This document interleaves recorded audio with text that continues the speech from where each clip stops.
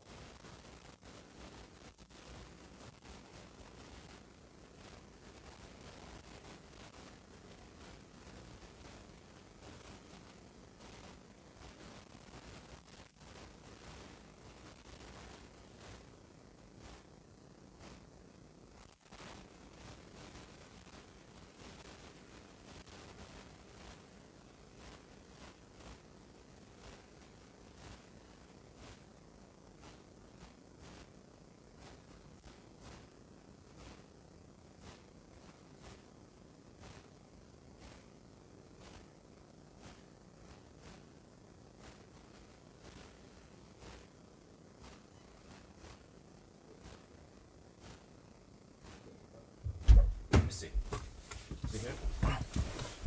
Yeah, but the route planner expects that we will arrive with 14%. See, if I go here and I go to mode and I go to destination and then we swipe down, you see here. Yeah, okay, well, we'll see then. I set it to 10% over the speed limit, so 100% here.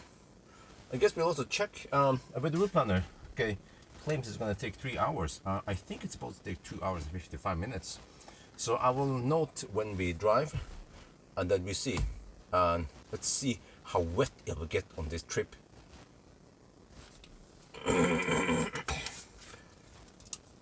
No, the upcoming is a bit outdated. Next week I'm going to do Audi Q6. Let's start at 22:43 then. Yeah, kind of odd time, but whatever. We are pretty good at deductions anyway, right? So in 1 minute I will start. I can just get out of the garage for now, and then yeah. No, it's just a regular Q6 and stuff. Actually, I don't know which version it is.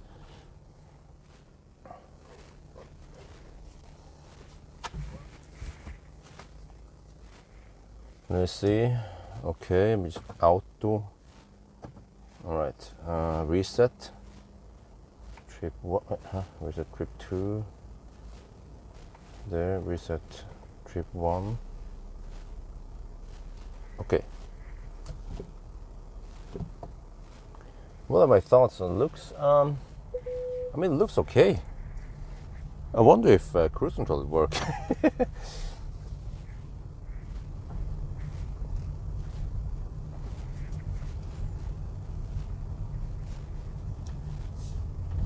Oh, I have no region. Wait, what is the battery temperature? 22 degrees Celsius, okay. I should mention the Colgate also. Whoa, I just roll now down the hill. There's no region here. This is weird. Will it fog? Can I use cruise control? Well, those are the big questions for this trip. So yeah, I will try it. I will time it. I want to see if we can still make it there in 2 hours and 55 minutes, which is the reference time. I did it with the Xpeng G9. But the route planner expects 2 hours and 3 hours exactly, so it's still close. I input that I will drive 10% over the speed limit. New gravel, well, it's like three weeks new, yeah. About time they fixed it. It was incredibly slow. They were supposed to do this right after Easter. Yeah, and I was patient, and when I bugged him in the middle of May. He was like, no, then he didn't reply. Yeah, I was like, the fuck, man. And then suddenly in late June he fixed it. I was like, okay, well, great, thank you very much. So yeah, it's gonna be rainy. Okay, 22 degrees Celsius. We need to hammer it. Okay, but the route planner says 14% at arrival. All right, let's see then.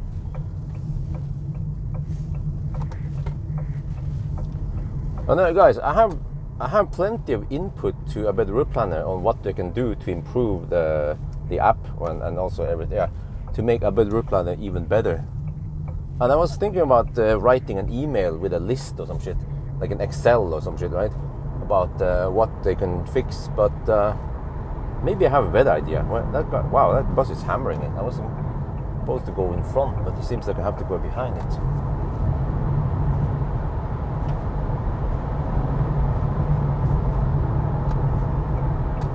Do we have cruise control? Let me see. Assistance, cruise control. Yes, we have cruise control. Woohoo! Well, I drove through some rain today. I went to Lillestrøm to Sepp restaurant with wifey and Axel. Holy crap, that was really cumbersome. It was so embarrassing, man. Well, if you guys want to know, probably don't care. Okay.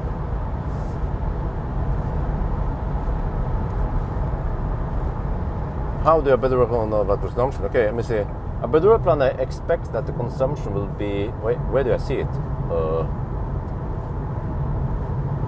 I don't know where I can see the consumption now. I think it's gone. GUN.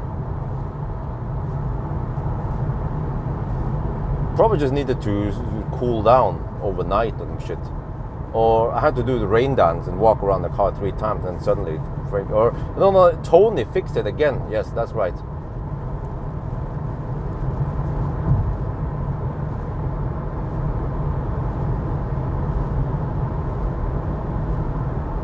So we're gonna hammer it. It's gonna be soaking wet on this route today.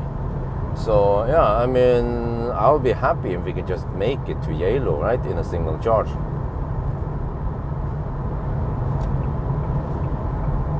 And for now, I have, well, as you guys saw in today's video, I have two airport shuttle cars. But man, come on, well, I need more. I need more, because actually, the more cars I have, the more I can farm on grid reward. Because man, those cars, they fill up within 1 to 2 days only. I can of course start using Sentry mode to run them down.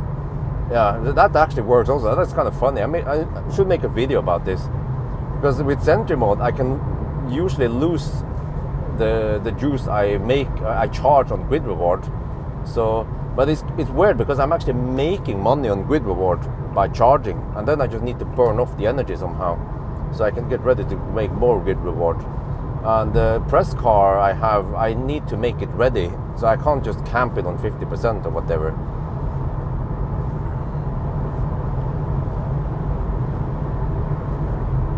Well, okay, let's see how it goes then.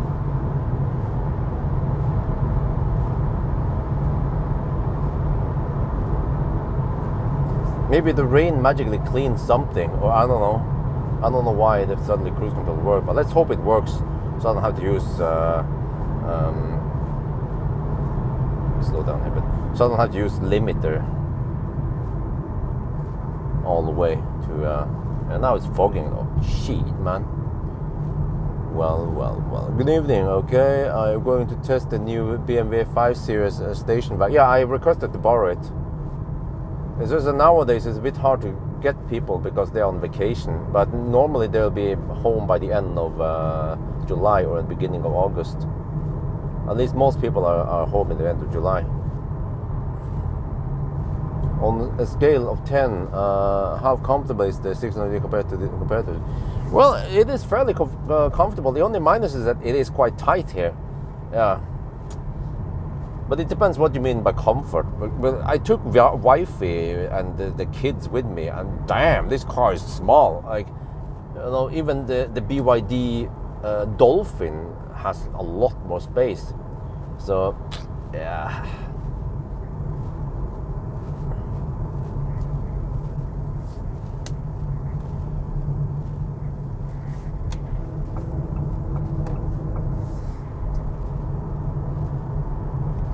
Okay.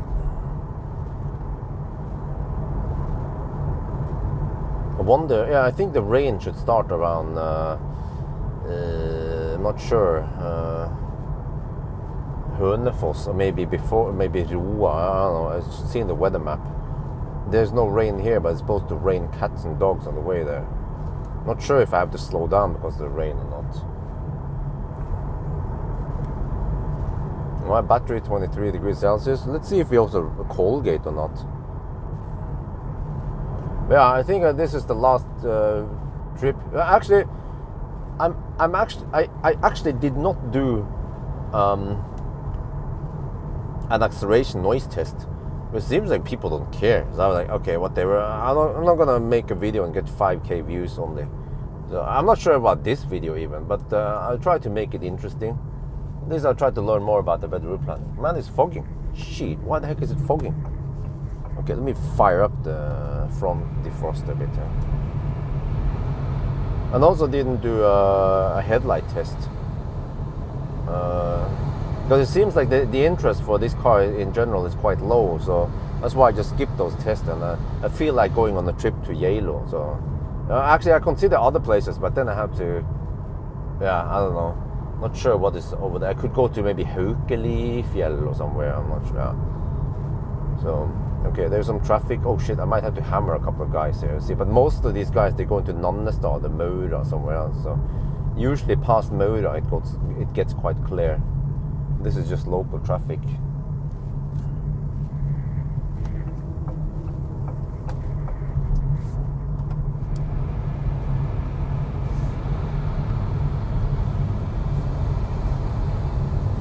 Not sure if this defogging is going to suck a lot of energy or not.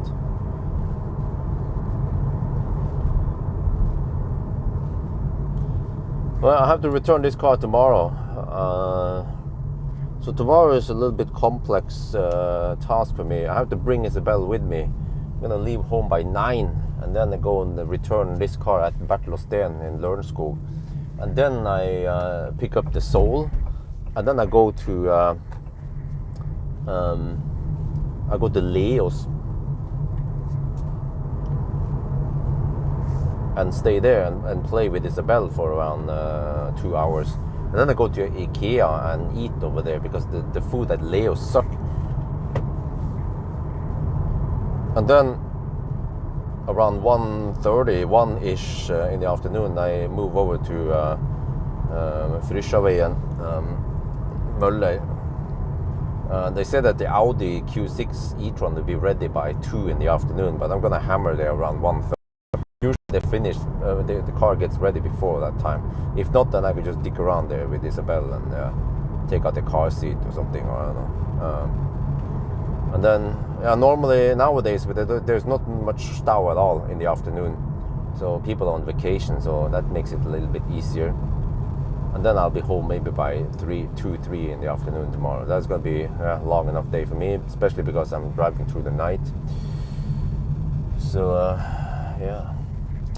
Nowadays, wait, is this the place where I hammer these people, or are they gonna hammer it? Or what about this Audi? Are you gonna hammer it? If not, then they are slow poking. I need to hammer them.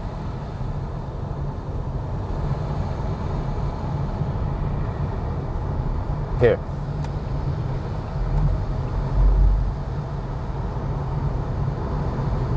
Well, the car is quick enough at least.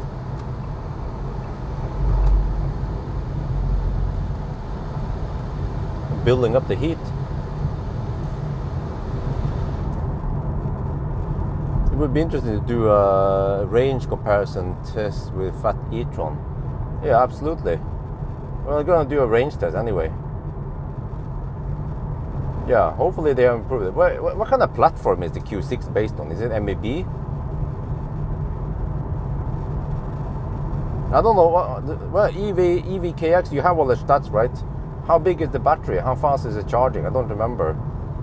Oh, it's the 800 volt architecture, right?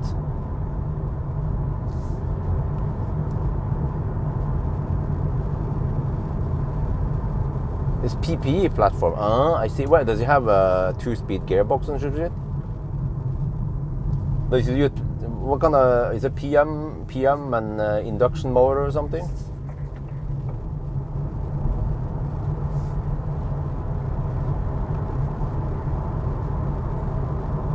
$94.9 kilowatt hour. Is that gross capacity?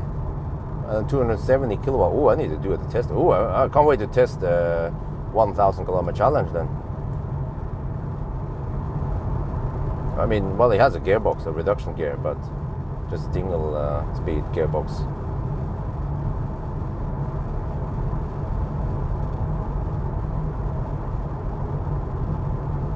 Okay. Is this car Polizei? Unlikely. Doesn't have the antenna. Doesn't have tinted rear windows. Okay, I can hammer it soon in around 10 seconds.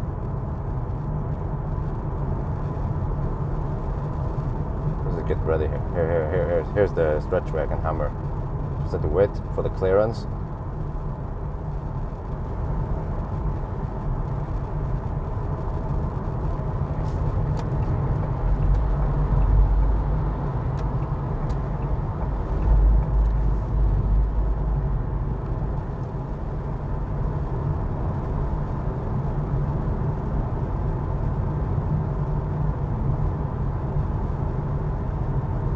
Man, it fogs so quickly here.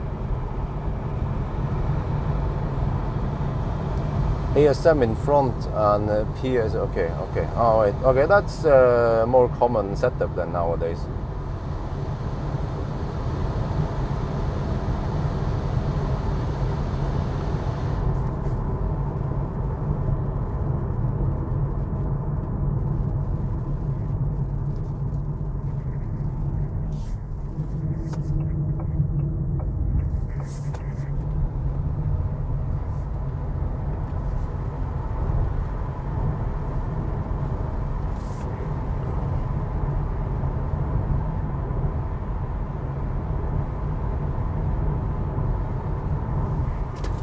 Okay, and now we shoot the video.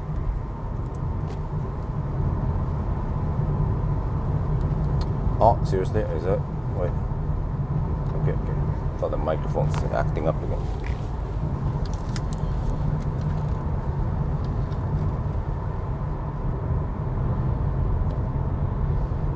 Ah, we're on the move again, and as usual, the windows are fogging. Yeah, always be fogging.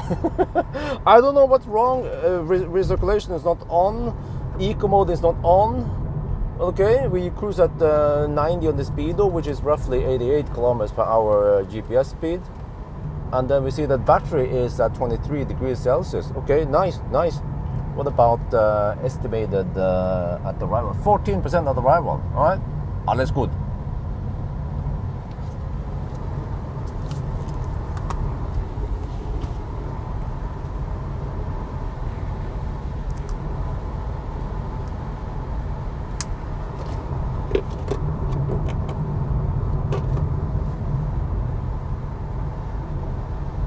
If you need a reference e-tron to follow you, huh? Oh, okay. Well, that would have been interesting. A range test with 2 cars, huh?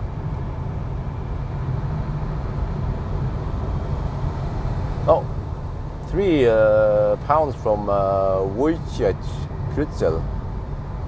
Here, character stretching his arm forward, raising the thumbs up. Oh, thank you very much. Does he have the him fogging issue as the Auto 3? Huh? Possibly. What the heck is that? Achtung. Maybe a stranded car or some shit. Oh. Well, you can. It's clear. You can go. It's clear. There's enough space, bro. There's plenty of space before the other car there. Oh jeez. Okay, whatever. There was plenty of space there. You know, you could have gone. Yeah, I don't know if he realizes that there's plenty of space. He wasn't very good at estimating distance, maybe. See, we could have gone. I could have hammered him, but it's just that there was a small chance that he suddenly figures out he wants to go.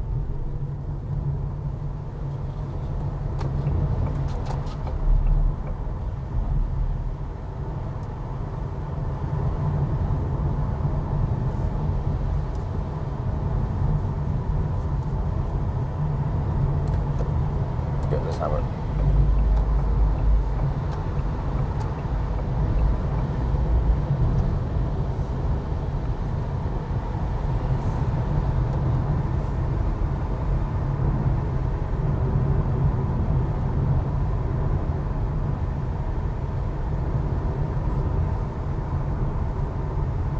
Well, at least AutoSteer is doing a pretty good job. Let's hope that the system doesn't disengage again. But maybe as long as it rains and it cleans up the whole system. Q6 does not only have a charge port in the left side, which is the right side, it also has it in the right side. Oh, okay. Oh, okay, both sides.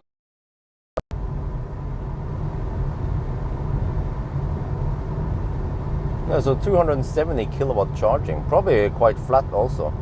Well, I can't wait to test the charging on it, and 1000 kilometer challenge, of course. 800 volt architecture. Does it work with car scanner? Or yeah, I think maybe for that car I want to use car scanner because a battery planner is still a bit immature for now.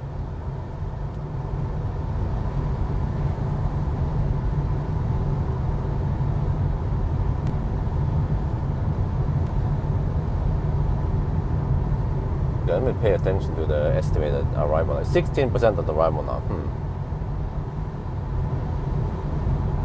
All right, we also have to poke by. Well, actually, we can see Bromma. We can see once we poke by Bromma if there is still 1 NOK per kilowatt hour or not. Then I'll decide where to charge.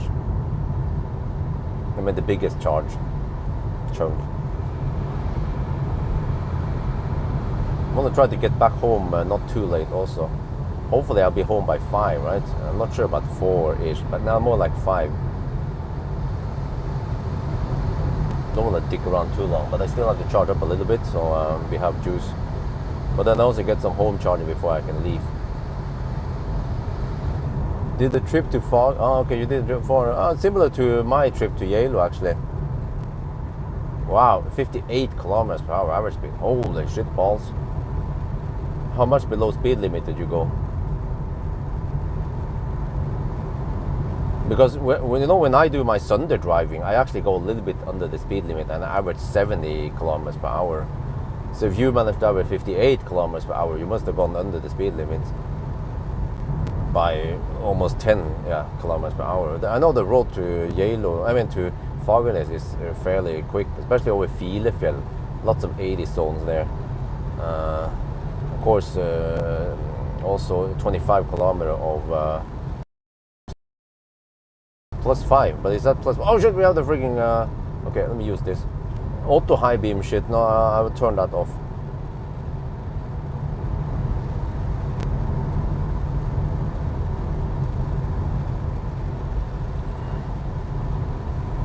%16% at arrival, huh?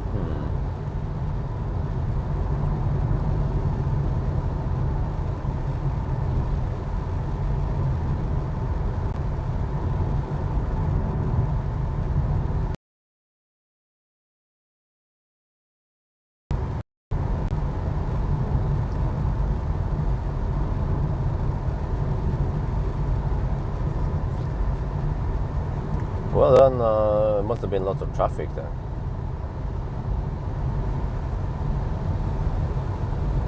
Man, I have to periodically burst on the front defroster, otherwise it'll be fogging too much.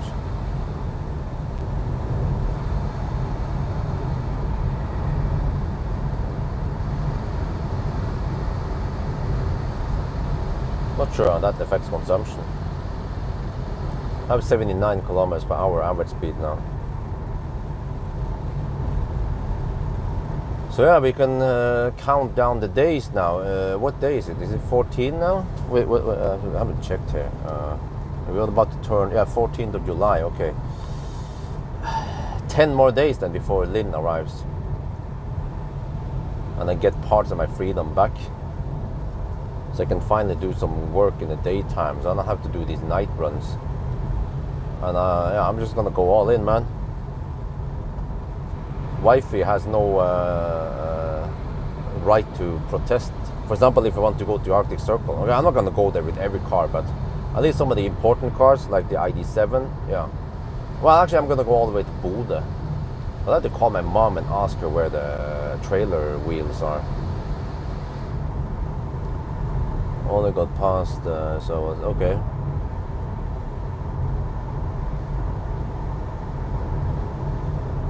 But man, yesterday and even today, wifey said she was tired. I was like, okay, you are tired, okay?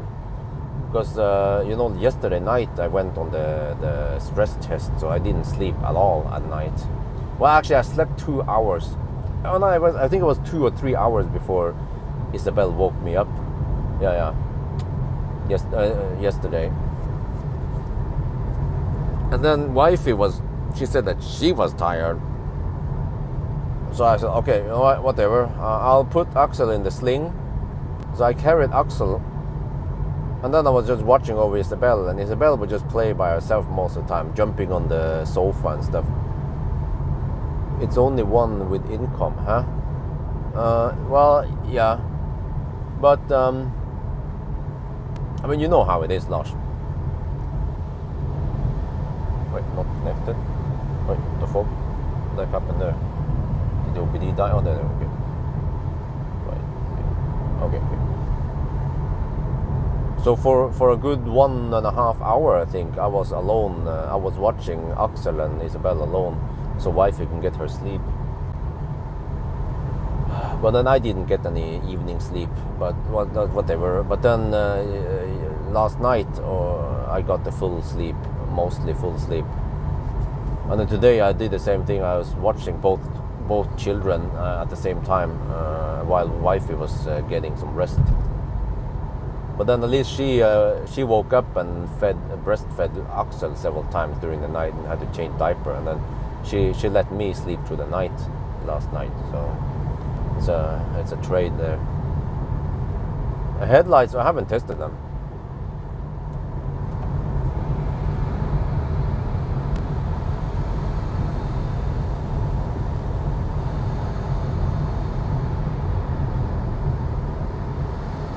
But the headlight test, they get so low view counts, especially, and this car in general also get low view counts, so that's why I skip headlight test. I skip acceleration noise test also, and I just go for whatever I feel like going, which is the Geilo test. And I want to learn more about the weather planner. But I have an idea. You know, I wanted to make a video. I wanted to make a video and then comment about. I sent an email to about the route planner about what kind of changes I think they should do. But maybe I should instead make a video and then post it on my main channel. And then people can comment if they agree with me or not, and if they have other ideas also. What do you guys think about that? And then about the route planner can watch that video. It's a win-win. We get more suggestions. We get more feedback from them. Plus that we get more exposure. Okay, I need to hammer this guy. We can do it in a tunnel. It slows down in a tunnel. It's a typical guy that slows down in a tunnel. Because he was kind of going fast-ish for the longest time until we hit the tunnel. I'm just going to poke over and check. Yeah, it's clear. I have the outer vision now. But when I'm behind him, I don't see too much. But once I go in the left lane, I can see way better. And then just hammer, you know. No problem. Seems like he actually speeded up after some small Fiat City electric car hammered him. Yeah.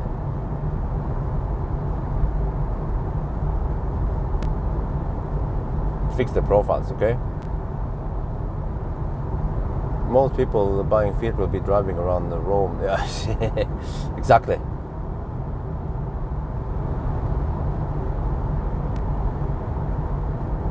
Alright, 16% at arrival. Battery is at 23 degrees Celsius. I will see if I cold get also. I want to see how the battery temperature goes. Q6 charging is interesting. The battery is automatically divided into two parallel. Oh yeah, that's interesting. We should try some. Well, actually, 270. We could try some V3 supercharger then, right? Those are that's the only powerful 400 volt out there. So that means that it should be able to take 250 kilowatts without any losses.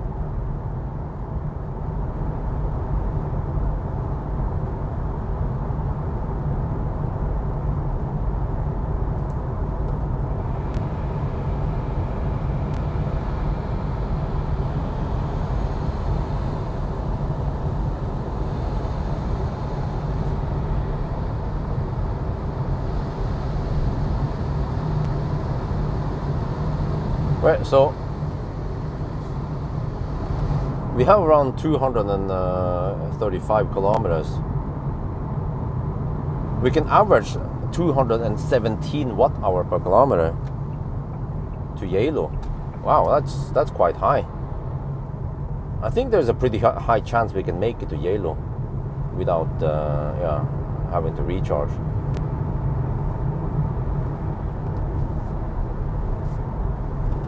Based on what I know about the efficiency, despite that it's going to be raining a lot, I think we should still be able to make it there. Oh no, it's only 135. Huh? What is the point of splitting it then? Well, that's pretty bad then. 135 kilowatt only. So I had to stick with Ionity and Alpitronics, or whatever that is, 400 volt, 800 volt, and 300 kilowatts. Even 225 kilowatt. 3 power unit in the hypercharger is still not going to cut it. So we need 300 kilowatt. With 800 volt, there's not need the boost like here. Wait. I don't get this. What is the point of splitting the pack anyway? It's an 800 volt architecture, right? And when you split it, my idea is that you can take 250 kilowatt from V3 supercharger and then split it in both halves. And both halves take 125 kilowatt each. That would be the only thing that makes sense of splitting it. Not even Model 3, what? What are you talking about? Oh, you're talking to Lars, right?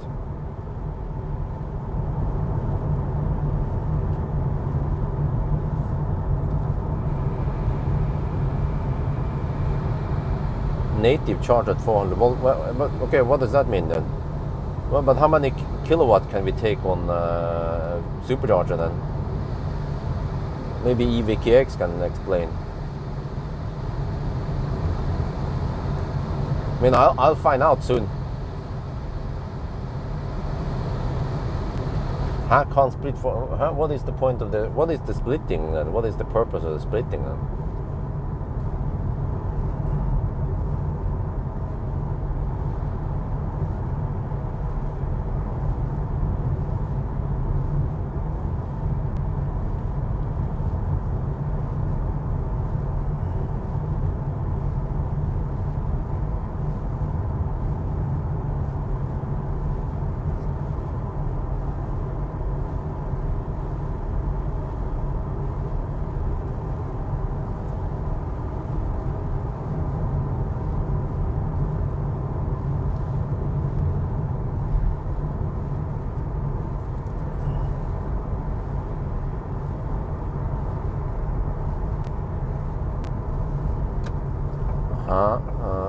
135 kilowatt max when splitting.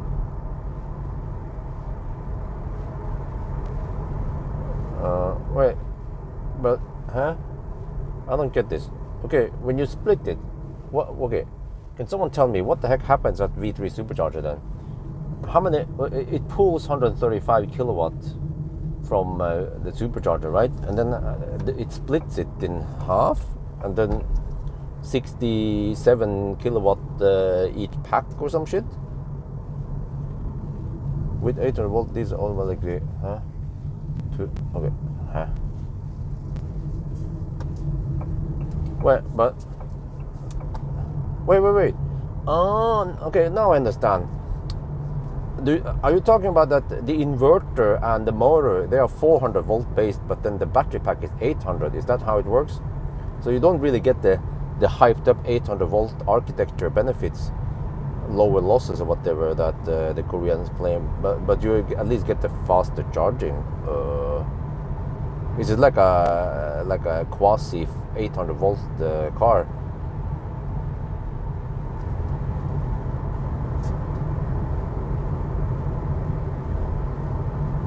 It's basically 2 times 100. Huh? What? Oh, okay, but on 800 volt chargers, right?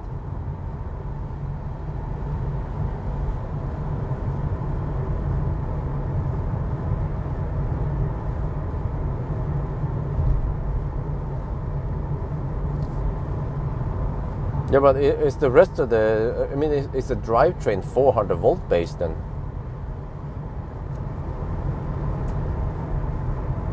But that should mean that when we charge on 50 kilowatt chargers, we actually get 50 kilowatt into the battery, right? Or if we charge on 400 volt, like supercharge. Well, supercharge is weird. You can't get 250 kilowatts. So at least I don't see the point of the whole splitting thing there. Why can't we get 250 kilowatt from it?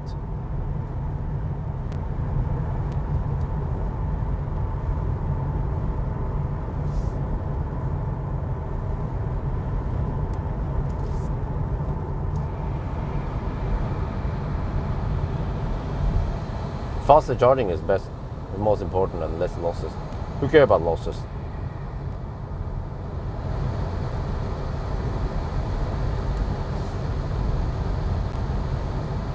Well, no rain yet. 17% at arrival now. Ooh. Maybe I can make it all the way down to Geilo if it doesn't rain too much. The same reason you don't get 250 kilo on EQE. What reason? What is that reason? Well, I mean, EQE, but EQE, it pulls 400, how much is it? 500 amp? Well, but if it pulls 500 amp, you should be able, oh no, but the voltage, what is the pack voltage anyway? Oh, now I get it. Maybe the pack voltage, when you split it in half, it becomes like 300 volt or some shit.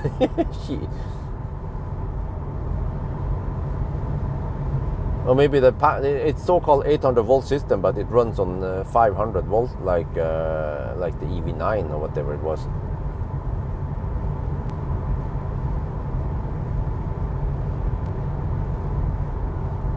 I would barely call it 800 volt. Because the plant actually runs all the way up to 450 volts. Actually a bit higher when you're charging.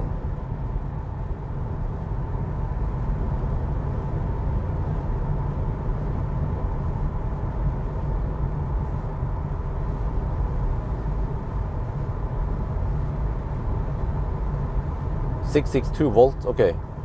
So that means that with low state of charge, it would be maybe less than 500, I mean less than 600 and 550 or 500, yeah.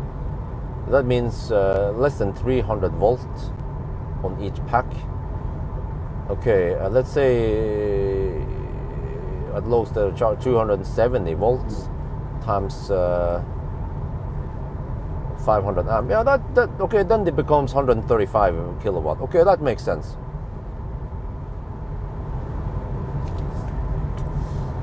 Okay, but at least it's not wasting a hardware for transforming, unlike the Porsche But I mean, Porsche supports 150 kilowatt. Well, I never tried it, but it's supposed to take 150 kilowatt on the V3 supercharger, right? Well, at least before losses, and then after losses, who knows? Maybe 135 left.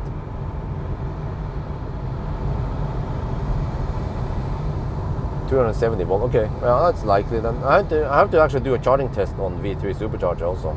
That would be interesting.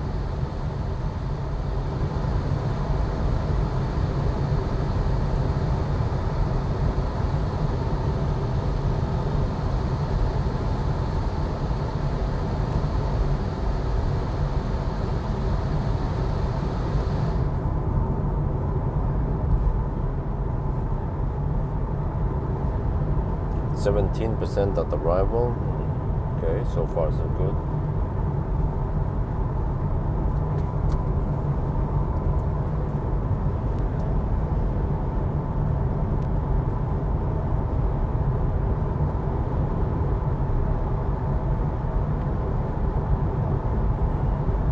So I'll be busy with that car, but unfortunately I have to do all this test at night.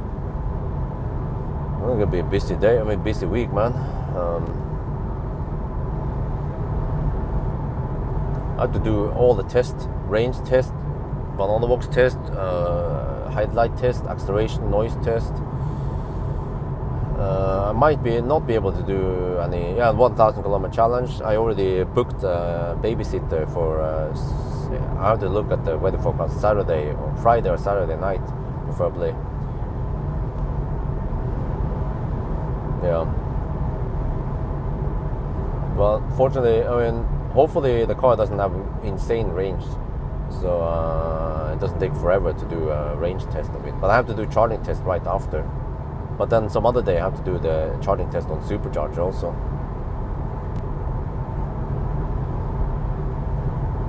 Well, actually, maybe it's not needed to. I can just do a quick test. Yeah, I don't have to do a full test. We know how it's going to be anyway. It'll be 135 kilowatt, and then, well, actually, wait.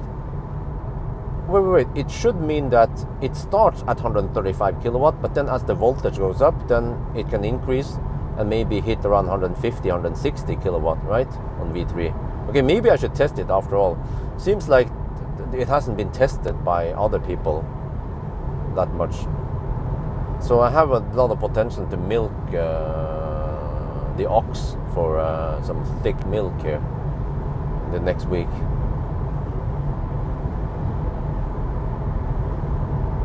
Wait, where's the rain?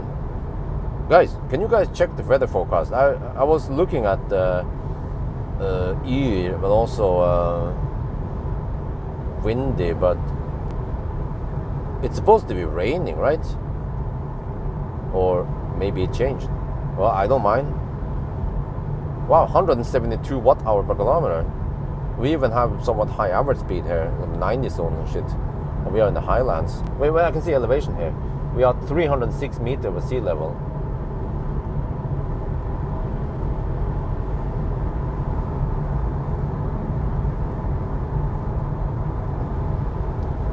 Press SQ6. Well, SQ6 would be interesting. Well, but the SQ6 is probably less efficient, right? I'm not sure which one I get.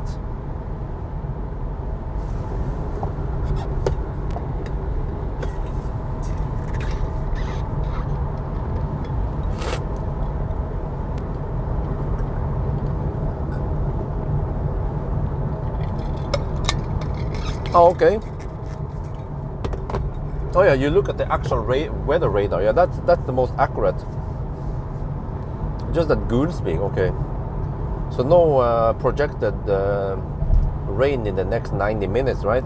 Gotcha. You know, Yr has this very accurate 90-minute projection.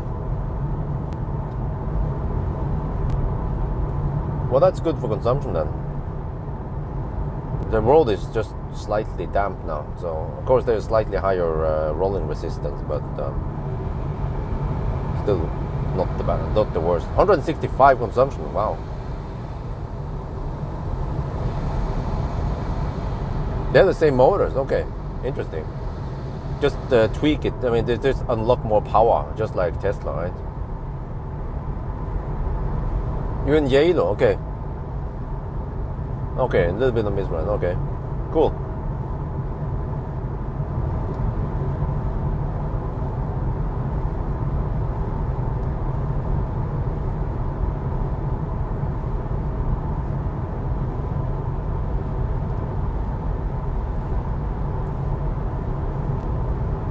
Oh, 18% at arrival now. It's just looking better and better.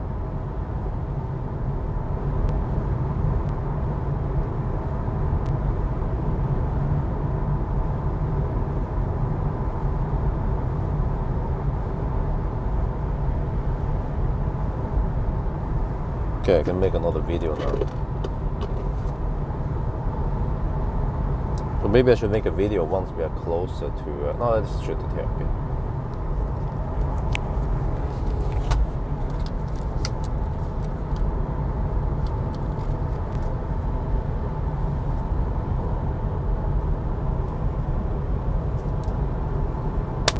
Getting close to Hønefoss. We are getting close to Hønefoss. We are now on the new road in the 90 zone. And look at the consumption. Huh? 162 watt-hour per kilometer, despite that we have quite high average speed. Very nice, yeah, very nice indeed. So now, actually, I bet the route planner estimates we will arrive with 18%. Turns out, according to weather radar, I asked some of the live stream people. Yeah, shout out to Gutser75. He's a Norwegian with an e-Golf. Yeah, he said that there's no rain on the 90-minute forecast. So that's good. And maybe a little bit of rain only. And a nice feature here in Abed Ruplan is that it shows you elevation here, 168 meters over sea level. So we are actually on slightly lower elevation than Jeshope, which is at 200.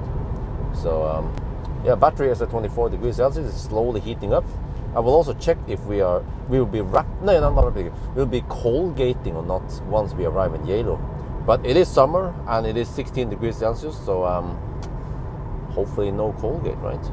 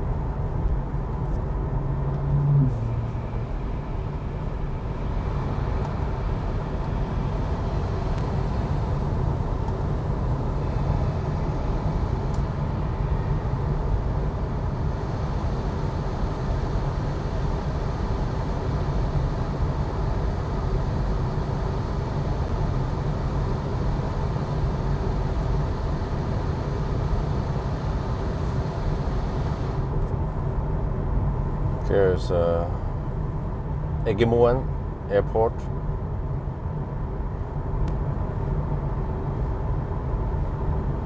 I wonder if something big could land here, like a Dreamline, or like an Airbus A380 could land here or not. Maybe like an emergency landing.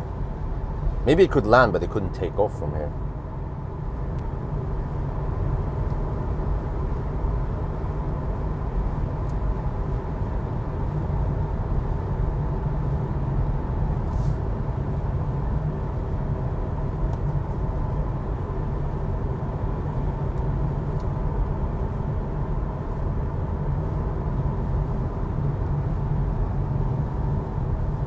Okay, no traffic, that's good. Wait, what's the time?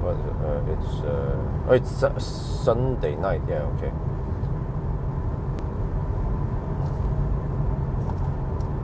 Well, I wouldn't say the headlights are that great, but maybe they don't have dark roads in Italy, in Italy. Yeah, I forgot it's Italy now. I was about to say in France, but it's, I mean, yeah, Italy.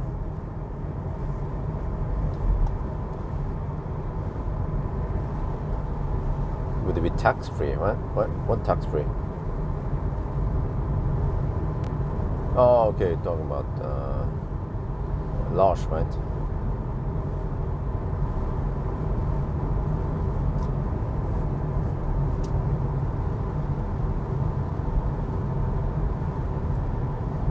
Well, I guess what? I sent some emails, requested to borrow E3008. Didn't get a response there yet, but I also requested the Porsche Taycan GT, and to my big surprise, Maren from Porsche responded, said that the press car is not ready yet. I'm like, damn! Since when did you guys start replying to me, Tesla Björn? Okay, well, yeah, please let me know when it's ready then. But I'm probably gonna bug her in a couple of months, because I'm not betting that she will email me once it's ready. And then suddenly freaking Chris and Elbil24 and a bunch of other Nisse, they get to borrow it, you know. And I'll be like, dude, what the heck happened? Why didn't I get the memo?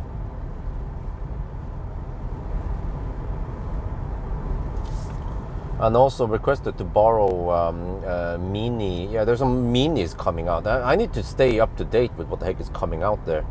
Some Mini stuff. I don't remember which Mini again. Yeah.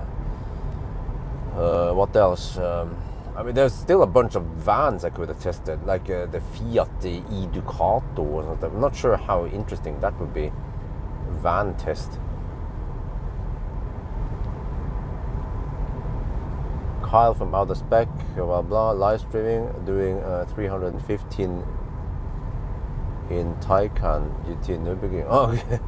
Wow. Did he actually successfully live stream in Germany without getting too much dropout? Wow.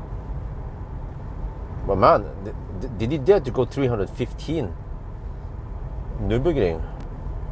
Because there are not that many places you can go that fast.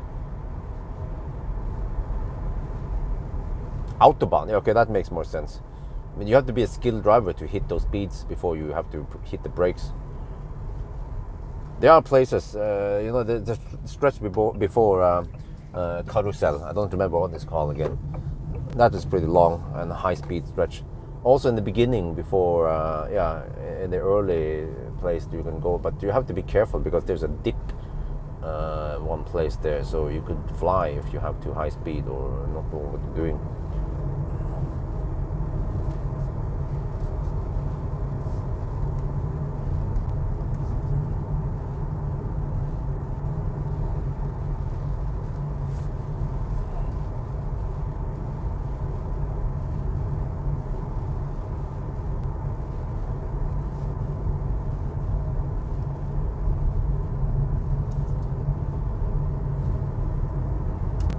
But Kyle must be on the roll now. I bet he gets lots of views and lots of new subscribers, as long as he's testing all those new cars. I wish I could go on that spree with like him, but unfortunately I cannot do that. I chose family. Yeah.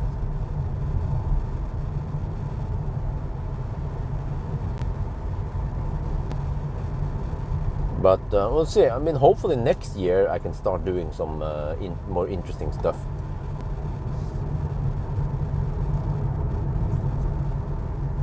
Okay, I have to pay attention here. We have to go straight.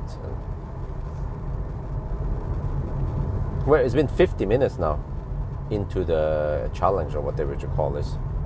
Yeah, we started at 11:43. So after 50 minutes, I'm here. I should be at the roundabout in 5 minutes. Actually, 4 minutes. Oh, that's not gonna happen.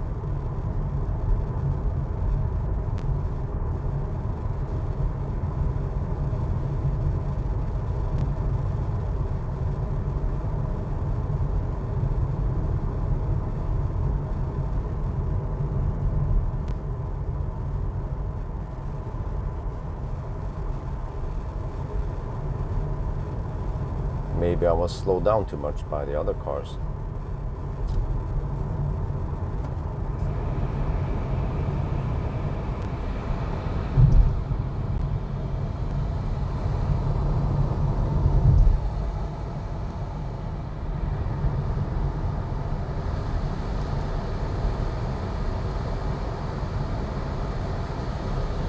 Well, did the E16 improve or not?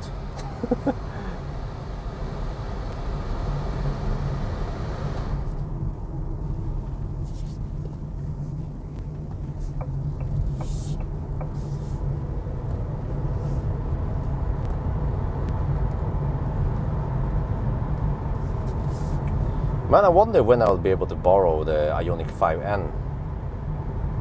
Because there was one guy, I don't remember who that was, he was kind of complaining about the Model 3 performance, that he would like to have the fake gear shifter, you know.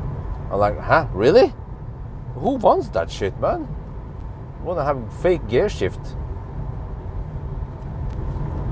Not sound, but you know, the fake gear shift throttle, yeah,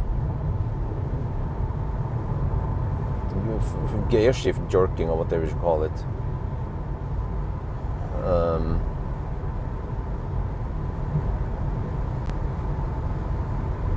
Well, maybe we should be there, and at 39, we should be at the roundabout at 39. But also, some guy claims that the Ioniq 5N is faster than Model 3 around the track. I'm like, huh? What? How can it be? Ioniq 5 is so damn heavy. You know? Like, how can it be faster than the Model 3 performance?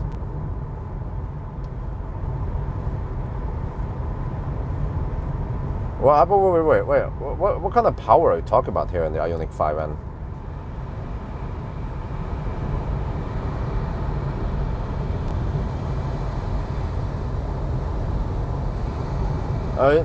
Yeah, Model 3, I was a little bit disappointed in Model 3 performance.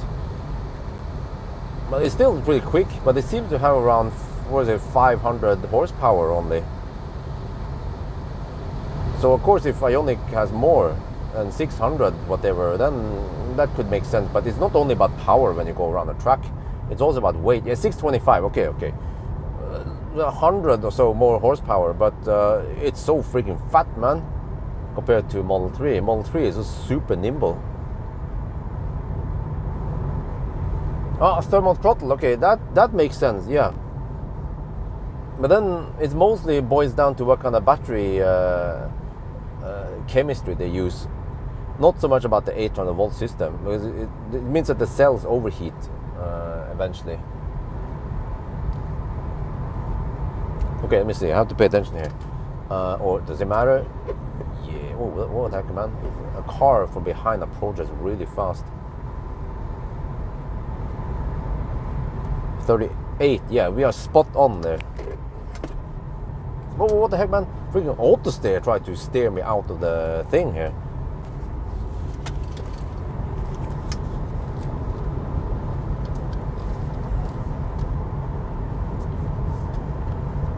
Okay, we are at the checkpoint. This is the roundabout where if you go left, you end up in Hønefoss. So normally it should take 55 minutes to get here, and if you look at the clock, it's been 54 minutes. So this is spot on. Yes, it means that we didn't go slower than we should.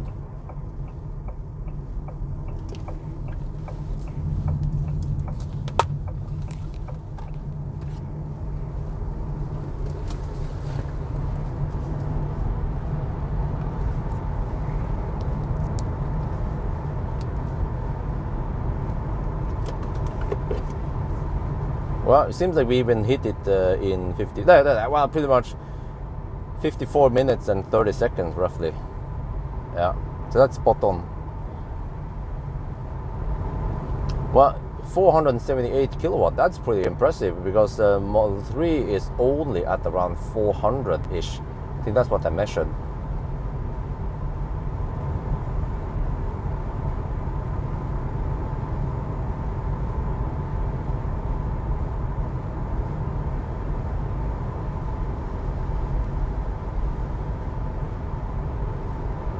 Well, I mean, that's a bummer that Tesla, they don't use cells that can withstand the beating, unlike other brands.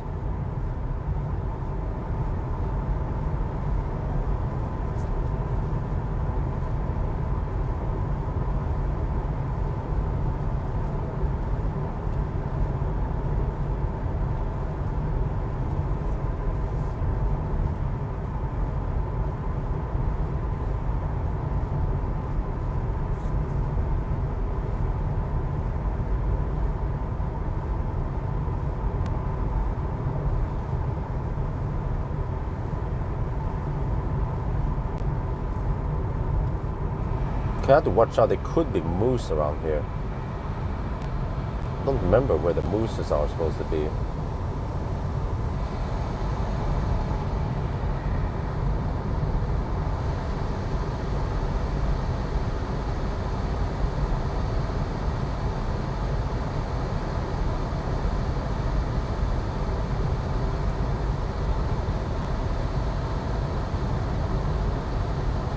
But when we compare Ioniq 5 versus Model 3, did they travel at the same speed, or how was that? Model 3 top speed is 262, right? What about Ioniq? Is it the same? In my head, it doesn't compute because Ioniq 5 is just such a fat car. It's like, I mean, it's like if Tesla would bring out the new Model Y performance, right? But I mean, even Model Y performance is lighter than the Ioniq. So when it comes to performance cars, it's all about weight. Fatness will just, yeah. I mean, no need to explain. Weight kills everything for performance, track driving.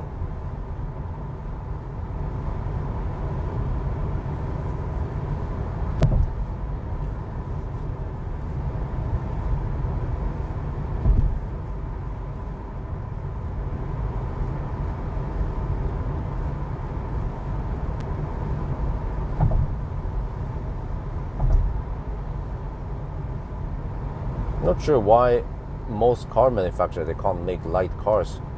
Seems like Tesla is the only one making light cars.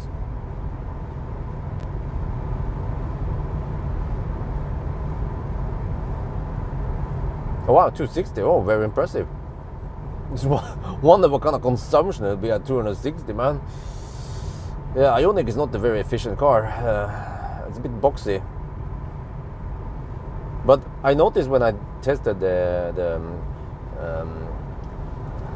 EV6 GT on the Autobahn that it had lower losses, but that is most likely because of the different cell chemistry they use, and it seemed to have low internal resistance.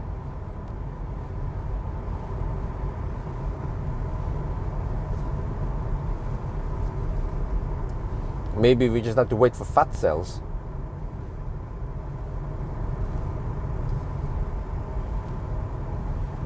Could be that Tesla, they don't care too much until they bring out the fat cell. Then it's game over.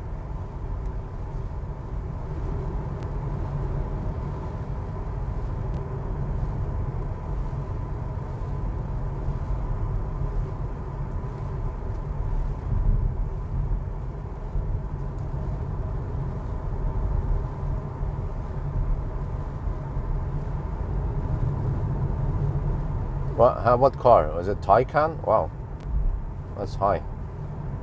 700 watt-hour per kilometer. Did he forget to unhook his trailer? Wait, on the Autobahn. Wait. But I remember when I hammered with how much again? With the Plaid. I think it wasn't that high. Same with the e-tron, the EV6 GT. But okay, I tried to cruise at around 200-ish. Yeah. Okay, I have to hammer this Polestar. It's going way too slow, man. There is a stretch. You know, I could hammer in the curve here. I have to check. Yeah, we should have good enough traction. Speed is not too high. There's a curve here, which is pretty good, and the Polestar has good headlights. Here. It's all about the speed.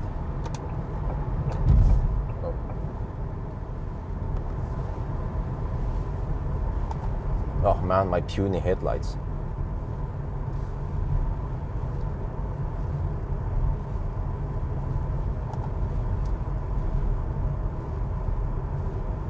Okay, 77%. Wow. I have to say, we have done 84 kilometers. Consumption is 153 watt-hour per kilometer. Wow. Impressive. Even in the wet. Huh? Ioniq 5, go home.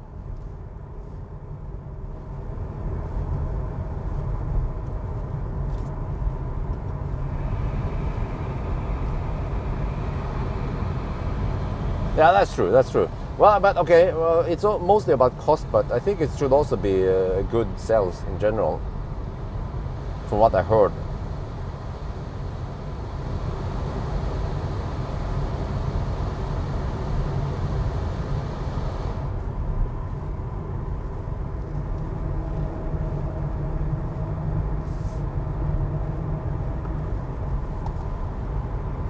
Well, I wouldn't say the headlights are very good. What do you guys think? Yeah, they are on, by the way. High beam. This is low beam. This is high beam. I think this completes the headlight test. Oh, shit.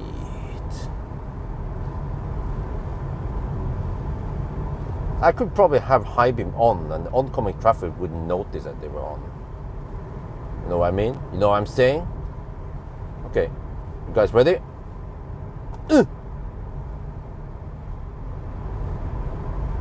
Not great. Yeah, that's what she said.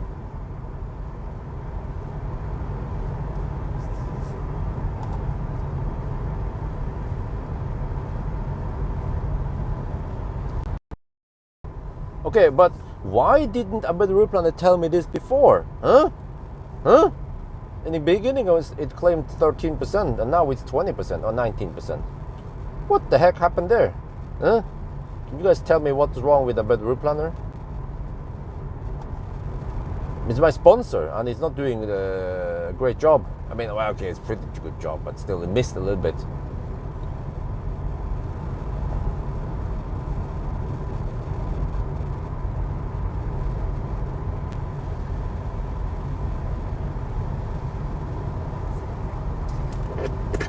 Okay, let me shoot another video here.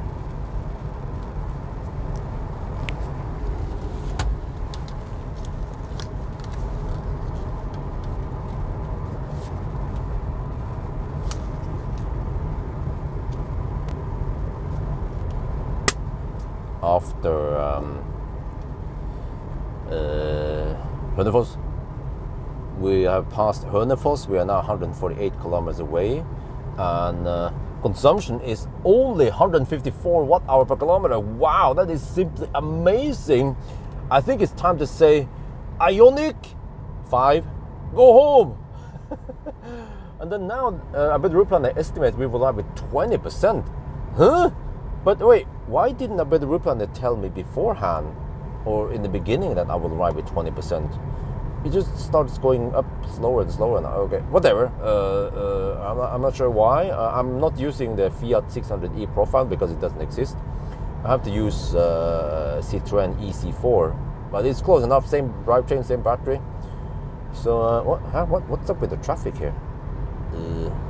Okay, but it's still fogs. But at least the auto steer and cruise control is working.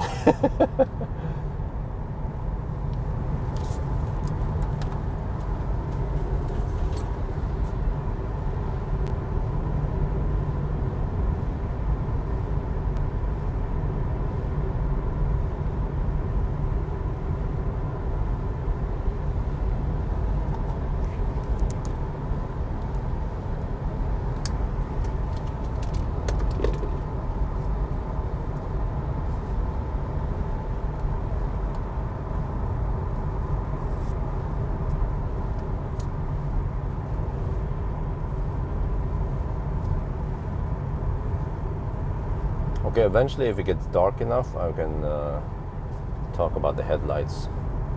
Didn't mention it on this clip. I can mention that I skipped the headlight test, but we can just do the headlight test right now.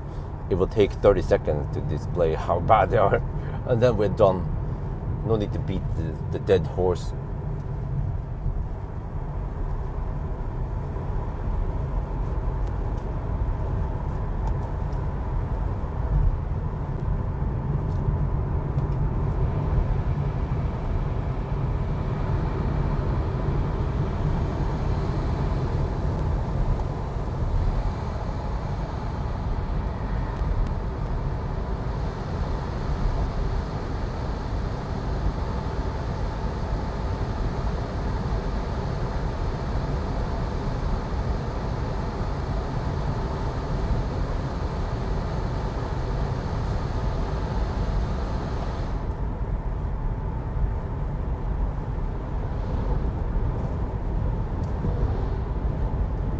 And I'm even getting some bugs on the windscreen now. Would like to get some rain so I can wash away the bugs.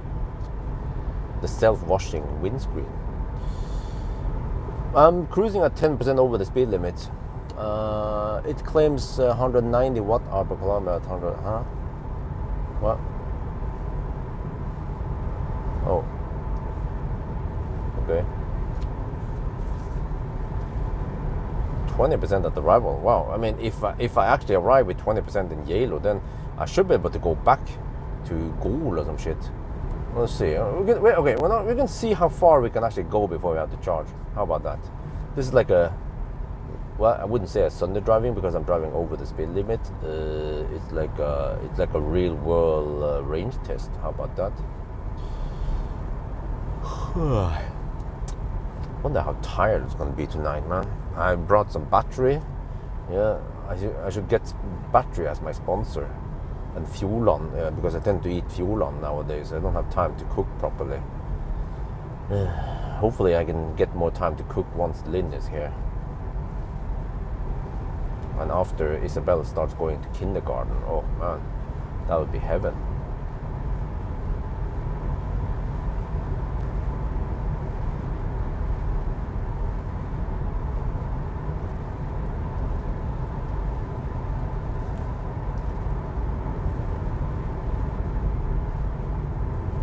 No, sorry, if I missed it before, maybe I was too busy looking at the road, but I have to ask again. So I want to make a better route planner video where I have some claims on what should be changed. Do you think that's a good idea? I have plenty of suggestions how to improve a better route planner. Some of them I almost consider bugs or kind of bad features, but also lots of ideas of how to make things better.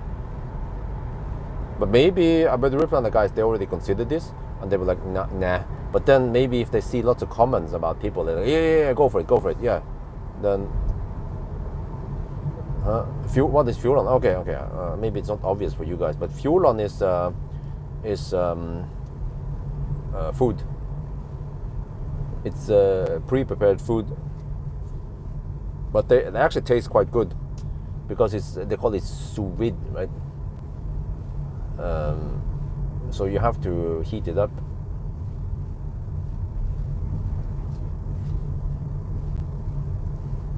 So it's similar to, well, I wouldn't say homemade, but at least it tastes okay. It has not been frozen,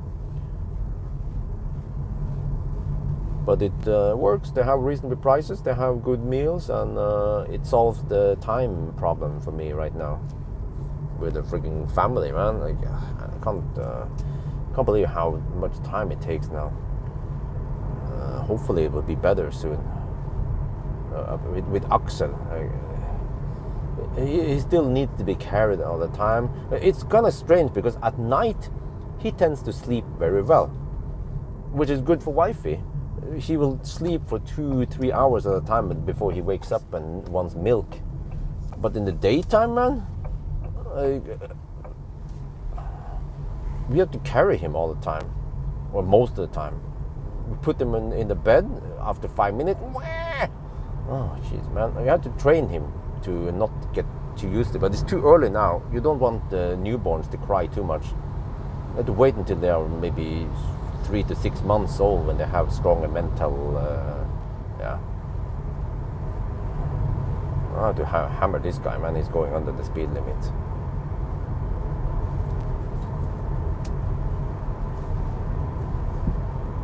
But I bet he's gonna speed up now in 90 zone, but that is no problem for the Fiat.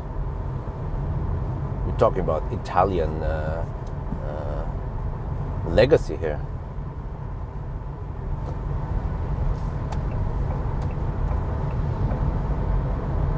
Bye-bye.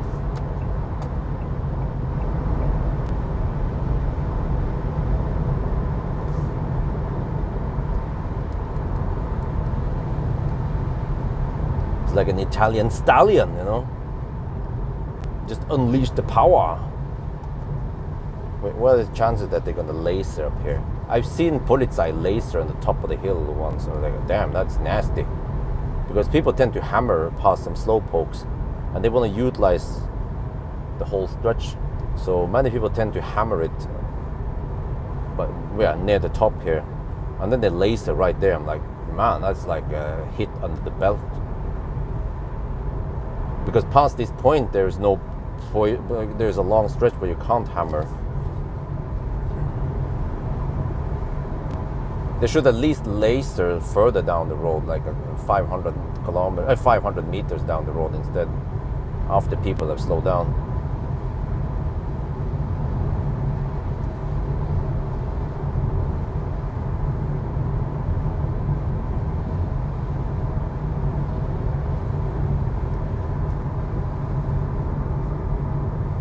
If you list about the Aeroplan shortcomings in the video, it feels like you are criticizing your sponsor. Huh? Really?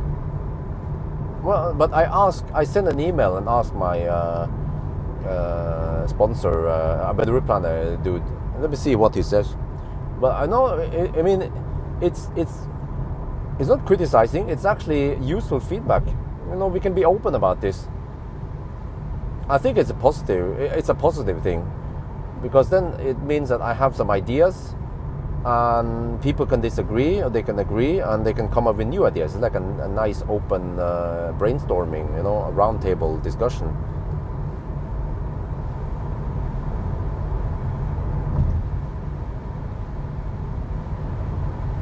I mean, if you're Chinese, maybe, then you would think, you know, criticism is bad. Yeah, we need to silence you. Yeah. But fortunately, the Aeroplan is based on Swedish, you know, mindset. So they should be quite open about improvements and such. And it will lead to more exposure for the Aeroplan.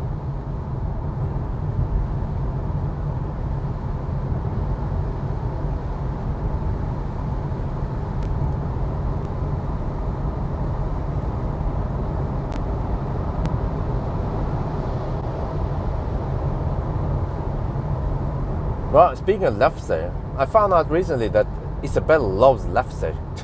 So I put lefse with cheese and ham and she will eat it.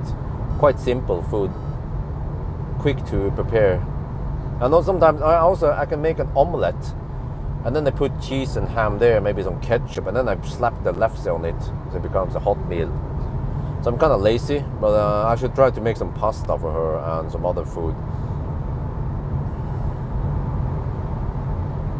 Yeah, Rivian, yeah, correct. What does that have to do?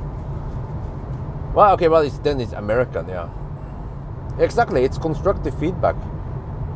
Because normally when I have these videos, you know, I even made a video highlighting the flaws with BYD, right? You guys remember the overheating?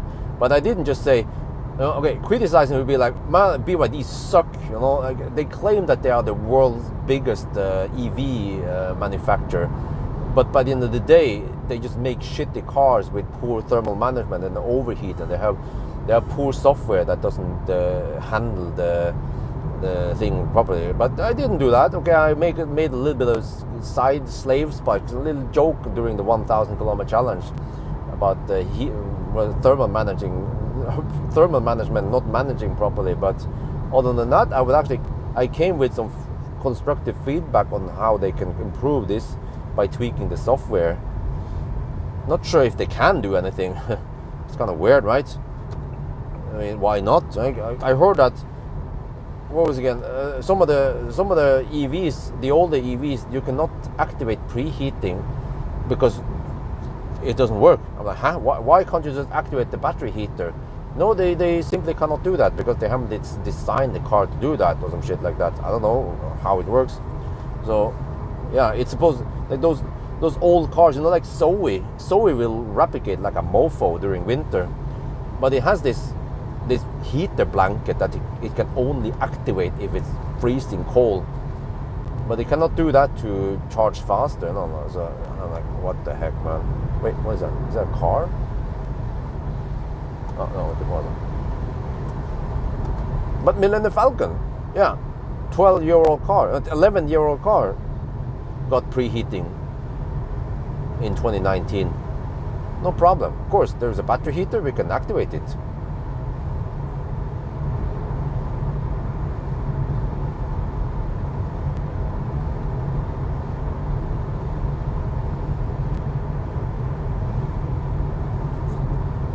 How is it low now? 21% at arrival. Damn. But this is slightly concerning that a weather planner keeps adjusting up like this. It's like Polestar, you know. Why didn't they just figure out by now that, oh, okay, your consumption is better than we thought. Okay, then no problem. We will arrive there with 25%. Yeah, you can just tell it now rather than slowly increasing it. So this is also something I need to tell a better route planner, that they should adjust better, because it actually works really well in Tesla.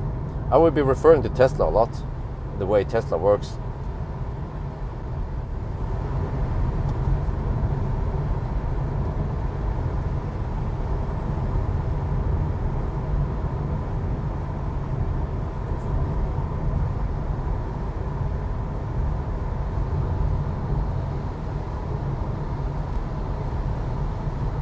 Peak battery, I've seen, usually they go to around 45 to 50 degrees Celsius. Tesla, and then some cars at 50 degrees.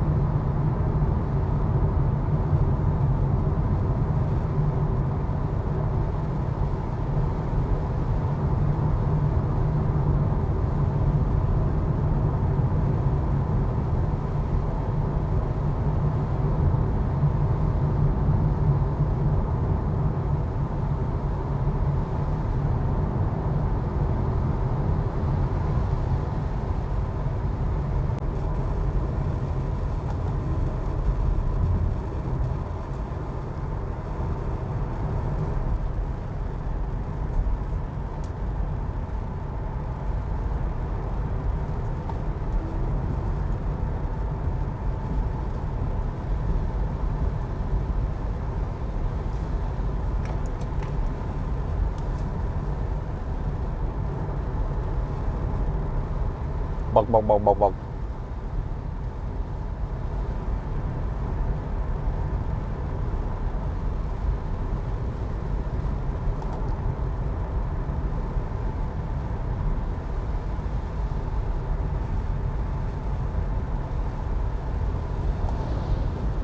Okay, we're getting close to Gulsvik. Man, I'm impressed of the consumption, guys. 153 watt-hour per kilometer. We are even at higher elevation than Yes Home, and it's wet outside. Well, but it's 16 degrees. So okay, that helps. But still, it's wet outside. Usually, the wetness steals. Maybe in this kind of wetness, should be maybe 5% higher consumption. That's some impressive shit. It's a city car. Trying to label this video so that people click on it, because it seems like most people are not interested. I think it's curves here.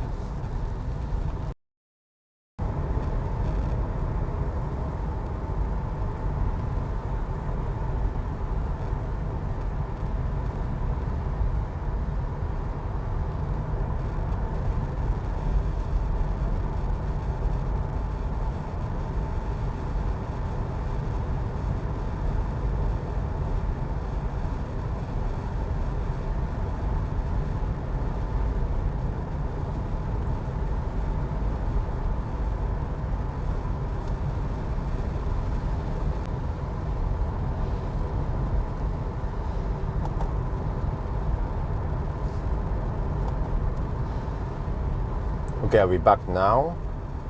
I have to watch the road though. It's a bit wet, but not raining at least.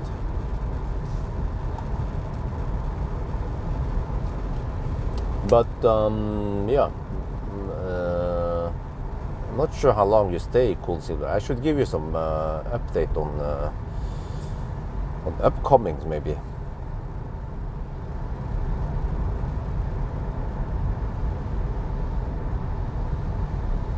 But I need to book. I need to yeah. I need to book more cars. I have booked myself until end of August. But I have to start booking for September, October also.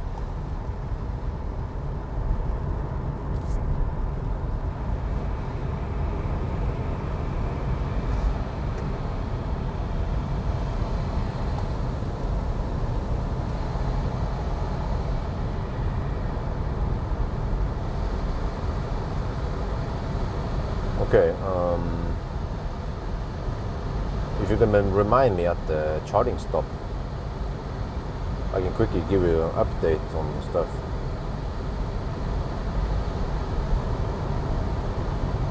Now that will happen in maybe 2 hours, because we're gonna drive more than the non-stop now. Wait, how long?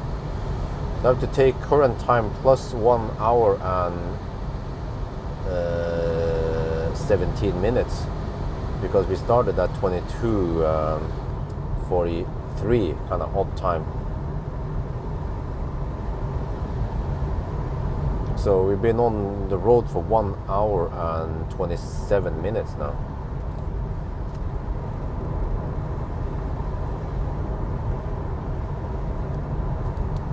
Now we should be halfway. Yeah, we are roughly halfway now. Halfway point was around Ørgenviken. 23% at arrival. Wow, really? I mean, if you have that much juice, then we could make it down to Geilo. I mean, to Geilo, maybe even Bromma or. But I'm good. I brought some food with me, banana and some other food, turmat, so I'm good. I don't need to buy anything on the trip, so we can just stop and charge anywhere. Well, I bet the Ruplan, they claimed 13%. I think that's what I said in the camera. But now it's 23. Like, what the heck, man? And 22, okay. But it's gonna keep going up, seems like.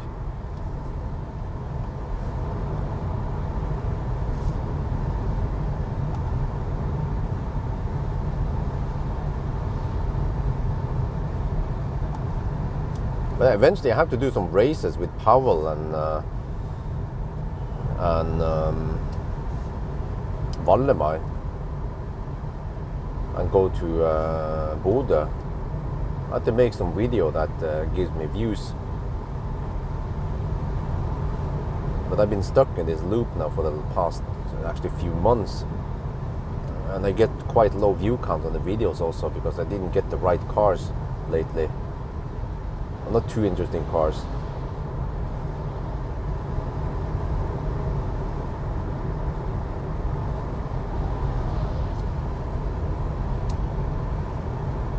But I had to rush it with the ID7 rear-wheel drive, since I need to do some test. Well, actually, range test, acceleration noise test, I guess. Charging test not needed. Actually, range test is somewhat short also. And then it's all about 1,000 kilometer challenge and Arctic Circle. But I think I'm gonna start the Arctic Circle run in the evening. Yeah. Maybe I could start around, I'm not sure, 7 or 8 in the evening, and then I hammer through the night. And then hopefully it's still not too dark in the north. And I had to sleep in the car, of course. I will be basically sleeping in the daytime and then hammering at night to avoid those pesky caravans and RVs on the road.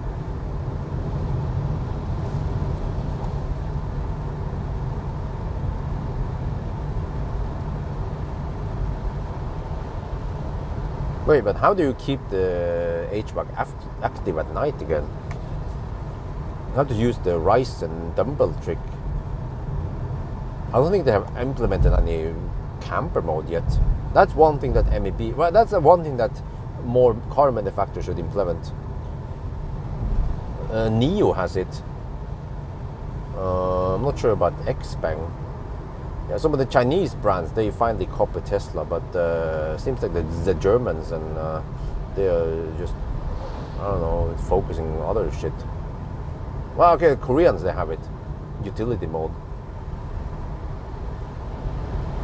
But I think utility mode, wait, can utility mode be used when you are charging? Wait, or you can just turn on the car, right? It'll be, yeah. Oh, I have to hammer this mother trucker. Yeah, he has high beams on. Good, good, good, good. Got to focus. Okay.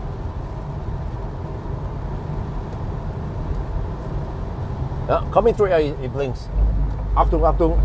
Dankeschön.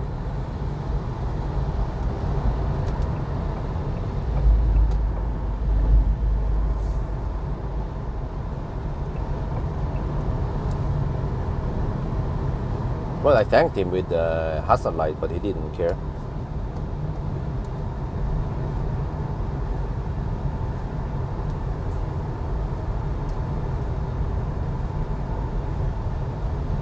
Wait, did the battery heat up now? I've been hammering at 25 degrees Celsius. Wait, is it cold? Huh? The battery is hotter now than during the range test. Because in the range test, I was hovering around 22 degrees Celsius. Can someone explain?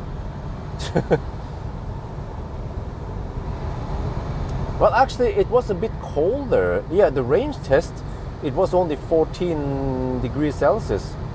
Now it's 16 degrees.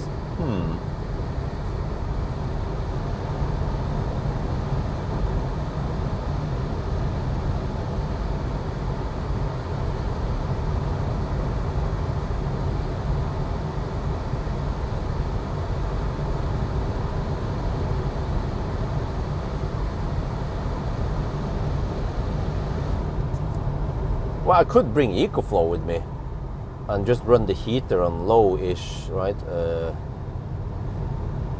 But now whatever, let's not overcomplicate this. We just need something heavy and put it on the... Well, actually, an EcoFlow would work just fine on the seat. That would be heavy enough.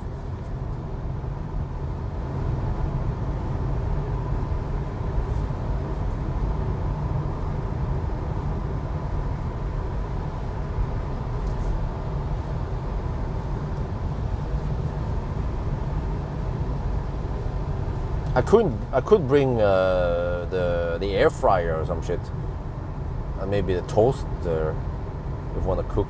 But yeah, actually maybe I'll do that, because I tend to get bad stomach from Circle K food, or I mean gas station food. I don't know what's up with that, man.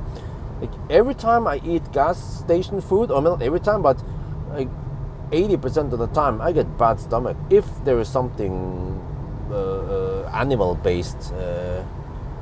Yeah, doesn't have to be only hot dogs. Burgers also, even the freaking vegan burger shit at Alvdal gave me diarrhea. And also, seems like also they call it flatbread, but it's just like a bread with salami. Also, that one possibly gave me bad stomach. So I don't know what's up with that, but only way is to try to avoid the gas station food and just bring my own food.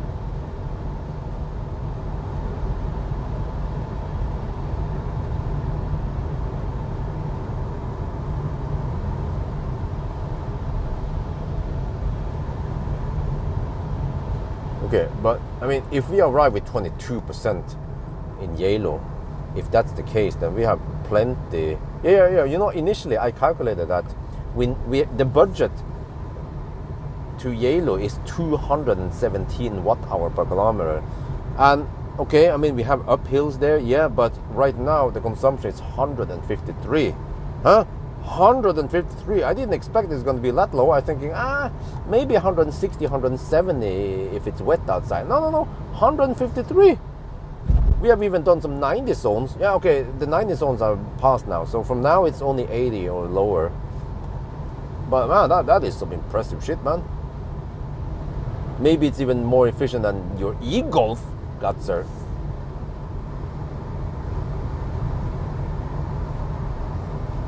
Dynamic headlights is overrated.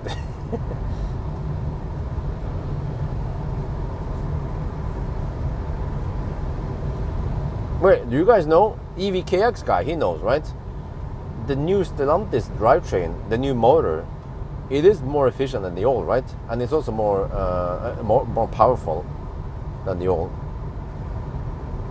I mean, and also got to remember that I'm hammering it. My average speed is 83 kilometers per hour. You know, I haven't been driving like a grandma. I've been hammering it to the point where the Polizei could almost give me a ticket if they lasered me. Yeah. Well, it probably wouldn't, because it's just right within the tolerance level. But I'm going 10% over the speed limit, and I still have this consumption. And we are at elevation is 135. What? Wait, is that correct? The fuck, man? Nah. What? Huh? No, that can't be right. Elevation must be incorrect. There's no way we are at 135 meters over sea level.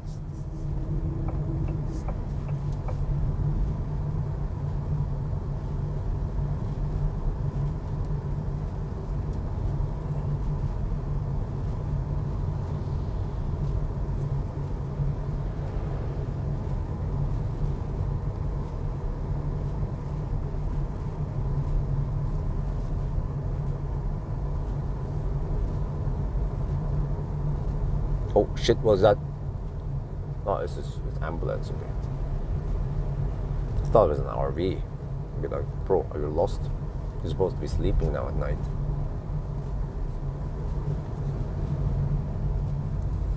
Yeah, Pawel was here earlier today. He was here for the weekend with his family in his Model Y. He went to Bjørneparken. He's been in Bjørneparken many times. I should come here also. Let me see. It takes... wait, it doesn't say time, but I can calculate the time. 21. Let me see. Plus 1 hour and 30. Okay, 1 hour and 40 minutes roughly. Well, actually, if I drive with family, it'll be a bit slower. Let's say, but less than 2 hours. 1 hour and 45 minutes maybe. Because I have to drive a little bit slower in the curves. Otherwise, Isabel is gonna vomit. And I don't want Isabel puke in the Cybex car seat, man.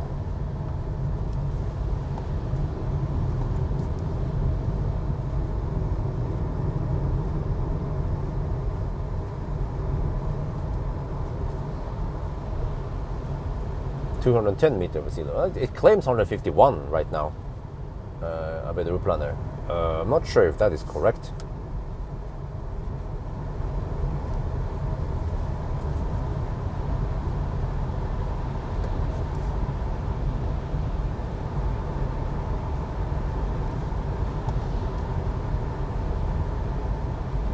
But damn, we have done 136 kilometers and we are still at 62%. What? This ain't no city car. It can go really far. Well, at least on these roads. And it's even wet outside, look.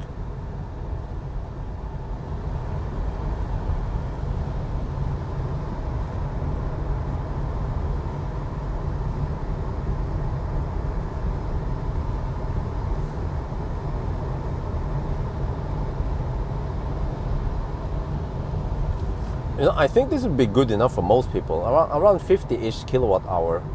I mean, even the Model 3 SR Plus has plenty of range for most people. Not everyone needs 150 kilowatt hour battery or even 100 kilowatt hour. As long as the car is efficient, then no problemo. But I remember I have tested some inefficient cars. I wonder, yeah, it was that frigging Lexus UX 300e. I don't know what was wrong with it, but it would consume around 200 watt-hour per kilometer, and it had also around 50 kilowatt-hour battery. So the range on the Lexus was really shit.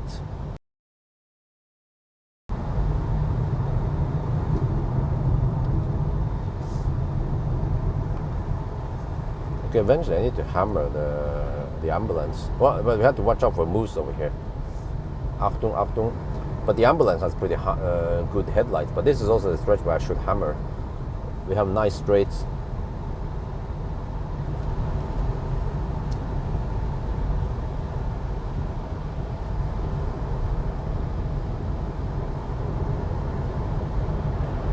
But I think the ambulance uses lead bar. Okay, should I hammer? And let's go.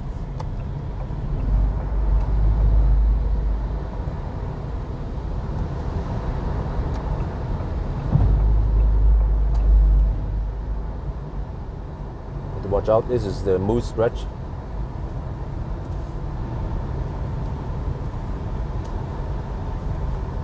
Oh, stop! I'm doing manual high beam now.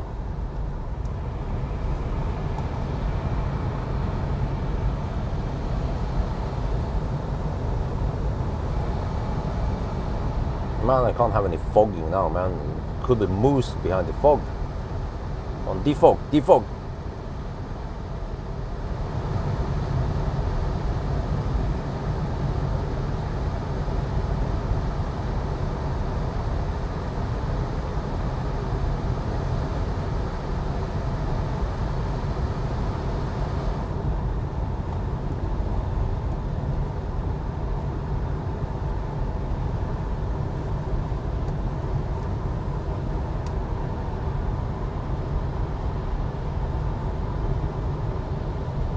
Okay, maybe the elevation was correct then.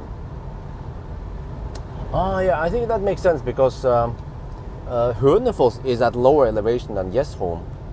I always thought that Hønefoss was at higher elevation. And then of course from Hønefoss it slowly went uphill, but quite flat, slow, yeah.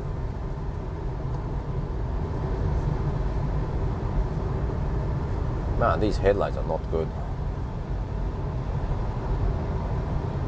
I have somewhat poor reach now, and especially now when it's wet outside. Yeah.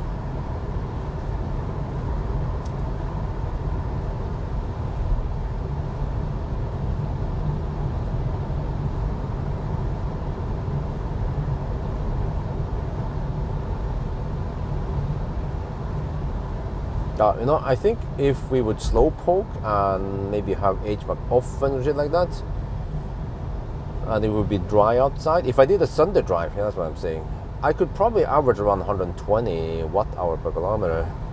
I'm not sure, 120, 130. But the EC4X also had quite low consumption. I did the EC4X as a Sunday drive for the Stellantis cars.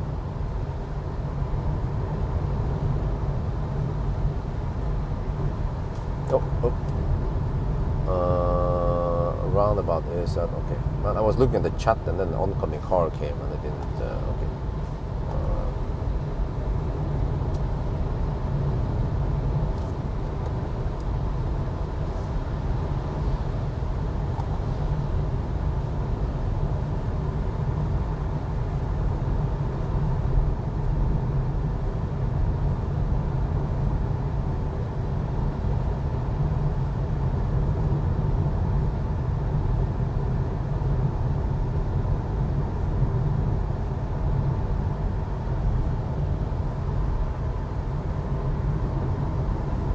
Well, we are close to the darkest time of the night now, roughly.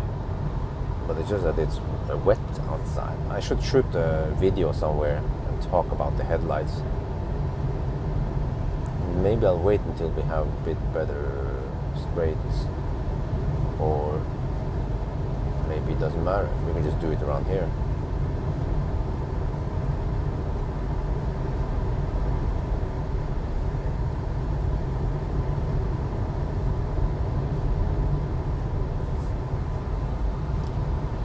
Yeah, let's do it here. We can mention the consumption also. We're still at 59%, wow.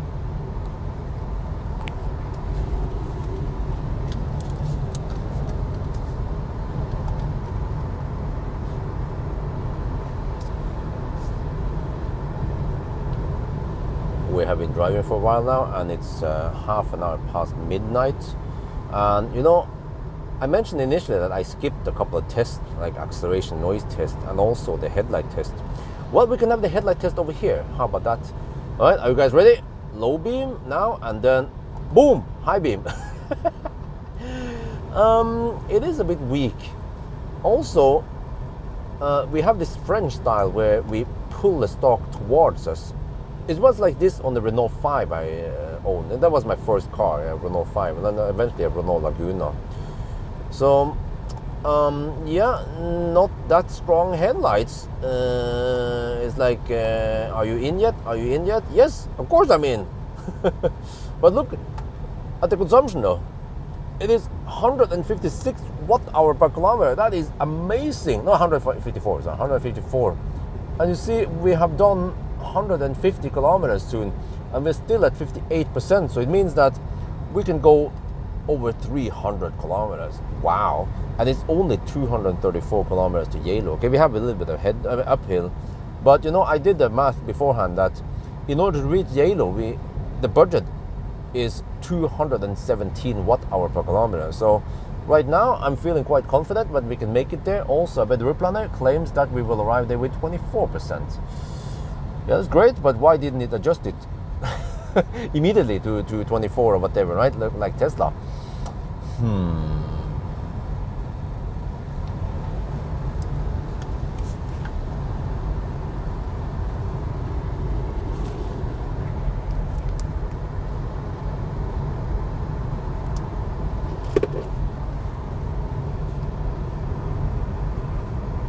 Okay, let me see. 1 hour and 47 minutes now, which means that we should reach Geilo in about 1 hour and 8 minutes. Okay, really? Wait, did I miscalculate something here? We're supposed to reach Geilo within 2 hours and 55 minutes. We shouldn't have any deductions today. We are 86 kilometers away. Yeah, I think we can average around 80 kilometers per hour at night. And there are some 60 zones and lower, but mostly 80 zones. And I cruise at 88. Yeah, okay, so that's good. And that means I only have one charging stop then on the return somewhere, and then I go home. But I'll probably go to around 90%. I want to try to top up at Uno X if they are cheap. That will actually be a very cheap trip.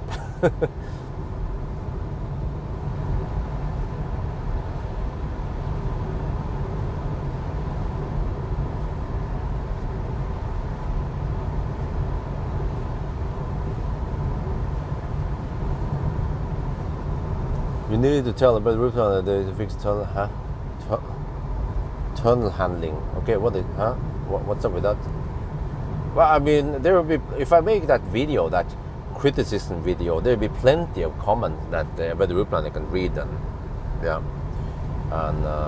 check out. You know, just like, okay, tell all the developers to read the comments, or maybe not developers, but someone to write down everything, you know, categorize and put it in a spreadsheet and shit, and then send it to the developer. Well, they need to decide which features they should implement.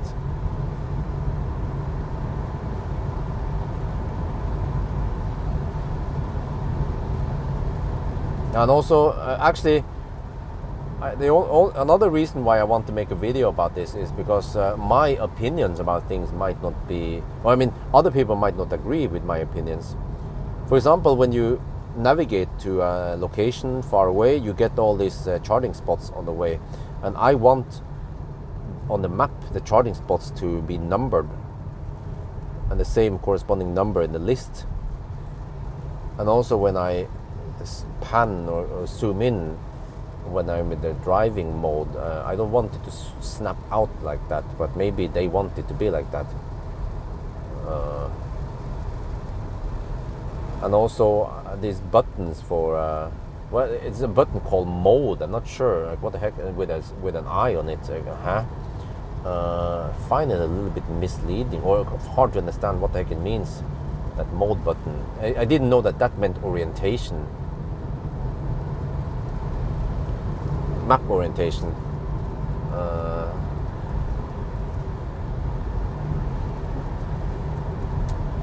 But I want all those icons to be somewhere else, not taking up the spot there, because I want to be able to look at the estimated arrival stuff along with the canvas stuff.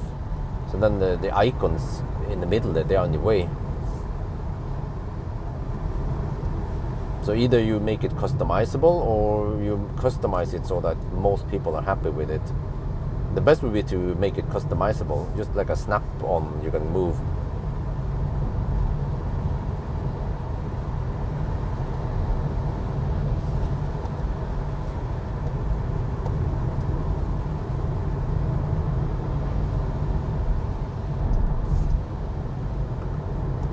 Oh, another mother trucker, or where is that? No, it's not. I should be able to hammer it in the average speed zone. You drive with map always north. Yeah, I prefer north up, or if I'm using navigation, then I want the 3D view. Like I actually used today. This is very useful. I had the ABRP route planner here, but I used the navigation part of it, not much of the range part of it. Because I needed to navigate to a place in Lillestrøm, and I wasn't too familiar where I know roughly where I'm supposed to go, but I wasn't 100% sure. So it was nice that the navigation told me where to go. Okay, we're gonna check out now. Oh, what is the price on Uno X? You guys think? Is it 1 NOK or is it 3 NOK per kilowatt hour?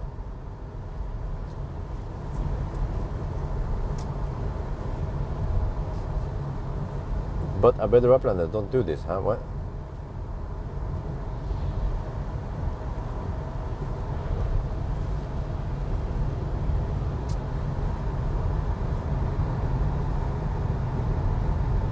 Okay, I bet this guy will be quite slow in the average speed, so.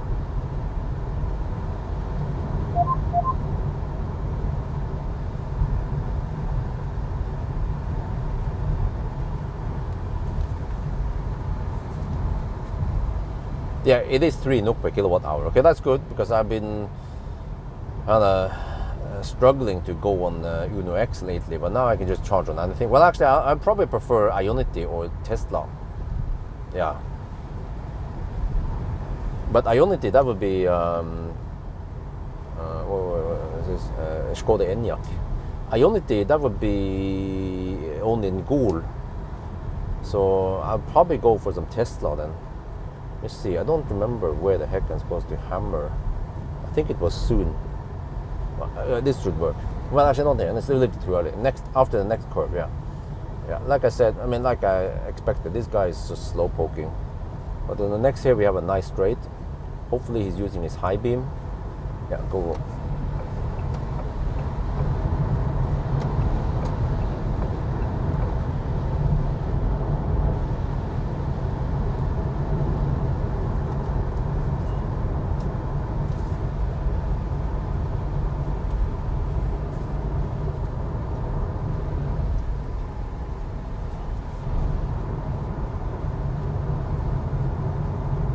Really wish ABRP route planner had better handling for preferred charging networks. Oh, yeah, well, yeah, okay, you see, this is great, man, because that video will be a great arena for feedback to ABRP route planner, and they will actually read all the comments and should take notes. It's nice to have one place they can go read the comments and figure out what they should change or not.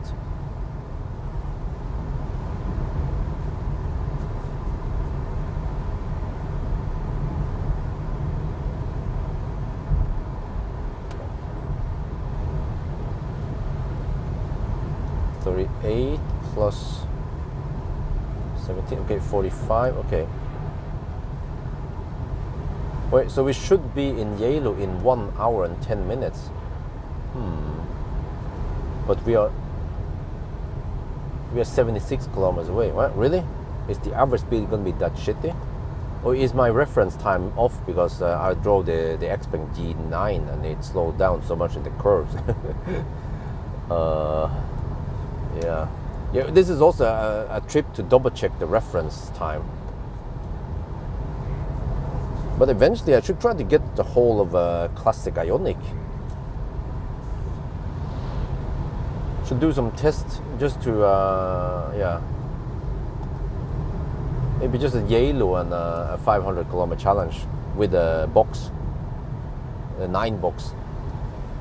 And then I should move up the list and start testing some e-golf and maybe some Zoe. Man, Zoe would be comedy central. Holy crap, man.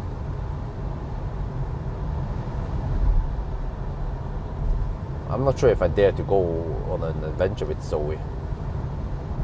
I suspect it's gonna take way too long.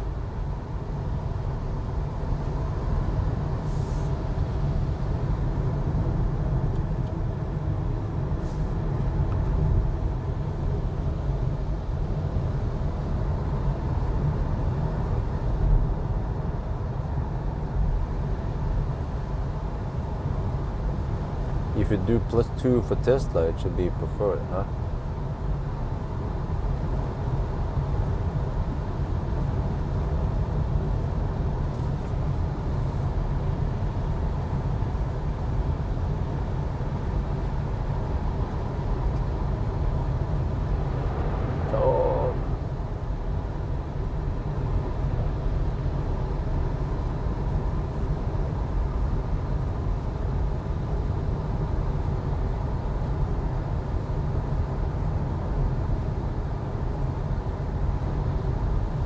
So once I'm at Geilo, I should just be able to navigate home. Now it says 25% at Geilo. Wow. I should be able to navigate to home, and then I bet the route plan will pick a charging stop for me. But then I might decide myself where to stop, because I don't want to pay too much for it. And I need to charge to maybe 90% over there, or I'm not sure. Well, I could charge to 90% closer to Oslo. I mean, yes, home. For example, at Gardermoen and shit. By the way, I will be getting roughly 2 hours of charging. I'm not sure when I'll be home. Well, hopefully I can get 3 hours of charging. No, wait, I'm leaving at 9. Yeah, I forgot. So if I come home by 5-ish, then I have 4 hours of charging before I leave. Yeah. And then if I pump in 10 kilowatts, that would be almost 20% per hour, which means that I need only around 5 hours to fully charge the car. Okay, I could arrive with 30%, and that should be fine, even. Okay, now it starts to rain, huh?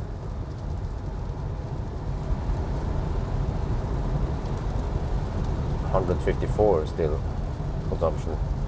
We had 53%. I don't remember if this car is if it's linear or not. We can check out maybe. Okay, we have 154 consumption, and we have 165 kilometers. That is 25 kilowatt hour. Oh, okay, divided by 0.47.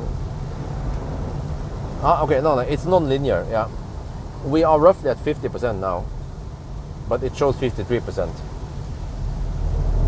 Man, this is getting a bit heavy now. Rain. I'm struggling a bit.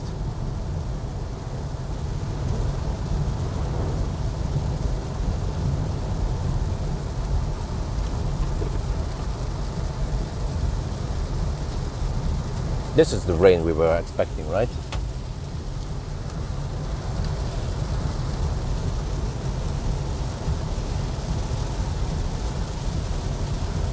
We are getting close to Goul, and yeah, this is the rain we were expecting.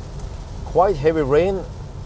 The road is soaking wet. That should increase the consumption. It is still 154 watt-hour per kilometer for now, but it should go up. So yeah, let's see then. At least I don't have to go out and charge. Look, another thing I noticed is that when you do the math here, we're supposed to have 51 kilowatt-hour net capacity. We can check that also maybe before we charge. Right now, it seems like we have spent roughly 25-ish kilowatt hours. So it is not linear, but slightly off linear then.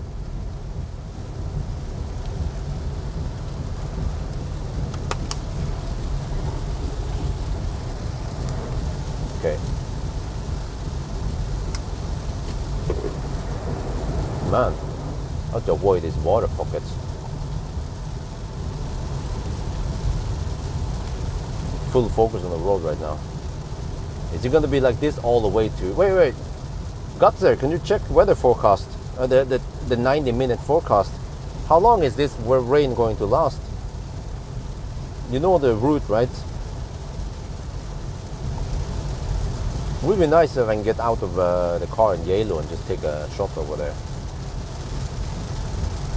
Even though it's not needed, I could just turn around. Yeah, it doesn't matter.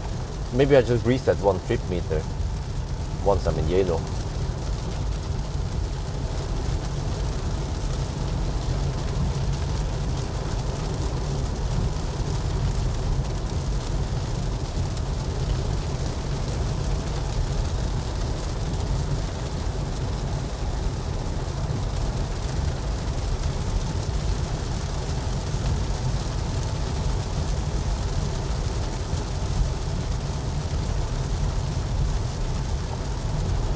That would be a truck. It has quite strong headlights.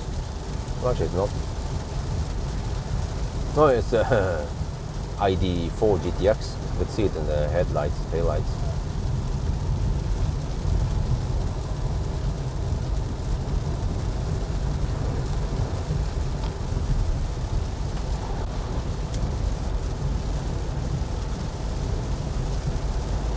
Looks like heavy rain for the next 30 minutes. Okay, at least. Okay, that means past Gol also. Yeah, we are roughly 15 minutes away from Gol now.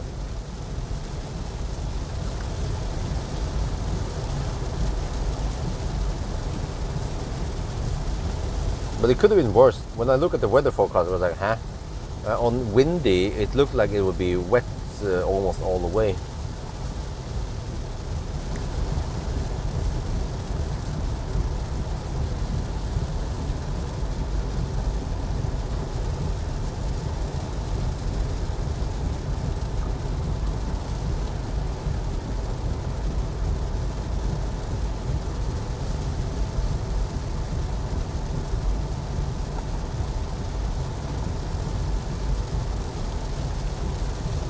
The Altus there is not working now.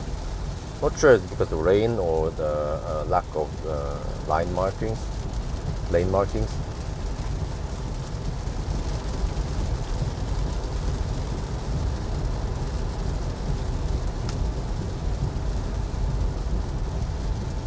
Yeah, speaking of charm adapters, wait, what the heck is that? Is that the first deduction or some shit? Well, you can just hammer. Wait, why is it not hammering?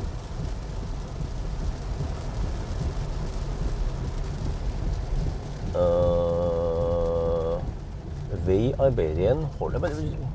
I mean, dude, why is it not hammering? Okay, whatever. There was no overtaking or anything. It was a car just slow poking behind that truck. The truck was doing cleaning. I'm not sure what kind of cleaning is needed right now in the rain. But whatever. No deductions so far. That's good. But the road planner says 25%. And we are just 63 kilometers away. And then time 47. Oh, we should be there in 50 minutes ish. Wait, say 47. How do you count this again? 47 plus 48, 58, 5. Okay, we are 2 hours and 5 minutes now, so we should reach Geilo in 50 minutes. Okay, can we travel 62 kilometers in 50 minutes? 50 minutes is 0.83 of 1 hour, right?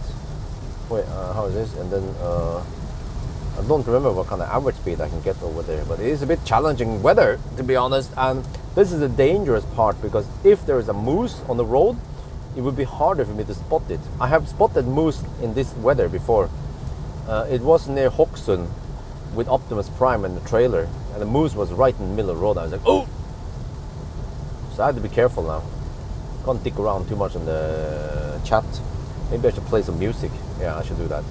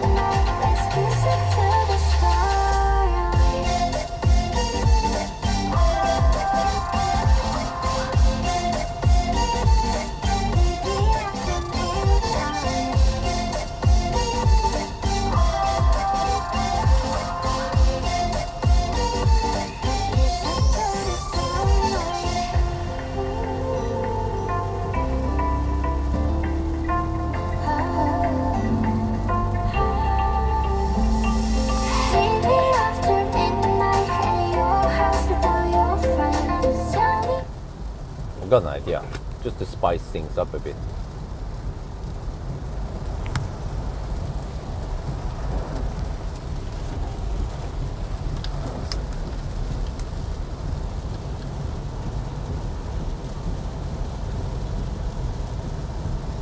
So we have fairly fresh asphalt, which does not give the best grip, and we have wet roads. What happens if I try to brake? Let me wait for that.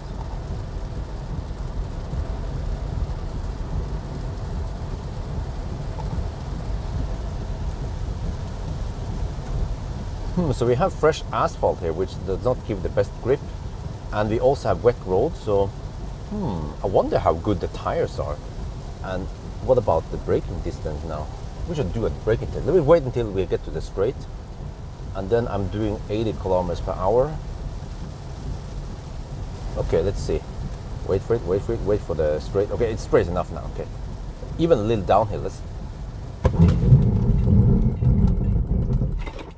Wow, that was quite quick. Hazard light went on. Oh, that was quite quick, man. I'm impressed. I think it has to do with that the car is not that heavy. It weighs only roughly 1.7 tons. So yeah, okay. Now we did a little braking test also.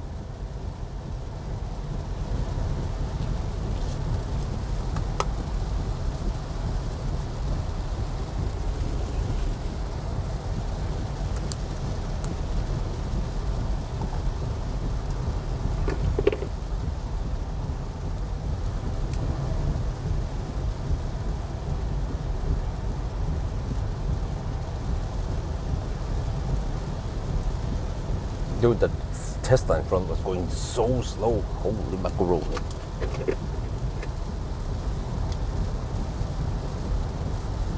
Well, consumption went up a little bit. I had to waste some energy by braking.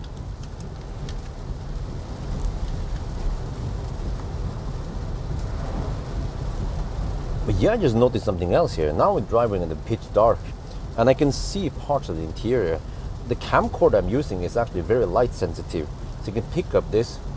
You see, okay, you have also over there, but yeah, I can see the center console here, see whatever is here roughly. So if you put your potato in here, you'll be able to find it at night.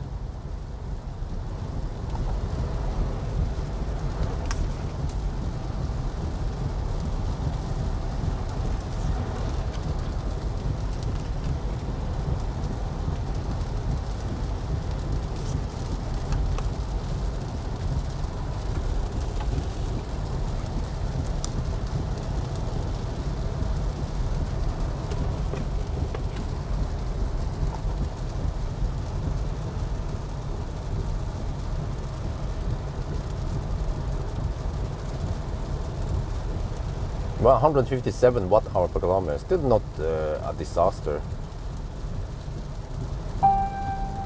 Take a break. No, 9. Nicht break, 9.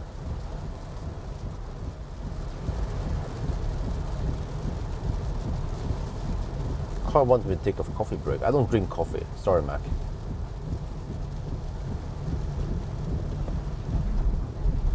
Getting a little bit hungry, but I have to rush over to Geilo, and also kind of want to rush over to the charging stop, and then yeah, we'll see. I don't know yet when I will stop, or where I will stop rather. We'll see about that.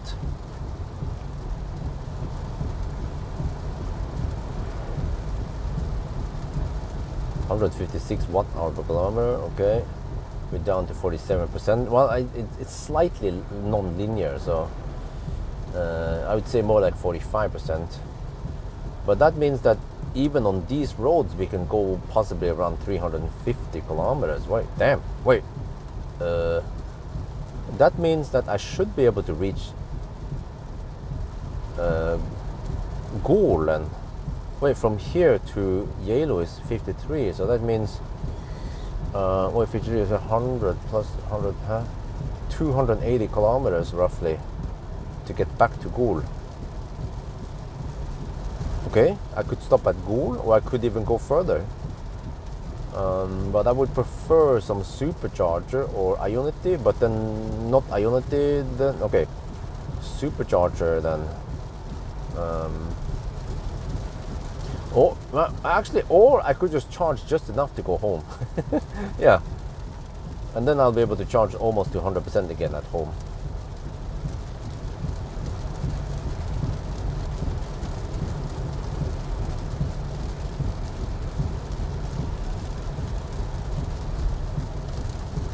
There we have Pawel.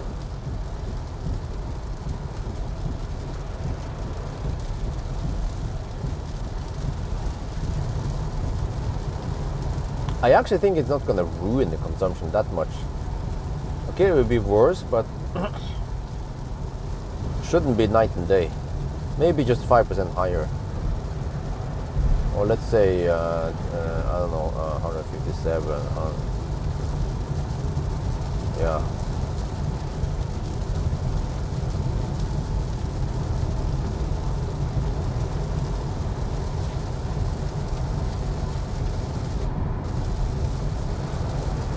Okay, music.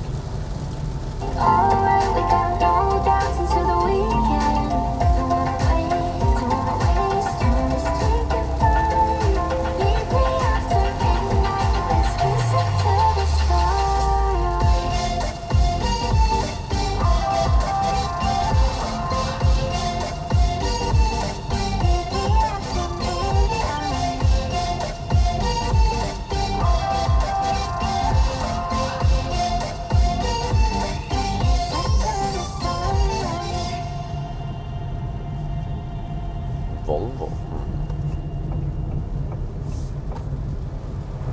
Is that Polizei? It's not going very fast. Not sure why. Is that Polizei? Could possibly be police.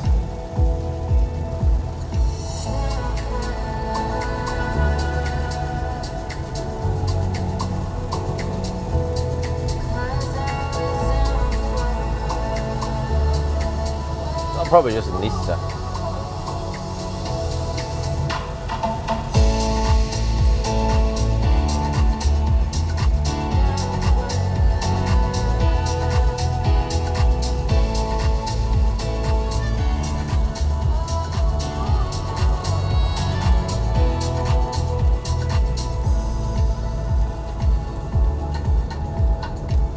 If that was Polizei, it would be following me closer to get a good enough vision for average speed measurement.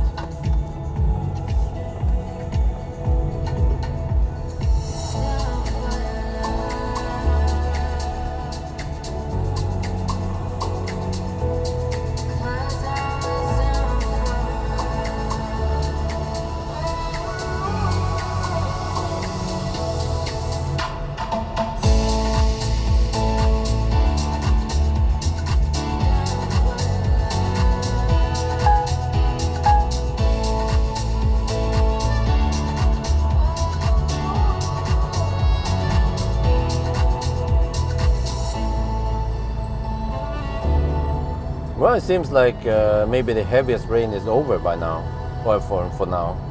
I'm not sure, we might hit another heavy pocket. I mean, cruise control and stuff should work.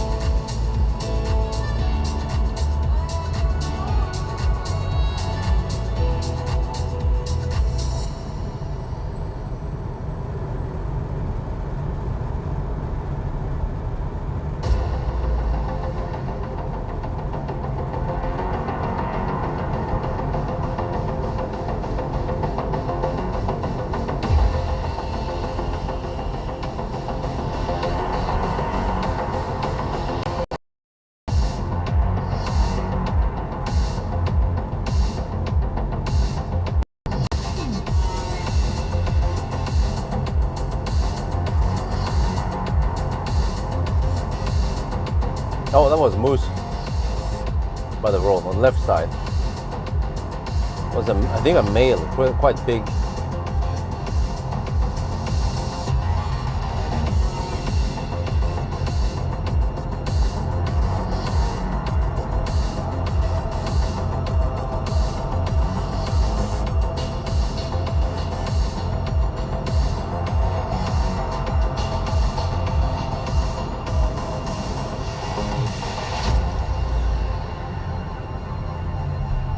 Okay, dude, watch out.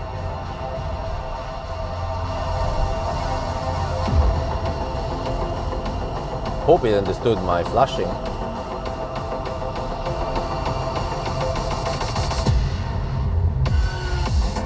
Because that moose will be close to the oncoming car. You better be ready, but he was not going that fast, so hopefully he will be aware of that moose.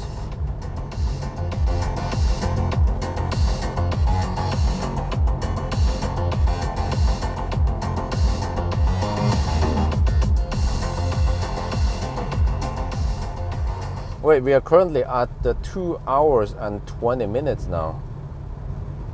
Yeah. So we have to reach the destination in 25 minutes, which means driving 43 kilometers in 45 minutes. Is that even possible in Norway?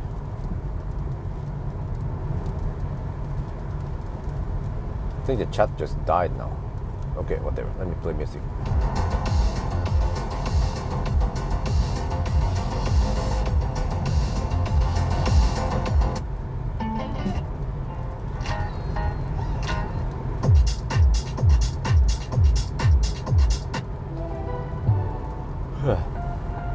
Let me see. I keep playing the same music over again. What is this?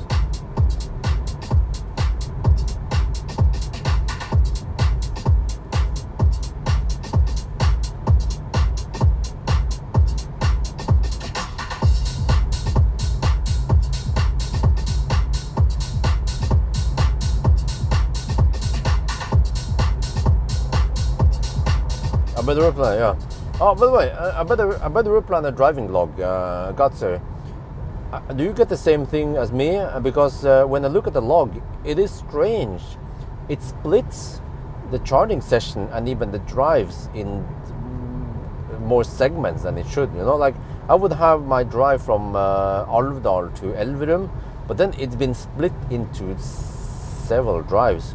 And the same with the charging session, it splits it in several charging sessions. How? My only explanation is that there is a dropout somewhere, and then the car misinterprets the data, thinks that I was stationary during the dropout and shit. But it should be better at estimating that, okay, during the dropout it was likely that you were still driving, or you know what it could do, if it doesn't have internet, well, just check the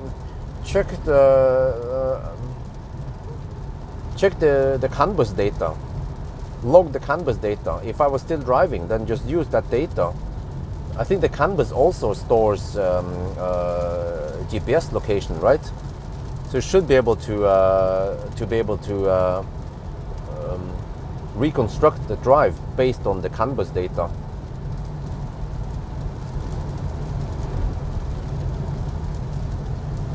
And the same, I guess, is with charging session.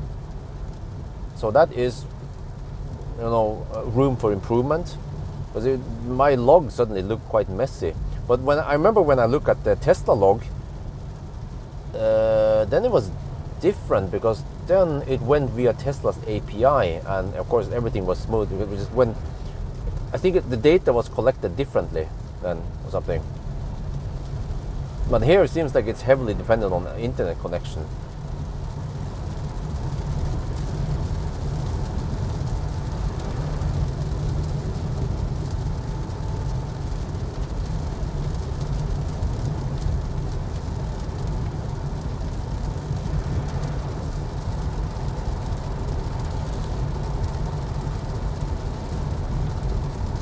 Oh, my app never crashes. It's super stable. Just seems to be a bit heavy on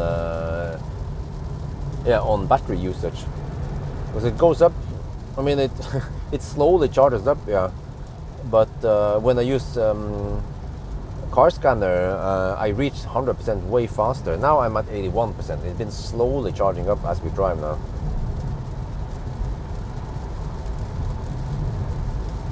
Well, it could be that the USB I'm using is a bit slow. Yeah, that's an explanation also.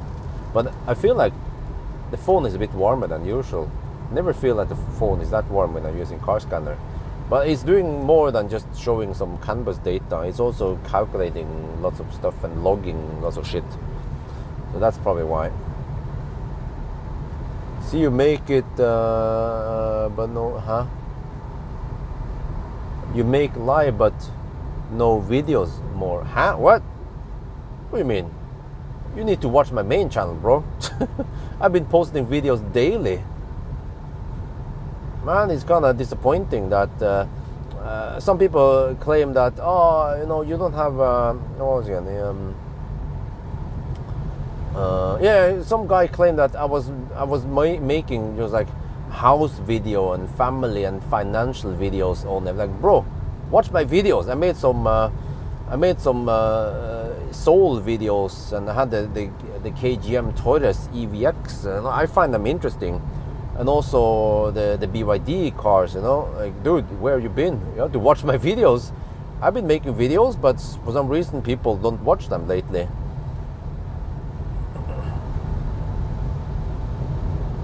Oh, he's subscribed to my live stream only. Oh, okay, that's a possibility. Yeah, I forgot about that. That people don't know. They actually know me from the live channel. Yeah.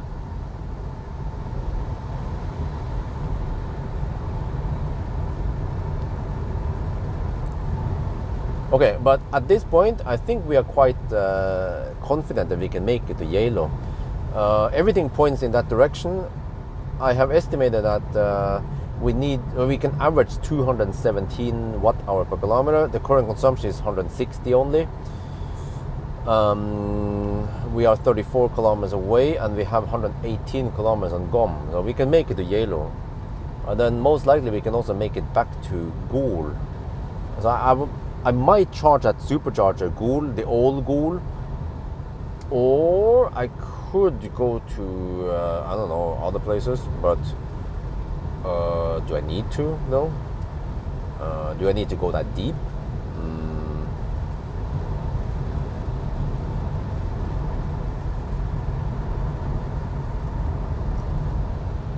Maybe I can reach Nesbyen. Yeah, the next after Geilo is Nesbyen. I will see what the better route planner suggests.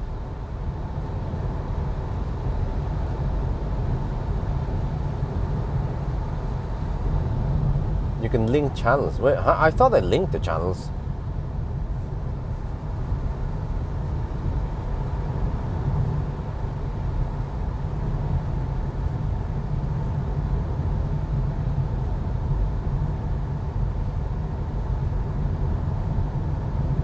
Oh, well, you know, I also linked Wifey's channel there. And I remember in the days when Wifey made some videos, she kind of gave up that because she didn't feel comfortable shooting video out in the public. She would prefer shooting video at home. So, I mean, I'm not blaming her because everyone is different. And even I was a bit shy in the beginning. But I just got used to it. Sometimes I'm also a little bit shy out in the, I don't know what it is, the flash and whatever. But actually for a while, okay, you know when people said, why is Wifey not working? You know, she should go work and help make money. I'm like, okay, well, yeah, but once Wifey can take care of both kids by herself, then that's big. That is freaking big. You know, hopefully by next year, if we can get everything settled with a driver's license and a car and stuff, you know, so I want Wifey to be able to. Well, it sounds like work, heavy work, but I mean, you know, we take our part of the burden here. If Wifey can wake up 7 in the morning and prepare Isabel for kindergarten, and also even Axel, yeah, at least next fall, and drive them to kindergarten and then pick them up again, that would be big, because then I can actually go and do my shit. I'm not gonna go out all the time, but if I need to go to Arctic Circle, I will go to Arctic Circle. I don't have to ask wife for permission. I just tell her that, okay, I'm gonna go to Arctic Circle with this whatever car, right? And I'll be gone for 2 days.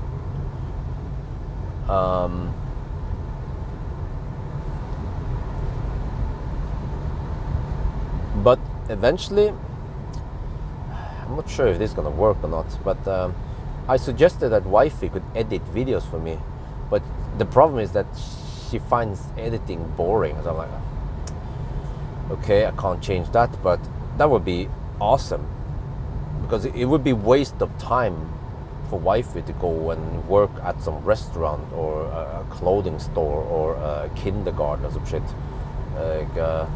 It would be way better if I paid her. She would be my employee in my company and she will edit videos for me. That would be awesome. Very flexible working hours. And we get the benefits when we travel, because she will be my employee. We will actually go on a work trip together to Thailand. Yeah, I mean, I'm shooting video, she's editing it. Flight tickets, hotels, whatever is work. Yeah.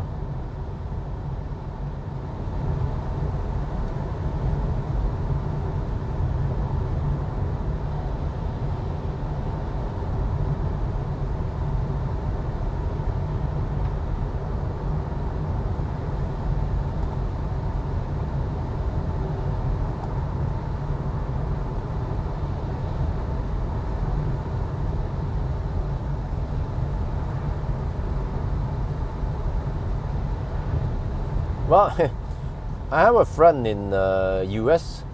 He runs this car tuning shop over there. I don't remember what it was all about, but it was something about a car stuff. And actually his wife stays home to take care of the children.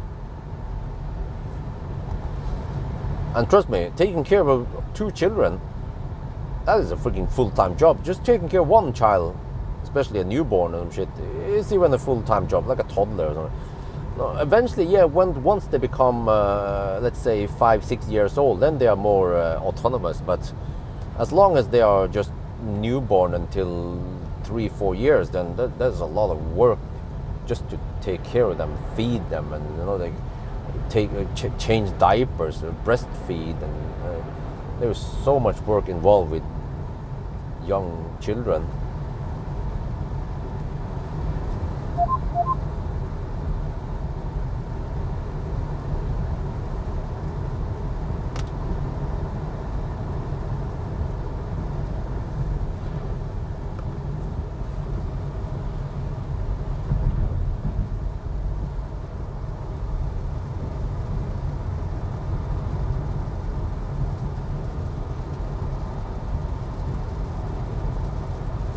Xiaomi, what? Well, they're not in Europe yet, so it's kind of irrelevant for me right now. Okay, I'm down to 35%. 106 kilometers to go. Oh, you know what? I think it's gonna drop fast now, right? Once we go uphill. I mean, there's a small battery after all. Some stay at home, some go back to work. The child is in kindergarten. Yeah. Do you know? Do you know when the cars will be available? No, I don't know. Last option is yeah.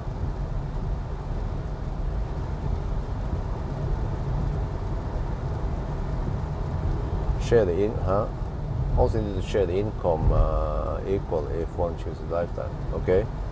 What? Peter Simpson, what do you mean?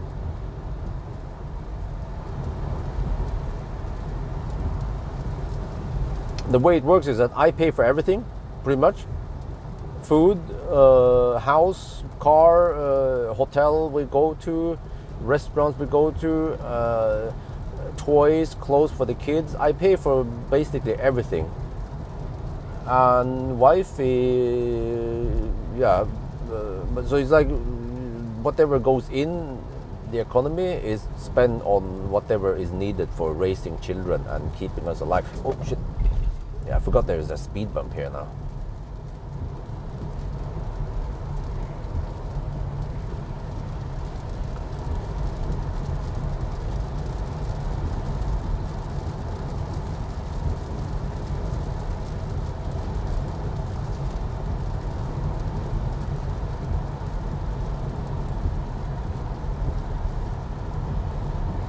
Okay, and I have to hammer this motor trucker because it's going to go quite slow in the uphills. But there's plenty of overtaking possibilities coming up now. Let's see. 17, we're plus 17.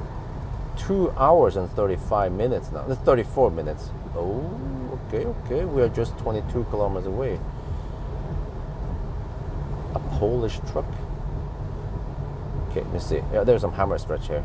I can get a verification with lines on the ground. But this is pretty good hammer stretch right here. Yeah, let's go. Let's watch out for aquaplaning.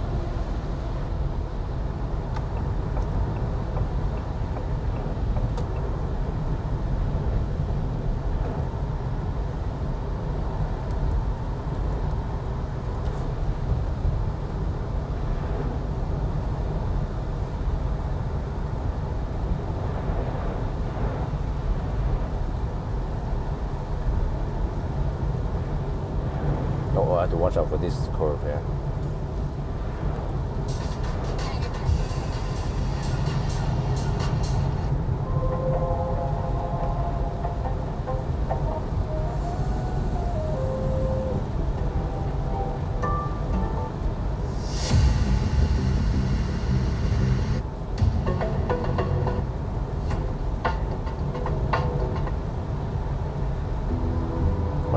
I forgot to update my USB stick with more music.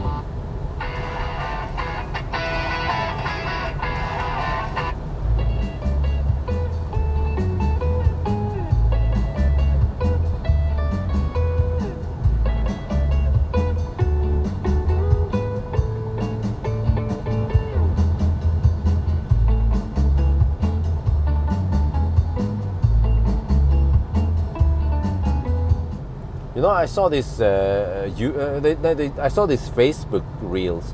Most of those reels, they are kind of brain dead videos. But for some reason, it just sucks me into it, and I waste time just swiping because I got nothing better to do. But one of them was making kind of fun of the whole fact of the whole fatherhood, right? It was like, the parents with newborn, but then the father, the parental leave was over for the father. He had to go back to the office job, right? But the mom still had to stay home with the baby. And then he was like, oh, bye bye. I have to, leave the baby at home. And when he came out, it's like, yes, finally. Oh, yeah. I kind of feel the same, like when I take care of Isabel or Axel or both of them. Like, I have to pay attention all the time, man. There's no slacking. I can't just lay down and sleep, I can't just go out and do some shit, I can't leave the kids at home like that. I have to constantly be paying attention to them. Or if I take care of Isabel and Axel is with wifey, then I have to, if I go outside, well, it depends where I go, but if I go just into the garage, then okay, maybe I'll just quickly go outside and leave Isabel unattended for a couple of minutes. But if I would go to the grocery store, that takes 15 minutes. There's no way you can leave Isabel at home like that alone. So then I have to bring her with me. I even bring her with me when I go to the toilet. So she doesn't do any weird shit. But she keeps hurting herself nowadays. She started jumping, and she would jump all over the place, and then she'd jump on places where she shouldn't jump, and then bump her head, and then cries, and like, oh shit. But stuff happens so fast, so we are not fast enough to react most of the time.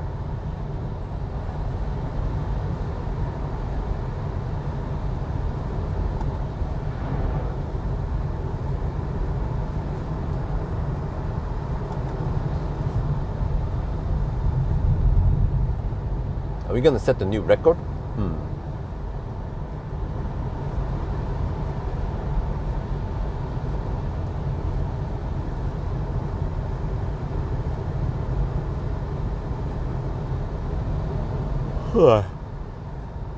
I don't even have to go out at Geilo. We just turn around.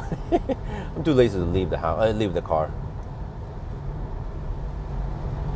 Let me see. Time 22 plus 4. Okay, we are now at 2 hours and 39 minutes, and we are 15 kilometers away. Are we gonna set a new record? That is the question.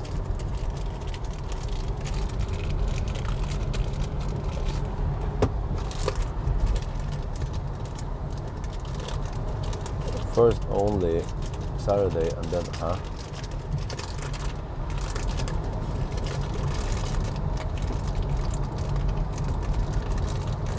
they also need to learn things the hard way. Yeah, true. They remember, right? Yeah. Isabella, she remembers stuff that hurts her. She will watch out. She will,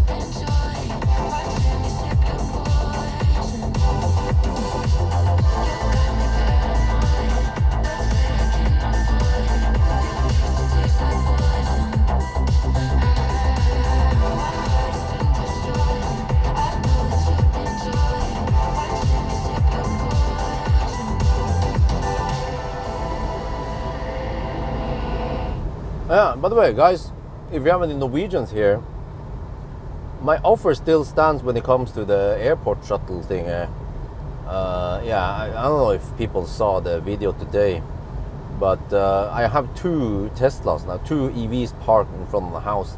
I still have plenty of space. I would like to see how many cars I can fit in front of the house. Because when I look at my neighbors, it seems like I have one of the biggest front yard for parking. Yeah, it's freaking huge compared to the others. So, at least some of the others.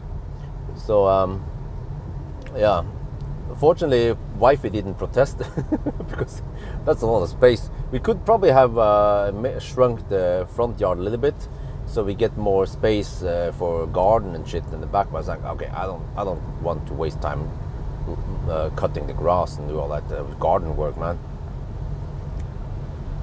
But yeah, so so far I have 6 people who contacted me who wants to use my parking service, and one of them also offered to lend me the car. I didn't ask him directly if he's okay if I do 1,000 kilometer challenge, but I don't think I need to do it. It's just a Model Y anyway. But maybe I would just want to redo a Model Y consumption test to get an entry in the list, because the Model Ys I've tested, they are with the all 70 kilowatt hour net capacity batteries. So I'm like, every time I make a comparison, it appears to be worse than other cars, especially the MEB cars nowadays. So I should just update that test. Shouldn't take too long, just a quick consumption test, and I can look at the car scan my Tesla for some net capacity numbers. I need to do the auto parking test also. And yeah.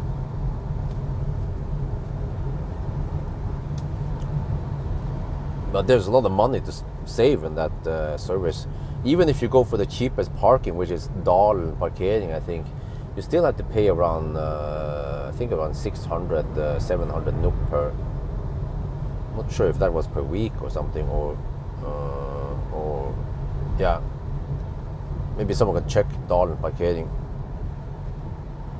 No, wait, maybe that was for a month. I wonder if it was around 600, 700 per month. So it gets quite cheap if you park long time.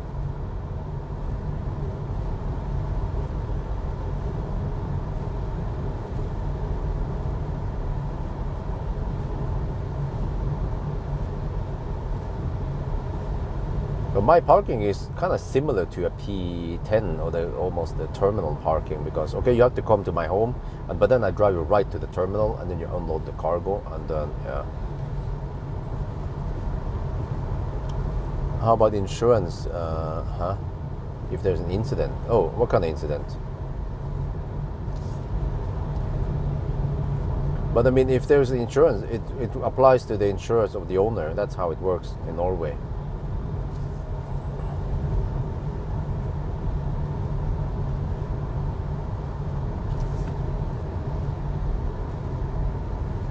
But most of the cars, they would just be parked there. Well, I guess if for some reason people would steal the cars, okay, and what do we do then? Well, I need better security than around the house.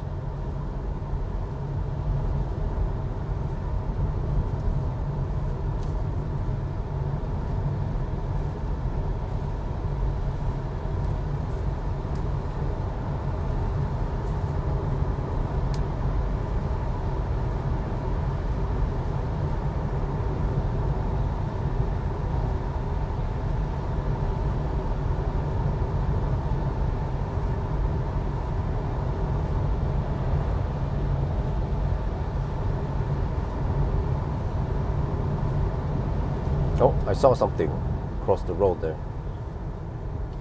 Okay. Could be another animal.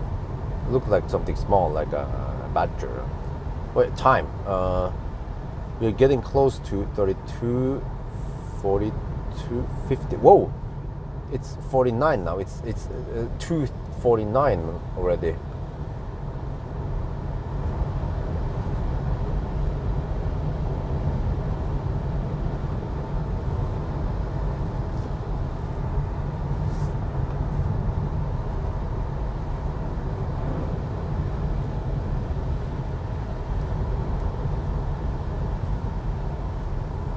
I will be doing some kind of boring stuff. I mean, the only thing I will be testing is the auto parking, and I will stay away from the parallel parking. I'll stay away from the curbs.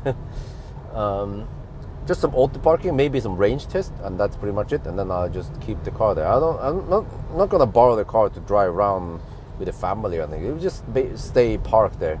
I did actually vacuum clean one of the Teslas because it was kind of nasty in there.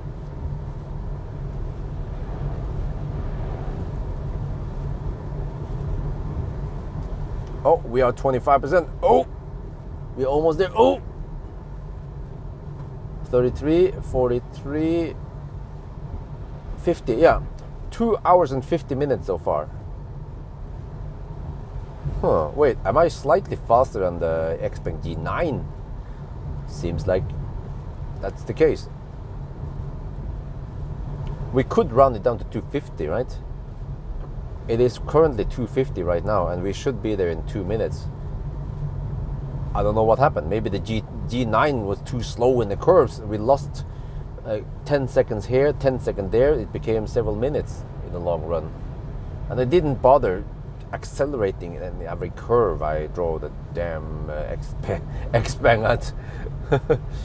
Yeah, because I was driving quite consistent. I mean, for a 3-hour run, there is went 30. Now it's 51. Yeah, there is only 2-3 minute difference. So I think that's still super consistent.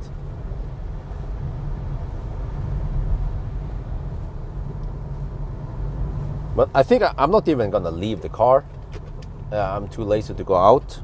I'll just film that I reset. I show some consumption numbers, some ABRP planner stuff, and then we head back.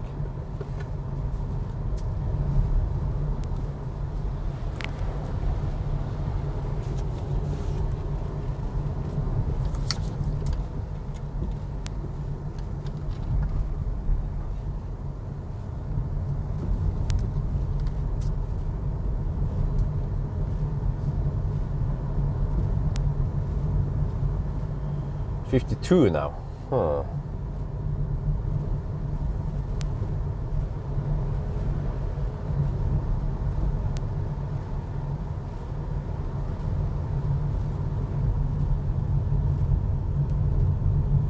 We are now at Geilo. Oh, okay. So, you see, the way we do it is we have to add 1 hour and 17 minutes to the current time we have, right? Let me see, I'll just show you here. Yeah, we are here just to show you. We have reached the checkpoint. Geilo, so okay, Geilo, 36 plus. So we came here after 2 hours and 53 minutes. So we have to round it to 55. I don't remember last time when they came here with the Xpeng G9. Was it 55 also, or was it a little bit slower? Was it because the Xpeng G9 slowed down in every damn curve?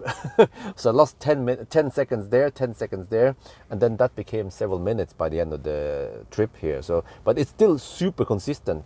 And then look here, we arrived with 24%. Wow! Just like ABRP plan I claimed for the last hour or so. And the consumption was only 167 watt-hour per kilometer. So yeah, it's 12 degrees Celsius over here. This plan is no longer viable. Okay, that's fine. Can I just do this instead? Wait, how do you get out? What is battery temperature? 26 degrees. Okay. Wait, can we just no? Okay, let's go back. Okay, what I'm gonna do is I'm gonna go home instead. So what I do is I go this. Wait, I go. Okay, where do you wanna go? Home.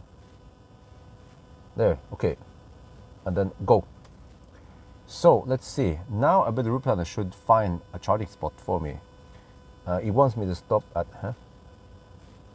What? What happened to the charging stops? I thought it would find stuff for me. Wait, do I? Oh, maybe I have to add charging stops. Okay, I'm a little bit noob. I'll figure out what to do. But we're gonna head out back again. I'm not even gonna leave the car. What I will do is trip 1. Okay, trip 2 we can. No, you can just keep trip 1 as the total trip, and you will reset trip 2. Oh, okay. And now we go. So yeah, What is that? Bolle? Ja, ska det bli andra bolle? Ja, okay. But everything is closed, of course, because it's in Norway. Everything is closed at night. And now we head back towards Yes home. Oh yeah. Okay. I want to see how efficient this car is on the way down also.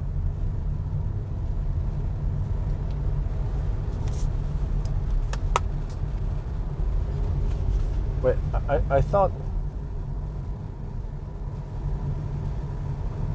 How do we add charging stops? I thought it would add charging stops for me. Or do I have to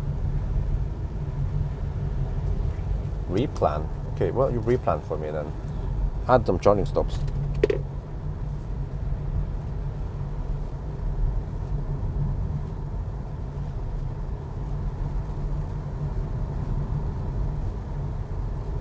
Yeah, but I have rounded it up or down. I don't remember exactly what the time on the G9 was.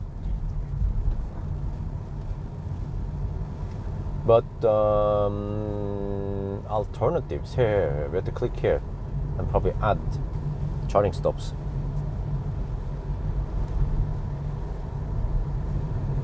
Wow, it's spinning for a long time. The heck, man. Is that the mother trucker we all took earlier? Yeah, it is.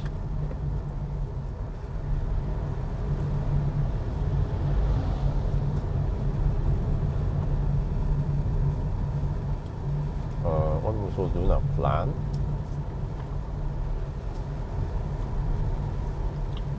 Somewhere on the way.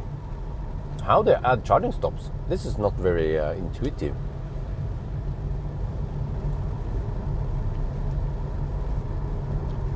I thought I would be offered to add charging stops because I'm kind of using the car. I mean, using the system as other people would do, right?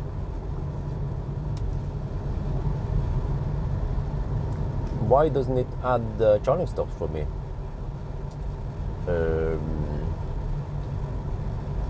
More. No? I don't get this, man. You guys know how this works? Alternatives didn't give me anything. Settings, plan, huh? What?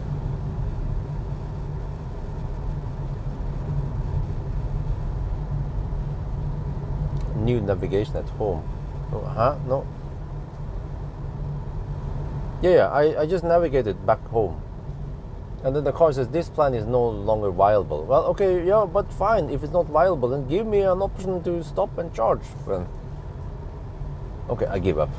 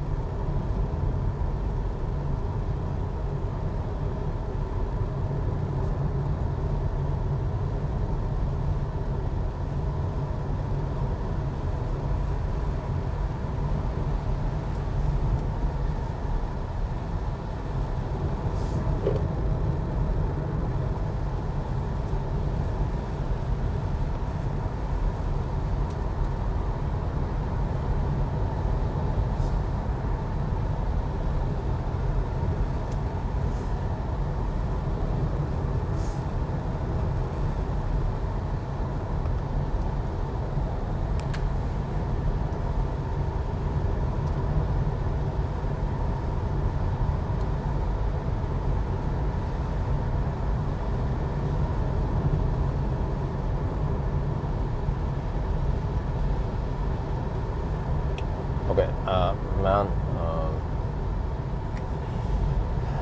I feel like this bit of route planning needs some improvement because it's kind of acting up a bit here. It's going kind of slow also. At least on my phone. Like I'm pressing back button and then nothing happens.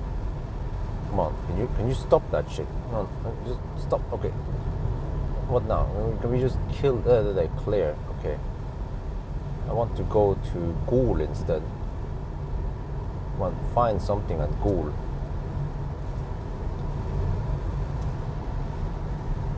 Tesla West School, the old Geilo supercharger. Okay. Plan. So at least I get some idea of what it's gonna be like. That's only 47 kilometers away, and we have 66 kilometers to go. Okay, it claims 13% at Geilo. Okay, let's see that. But the battery is at 26 degrees Celsius, so we are not going to Colgate even. So we could possibly stop there. Yeah, because I don't think we can reach Gulsvik. Gulsvik would be another option. But whatever, I think it's fine because I probably want to charge to around 90%. I want to eat and stuff. So about half an hour stop over there is fine. And then we should be at 90%. And then we can reach home with even probably 30%, right? So we don't have to go that deep. Geilo West is fine. We also have gas station in case I feel like going to the restroom or buy more food. But I have plenty of food with me.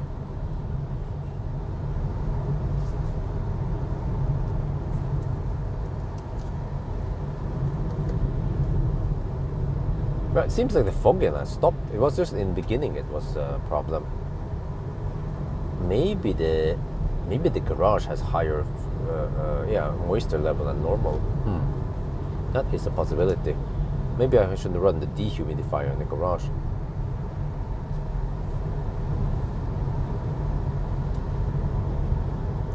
Okay, but 13% at Geilo. Well, that's fine. Wait, we want to see the range also, right? Consumption is 83 watt-hour per kilometer. Let me check the other trip meter. 242 so far.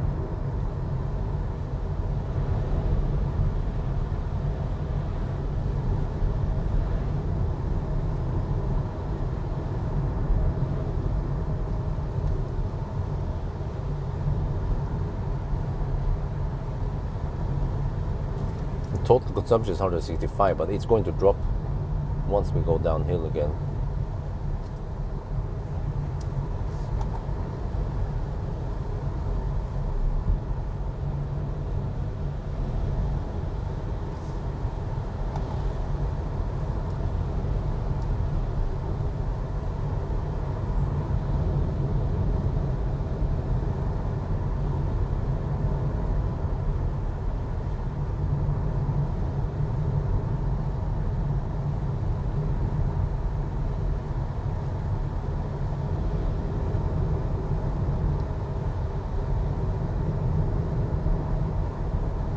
Wait, let me see. If we charge for half an hour, that'll be 2-ish.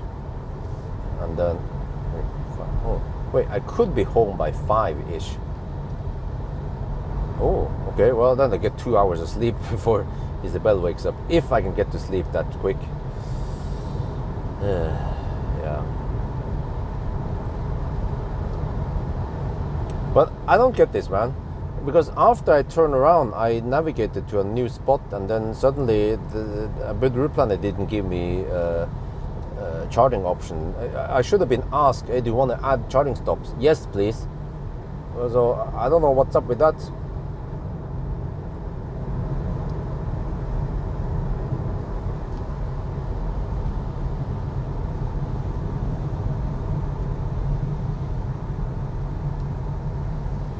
Oh, 162 total consumption. Wow, very impressive. I kind of want to drive deep and see how far I can go. Hey, can I make it to Gulsvik even? I feel like that's too far away. Well, now the car says 14% at arrival.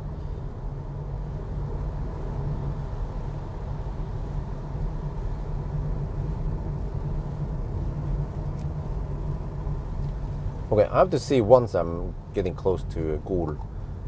Yeah, can then maybe calculate, go to Gulsvik and check navigate to Gulsvik. Maybe I've the charge. If they could just stick to more mainstream chargers, that'd be great.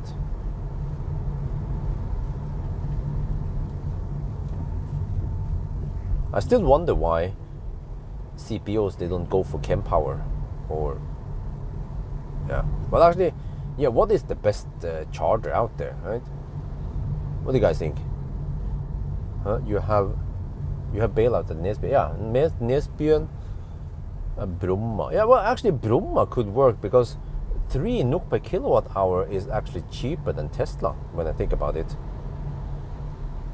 Oh, yeah, I could maybe reach Bromma. If I go real deep.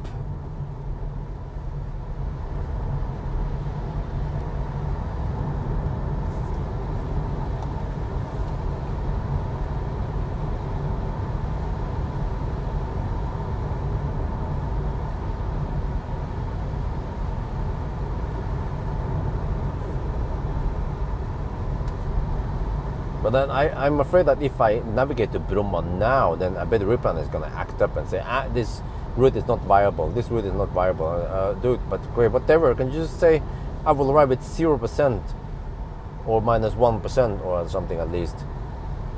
Okay, whatever. I'll try to navigate to Bromma once I'm closer to Gol.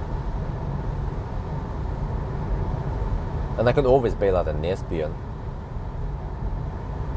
But what I probably do is just top up a little bit at Nesbyen so I can reach Bromma, and then I do the main charging at Bromma. Yeah, 3 NOK per kilowatt hour. That's the same as Ionity actually, but I have Ionity Passport Pro Power. Yeah.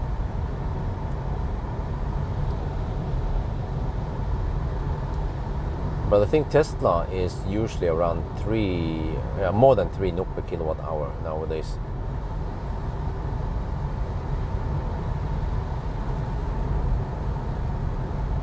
I don't know, man. I bet the route planner needs improvements. I use it for just a week now, and I found lots of flaws in my opinion. That should be fixed. Or they should change the feature. Maybe it's not a bug, but it just works in a bit weird way.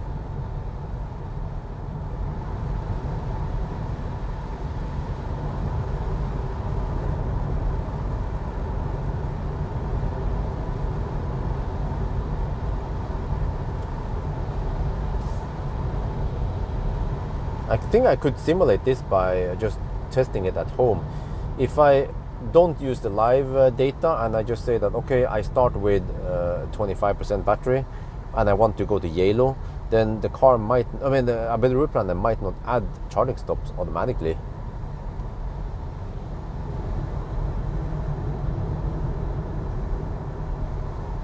Or I'm not sure if I'm not using the app right, but I'm just trying to use it as a stupid user, and I couldn't figure out immediately what I'm supposed to do. So yeah, supercharger at 355 with okay. Yeah, you see, Bromma is cheaper. I mean, this is not a challenge or anything, so I can just I can have as many charging stops as I like, and I don't care about overhead and stuff. I just want to charge on cheap charging. But I also want to have one long stop so I can eat and dick around a bit. And then that's enough to go home.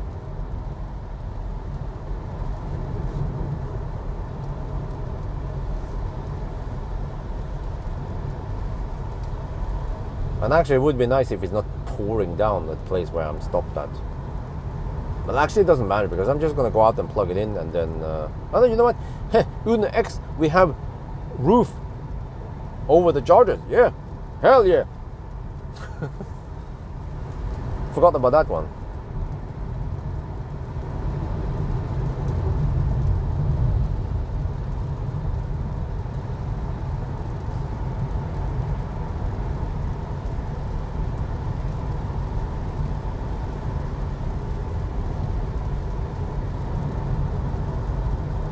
Wow, 160 watt-hour per kilometer now.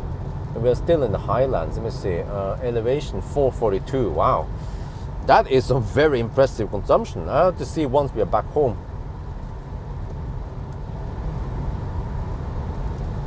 It's been raining even, and it's semi-cold outside. It's 13 degrees over here.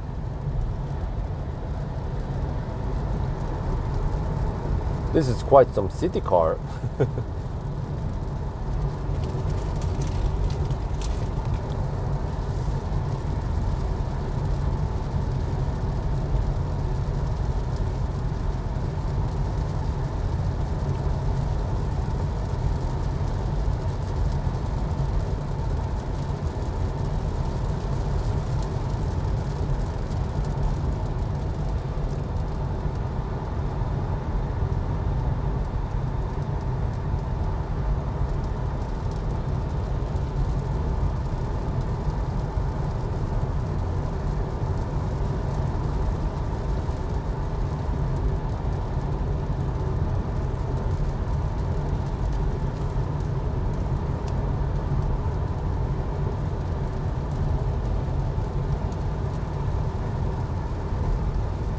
Man, I kind of want to pee soon. Right, but the rip it says 14% at pool. Let me see. So 10% is possibly 30 kilometers then, which means I should be able to go 30 kilometers past pool, which should put me at Nesbyen, right? I don't remember the distances, but maybe not Bromma.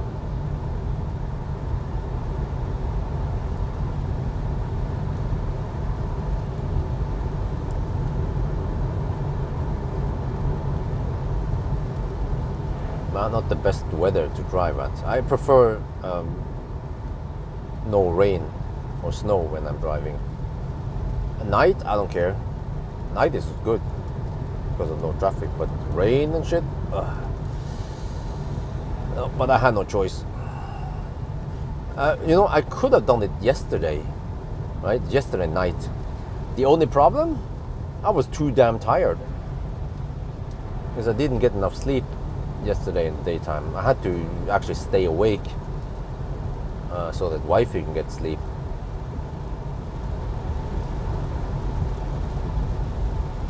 But yesterday would have been better weather-wise.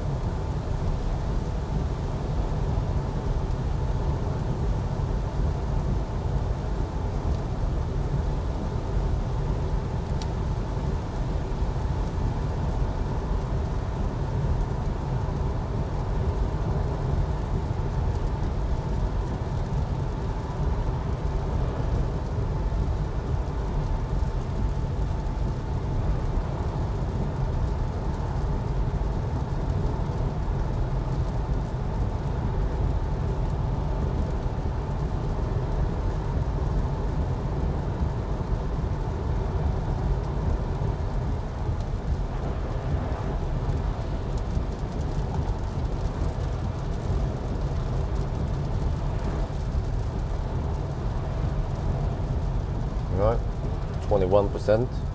Wait, we just used a couple of percent to get downhill again. Well, that's the beauty of regen. Consumption is still 160 now, total consumption. From Geilo we have 82 watt-hour per kilometer.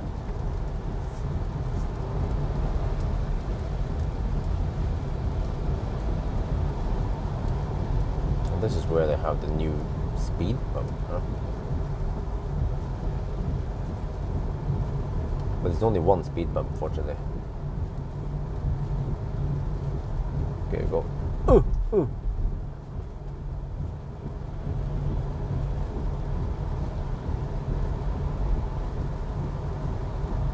Hey, got there. How is the weather ahead now?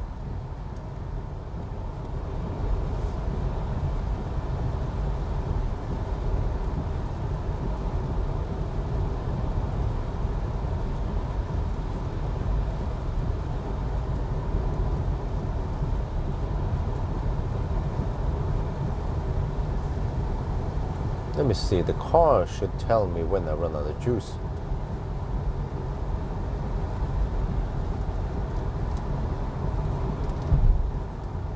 take that route. Huh, interesting. Check where that is. The car claims I will run out of juice. Where is this?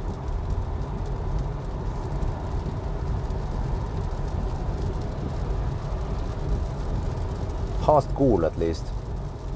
Wait, is that Bromma? The car claims I will run out of juice right at Bromma. Okay.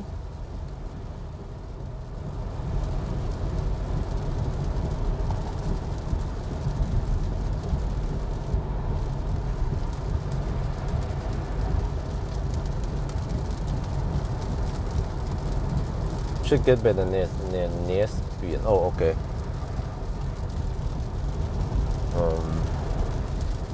Well, we'll see how it goes. I'm down to 20% now. Consumption is dropping and dropping. 159 watt-hour per kilometer. We still have some drop here in elevation. We are at 442 meters still. I think there is a significant drop from here to Geilo.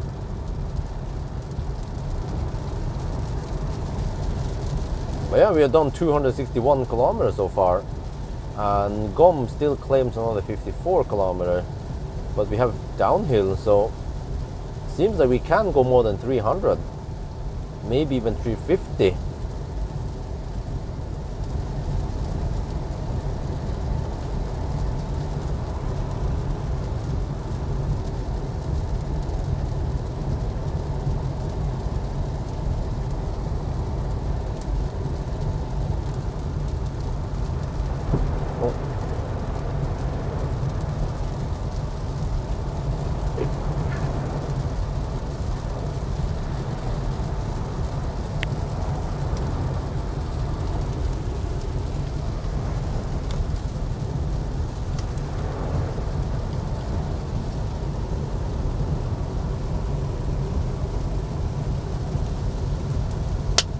After Geilo, man, it's raining cats and dogs over here.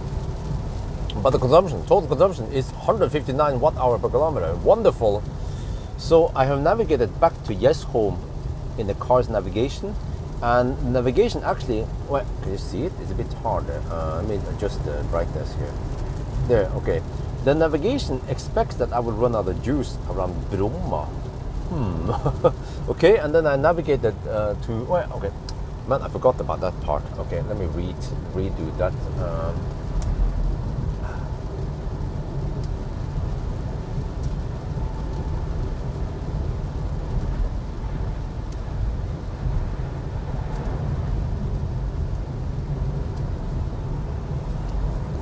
Let me also make the screen a bit dimmer. It's a bit too bright now. There, okay.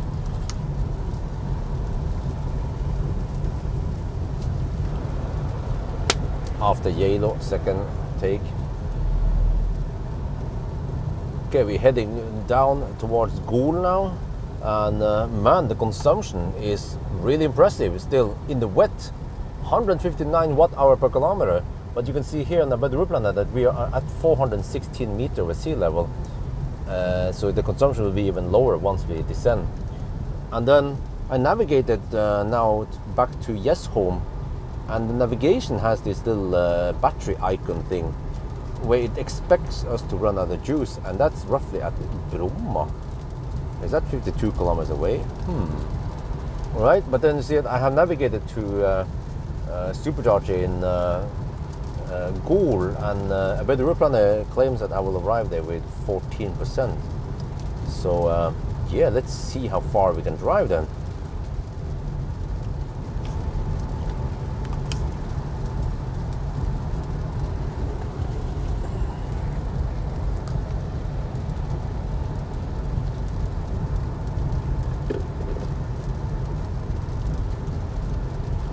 Well, I mean, GOM claims 52 kilometers, but GOM could drop quite fast towards the end.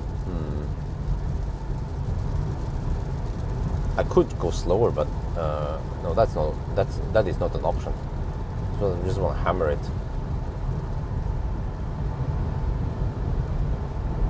Yeah, I mean, I'm going 10% over the speed limit. It's wet outside. It's even a bit cold outside. And yeah, okay, consumption 158 now. Wow.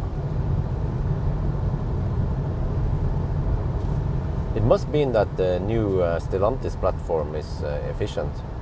It might not be the best because it's front-wheel drive, but at least they pick efficient motor that doesn't well, consume too much.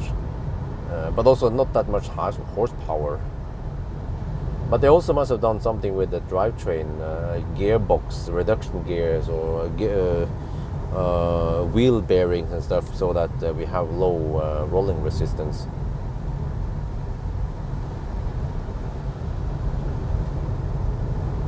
I mean, this is impressive stuff. If the car was thirsty, we would be consuming around 200 watt-hour per kilometer. If this was a Lexus, for example, right? Lexus UX300E, or I don't remember some of the Chinese cars, they were also a bit thirsty. Like even the ET5 was a bit thirsty. But that's all-wheel drive. So front-wheel drive car, or even rear-wheel drive, I don't remember something comparable.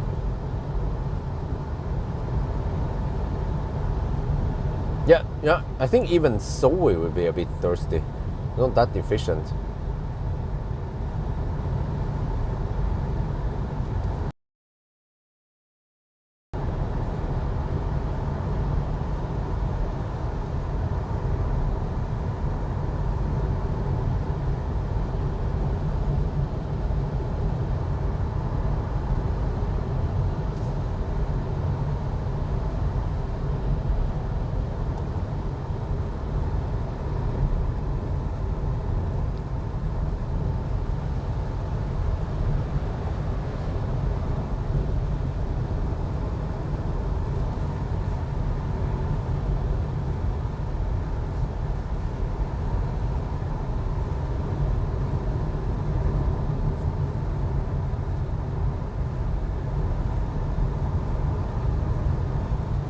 Getting bright now.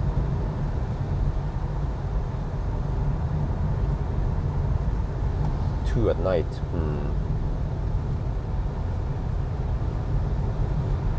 Not sure how long I'm supposed to charge. If I would rush it, I would charge just enough that I can get back home, and I could be home by 5-ish.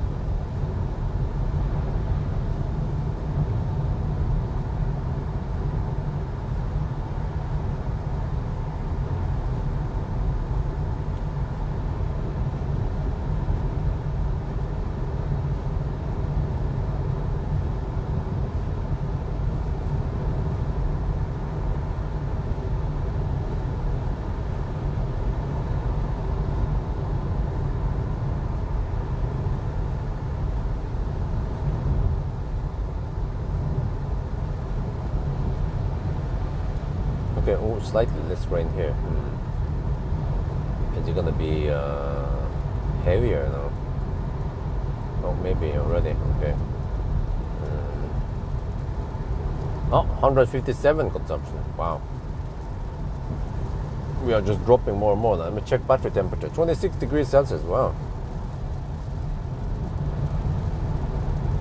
Well, are we down to 305 meters over sea level?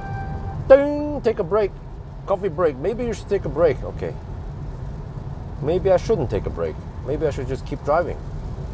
Maybe you should mind your own business. You missed the car.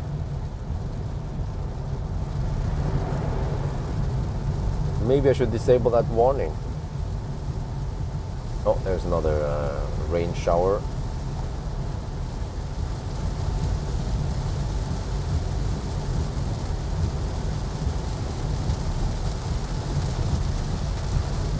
Oh, we caught up with some slow pokes here. On this stretch also, okay. Let me see, this is where I saw the moose on the way up, so I have to be careful. Well, soon, in a couple of minutes, will be the moose place.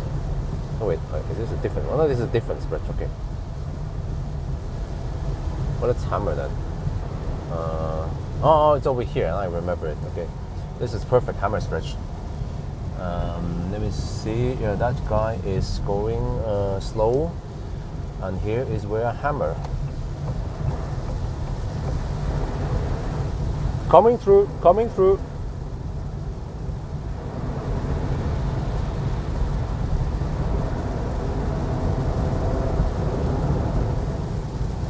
Okay, this is, I need more space for the last dude.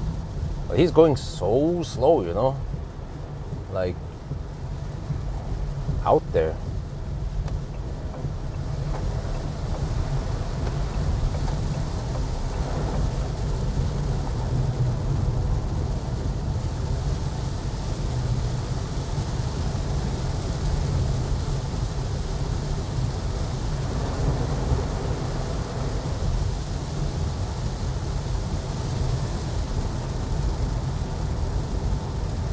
But they have good tires.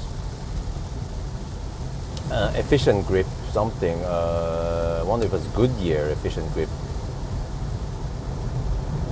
It's called Goodyear efficient grip Ultra. And they're skinny.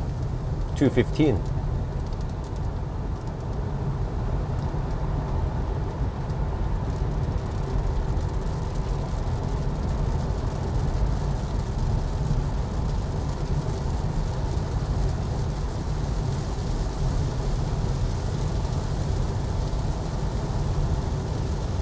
Okay, let me see.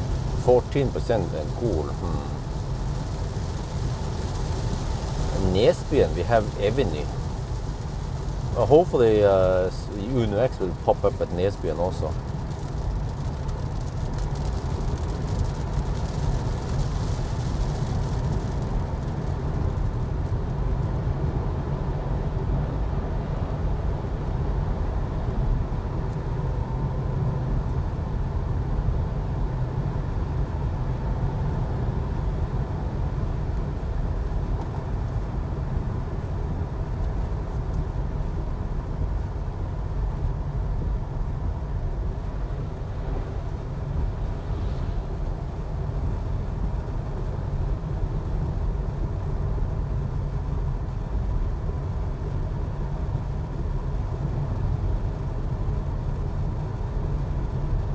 No, interesting.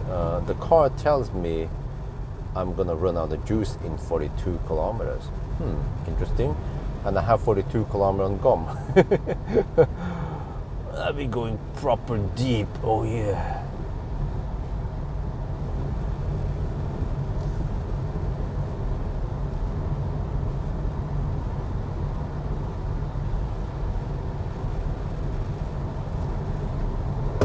$3.75. Bromma would be my first option to stop at then for some cheap charging.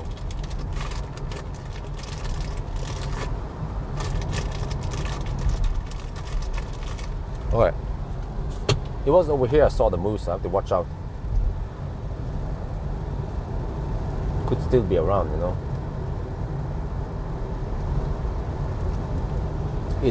It is its habitat.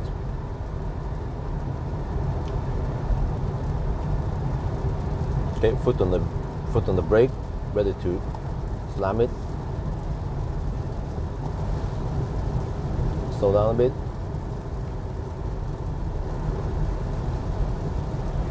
Right, hammer.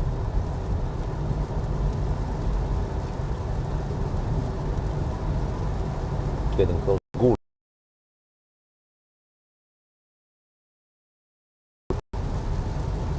Oh yeah, I could go to Uno's Ghoul. Yeah, I forgot about that one. That would be cheaper. Yeah.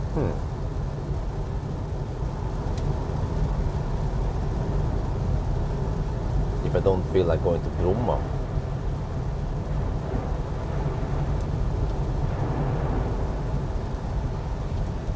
it might be cutting it kind of close if I try Brumma.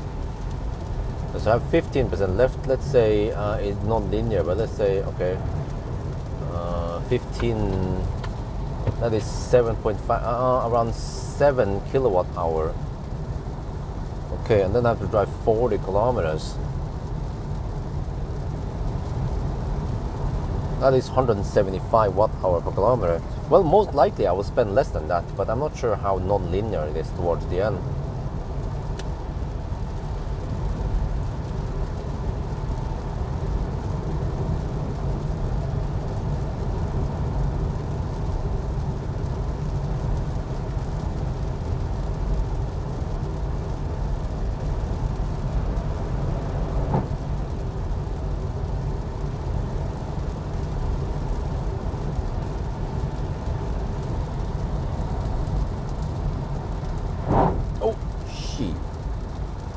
Watch out for the buses.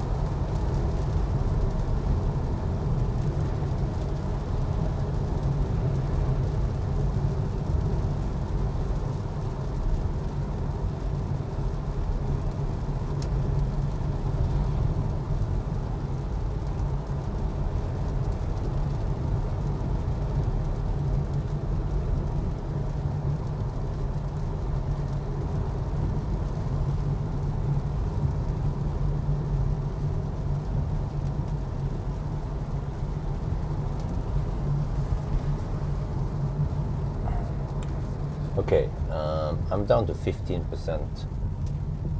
I mean, I can make it back home regardless. Yeah, if I charge here, no problem. I can still make it back home. This is spot on, seems like. 40 kilometers, 40...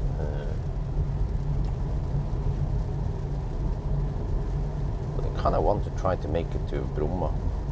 I mean, if I drive slower, I can make it there, right? Now, GOM says 38 kilometers, and we are 38 kilometers away.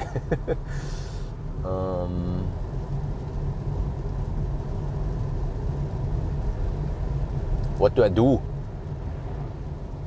Do I slow poke to Brumma? Or do I stop here? If I stop here, I have to take an exit soon and then get over to Remen. And there's 37 kilometers to Brumma. But I don't know how many kilowatt hour I have left. I mean, the car is quite efficient, so...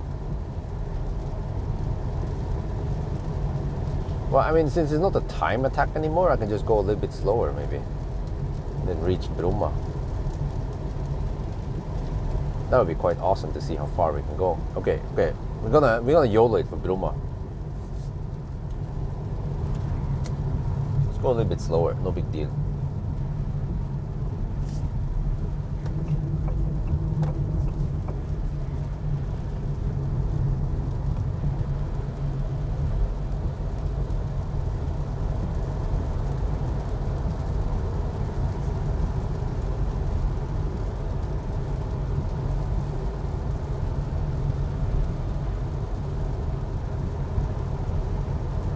Well, I need to spice up the video by going deep.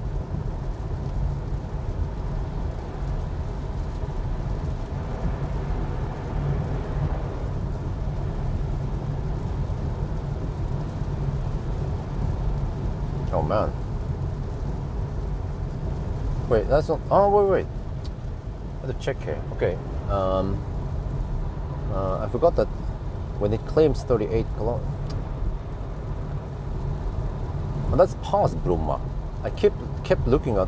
I mean, of course the distance was the same running other juice versus... okay, let me see. How N...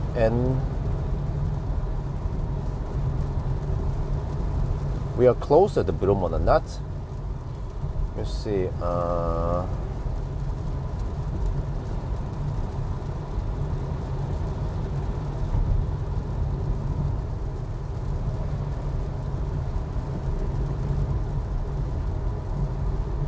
There, Bromma, found it on the map. I'm gonna manually plot it in here.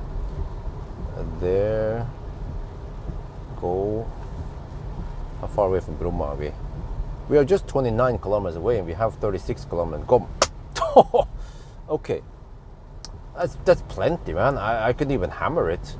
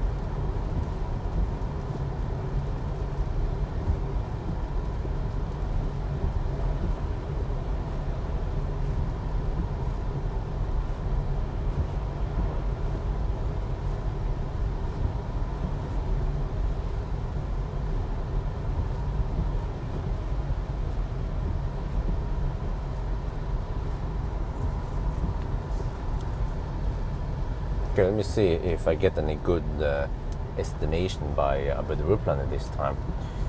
I'm going for Bromma, 27 kilometers away. I have 36 kilometers gone. Let's see what Abu Dhabi planet claims. I should be able to arrive with maybe 3-4% there, right? Yeah, this is where Abu Dhabi planet gets fucked up. It's like, I have 13% now, but you're not gonna make it there. Like, dude, don't tell me that I can't make it there. It's your job to convince me that I can get there. Let's see, settings, what do we got here? Departure, arrival at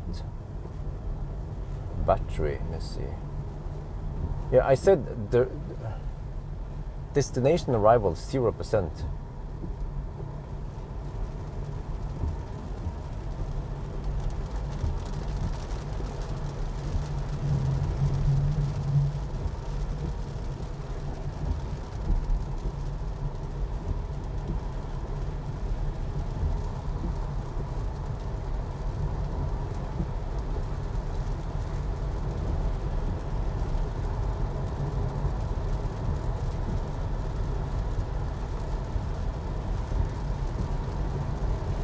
Man.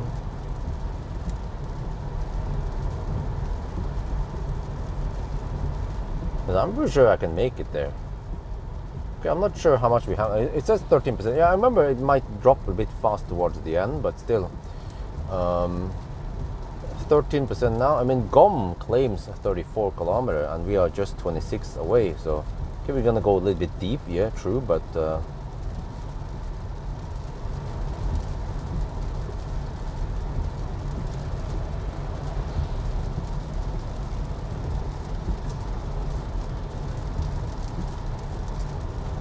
I have maybe 6.6 kilowatt. Let's say I have 6 kilowatt hour left, and I have to go 25 kilometers. That is 240 watt hour per kilometer budget.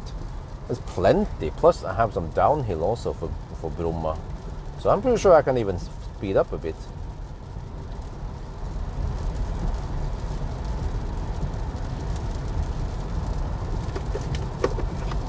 Okay, I need to shoot another video.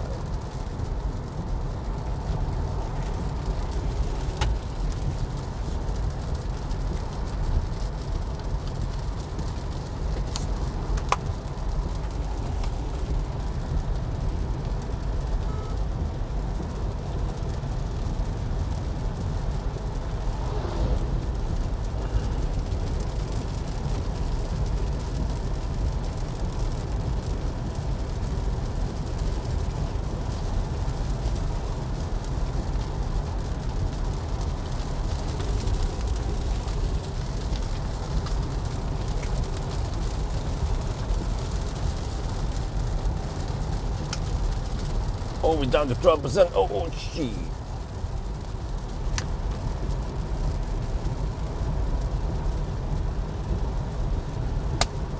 Going for Bromma.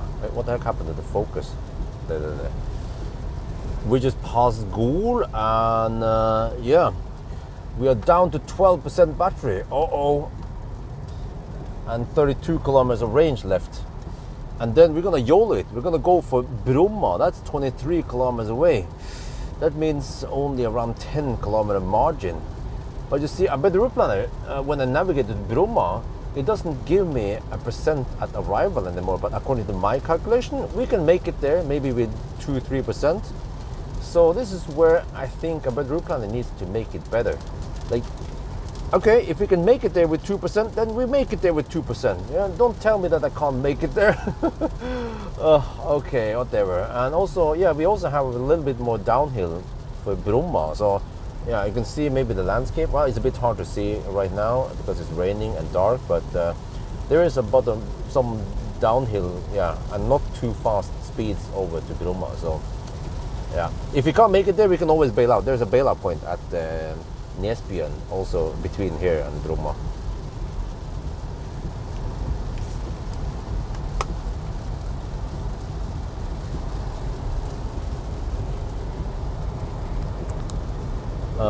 Heater, no, but I feel like it's a bit stingy now, suddenly. I think it started around 15%. But it doesn't shut off like the freaking e-Golf, man. E-Golf is just silly.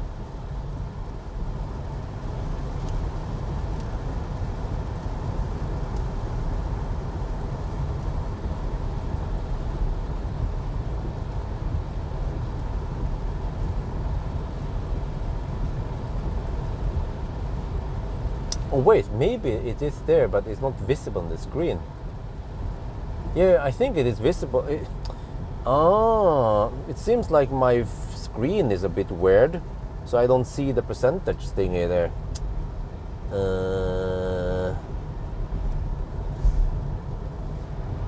Yeah, I'm pretty sure it does show me that I will arrive with something. It seems like 6%,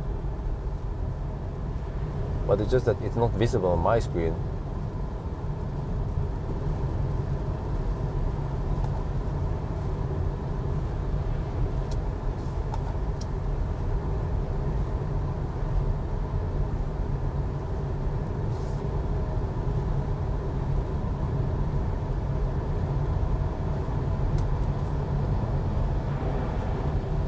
What's nice with Bromma is that that's a YX station where I can charge under the roof.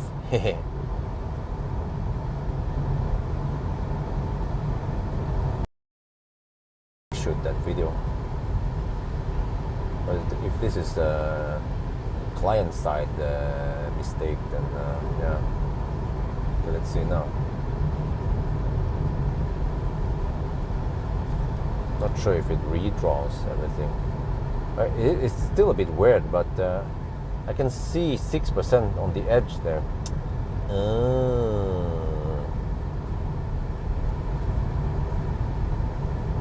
Oh, if I have smaller font, it will actually work better.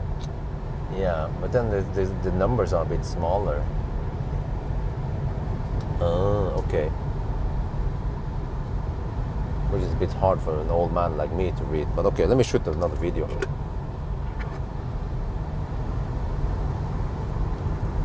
Yeah, so I bet the route planner claims I will arrive at 6%. Okay, that's quite comforting. But it means that maybe they need to tweak some of the. Okay, let me shoot it.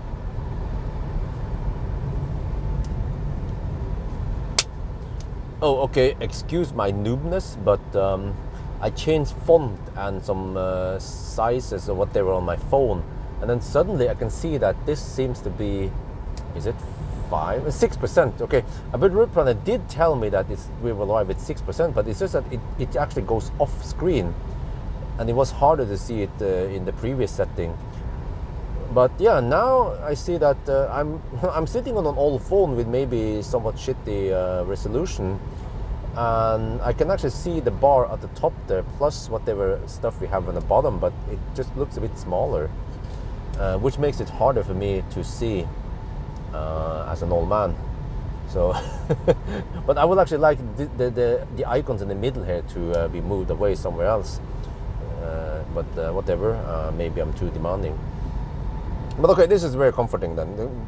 the car, I mean, not the car, but the route planner tells me that we can make it there. Actually, the car also tells me that we can make it there because we have 26 kilometers of range left and we are 16 kilometers away.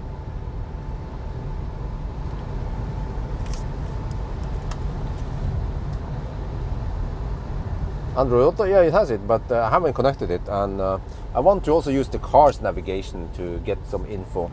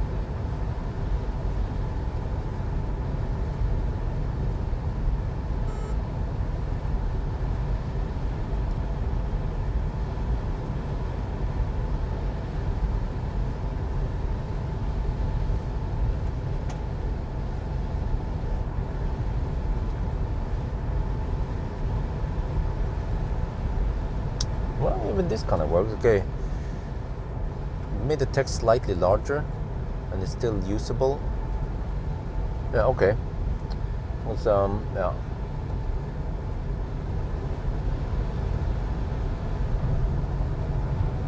Okay, 5%. No, wait, is that 5 or 6? I'm not sure.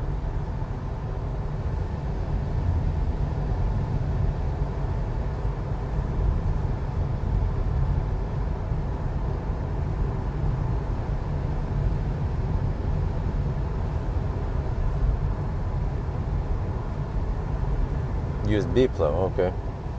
I can get EV9. Why, is that a question? Or is that a statement?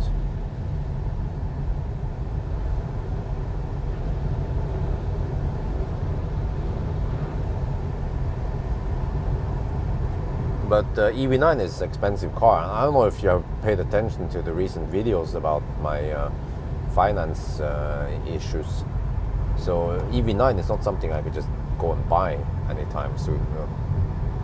Plus that I don't really need the EV9. I figured out that if I need a family car, an ID4 would work, or even a BYD CLU would work just fine.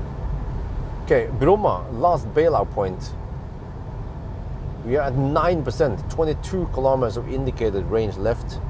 And we're 12 kilometers away from Bromma. Okay, Bromma is quite close then. Plus we have to drive slow in the average speed zone also. So yeah, I feel confident we can make it there.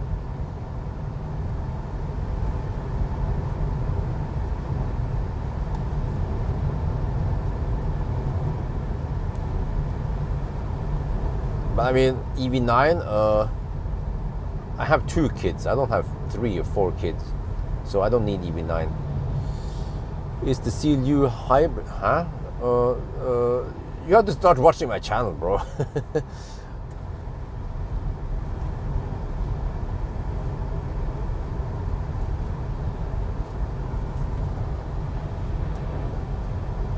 %, 22 kilometers of range left. At least it stopped raining. Consumption shouldn't be crazy high though.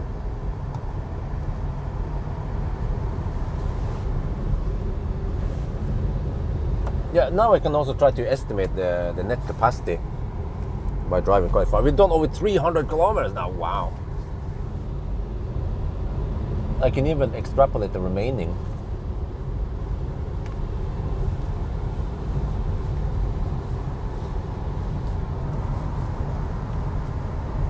You do?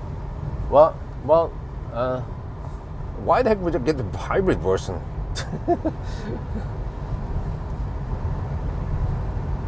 I don't think that shit is even sold in Norway. Battery low, okay, 8%. Keep going. It's fine, no problem.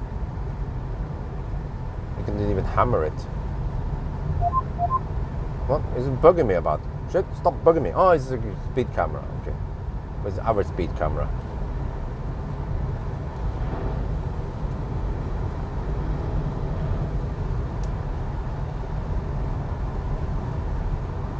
No, but that's Australia.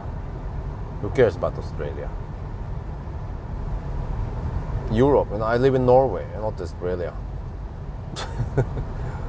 Yeah. Australia seems to be on a completely different planet, even though it's down under.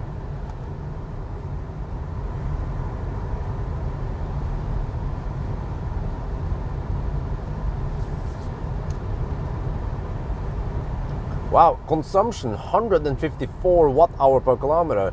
What the heck, man? This car is extremely efficient, even with these weather conditions and that kind of hammering. I didn't really go that slow. Okay, I went slow for a couple of minutes when I hesitated. Now I'm back on my regular hammer speed, 10% over the speed limit.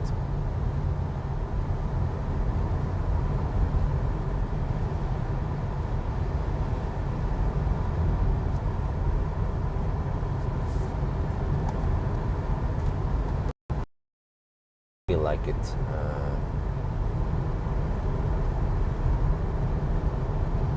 I think I already went deep enough.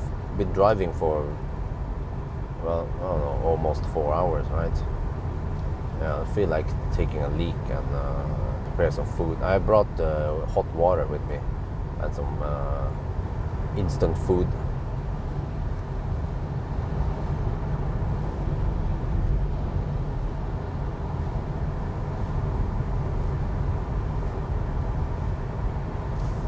Huh? Do we have some anti-EV YouTube channels? Really?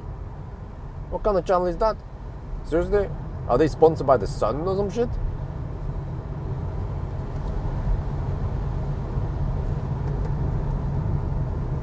But the Sun is in UK, right? Maybe they have an equivalent, the Sun Down Under.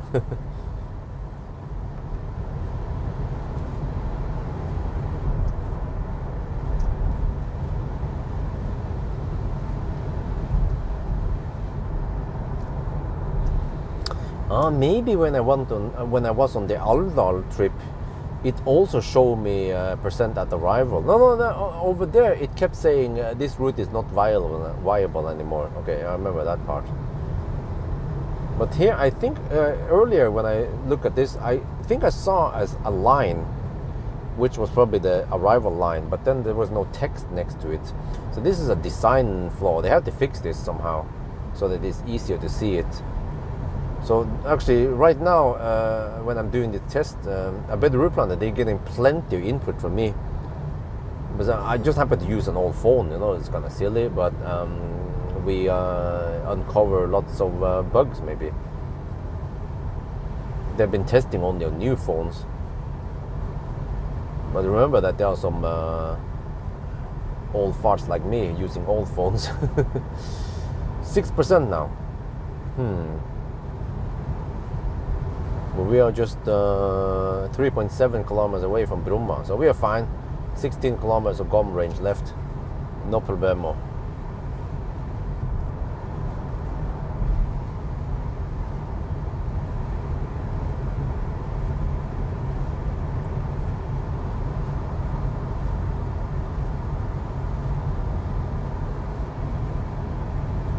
Well, I don't know why Brits and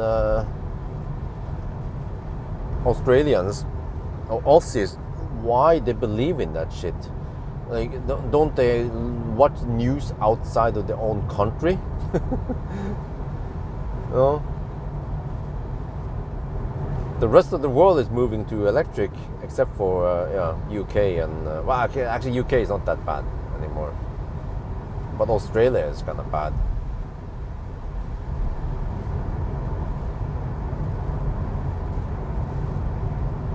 6%, okay, that's fine. Still no turtle more than anything, no problem.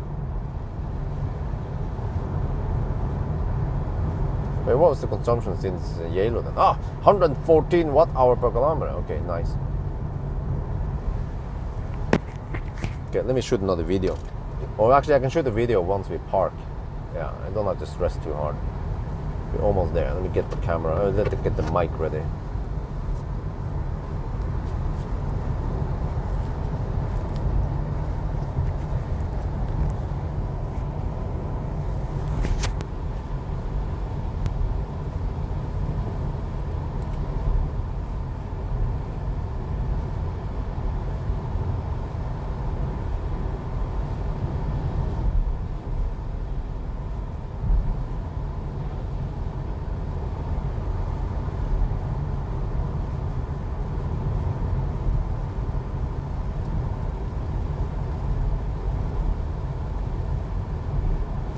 %, no indicated range left.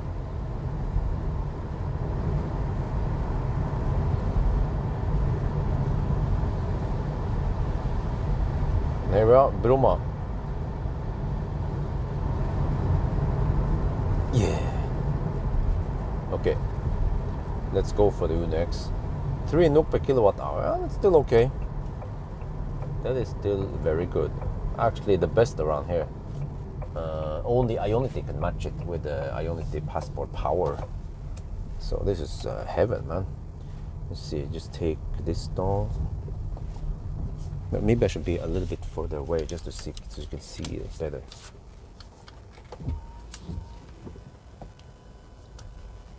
We are now at Bromma. We made it here.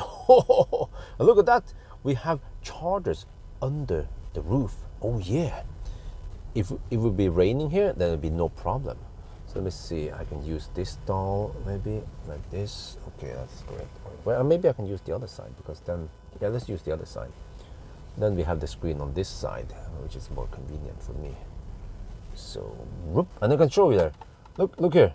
We arrive with 5%, and this is a total consumption since Yesheim. And then we have here, this is consumption since Geilo. Wow, this car is efficient, man. I mean, it's probably not as efficient as Tesla Model 3, but still, given the weather, given the temperature, you know, and the hammering, went 10% over the speed limit, then this is pretty good. Wait, now it seems like I get a little bit of drop. Okay, no, whatever. No, it's fine. Now I stop. Wait, I have to calculate something. 315. Let me just. Okay, Bromma, 315 kilometers, and 154 watt-hour per kilometer, and 5% left. How much is that?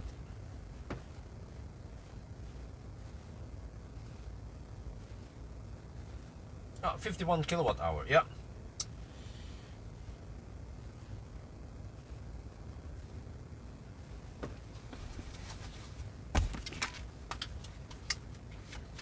Let's see.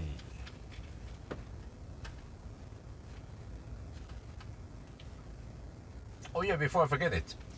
Based on the distance, you take the distance multiplied by consumption and divided by 0.95, we get 51 kilowatt hour. This is consistent. I also got it before when I measured it, so we basically did a battery capacity measurement right now.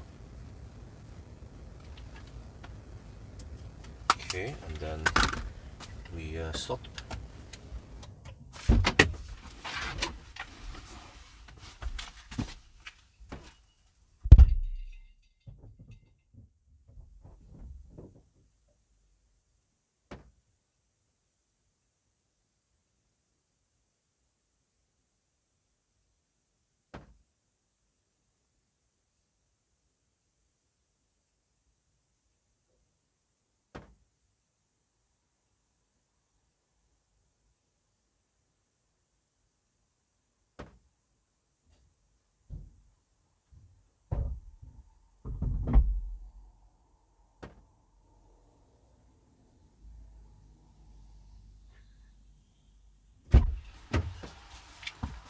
Okay, let's see.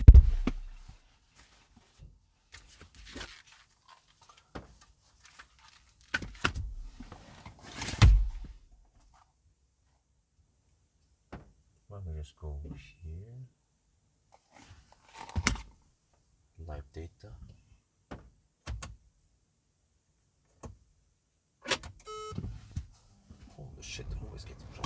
Right. It's so weird with this car. What if I turn it to auto? Doesn't matter. Well, actually, oh, it does help. Okay, okay.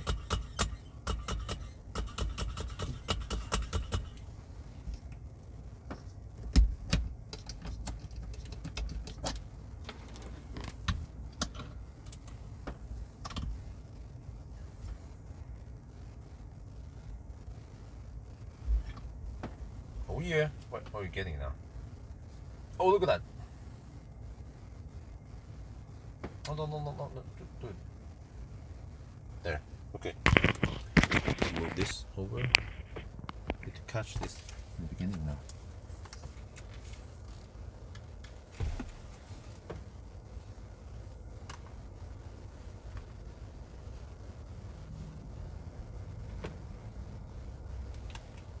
Oh yeah, we're getting maximum speed because the battery heated up to 28 degrees Celsius. No Colgate here. Nice.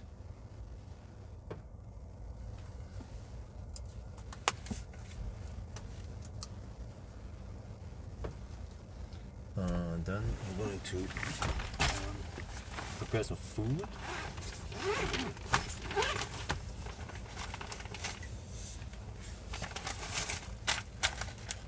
Trek and eat.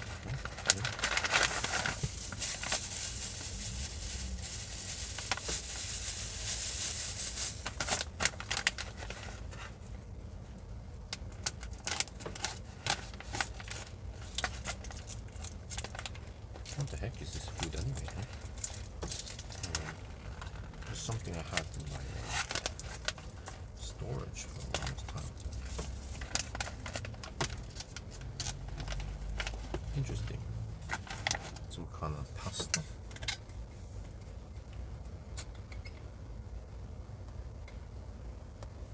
Right, search.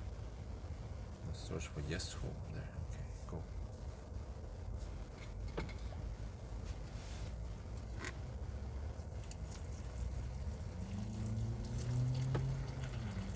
It doesn't tell me how far I need to fill up. Oh, there, damn, really? Okay, that's a problem. Not sure how much water I need to add. Seems like I need a lot. Oh, does it?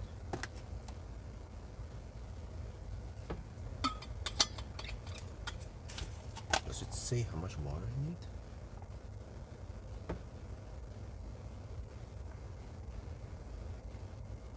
No. Let's get the spoon. Look at that speed. No rapid gate here. I'm also using the heater right now. I have to wait for this food to cook. But I'm not sure if I added enough water.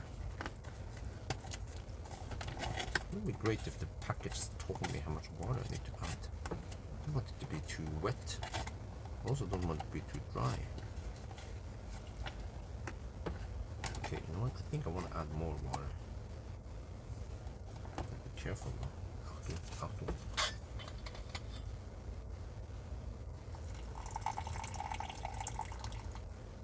What? I'm just pouring everything there. Okay, and then we have to mix it.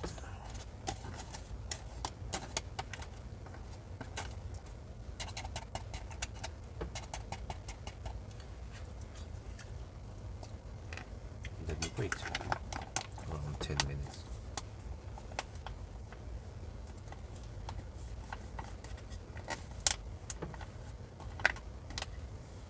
Right, Gutser, do you have grid rewards? Grid rewards do magic with the consumption. I mean, with the price. Oh, it's not throttling a little bit. Okay, but we are 21% on display now. So as expected, yes.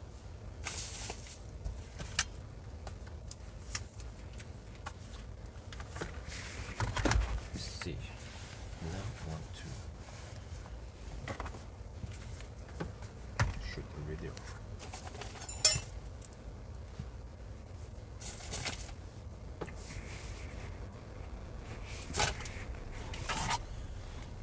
Okay, I just prepared some food. We have Trek and Eat. Yeah. You know, I've been getting bad stomach when I eat gas station food. It's mainly burger, hot dogs, and those, they call it flatbread, but it's like a sandwich thing with actually salami and cheese. And I would think that salami is quite hard to go bad because it's quite salty. But I don't know, man. I keep getting bad stomach, especially from 1,000 kilometer challenge. Double sausage penetration never ends well.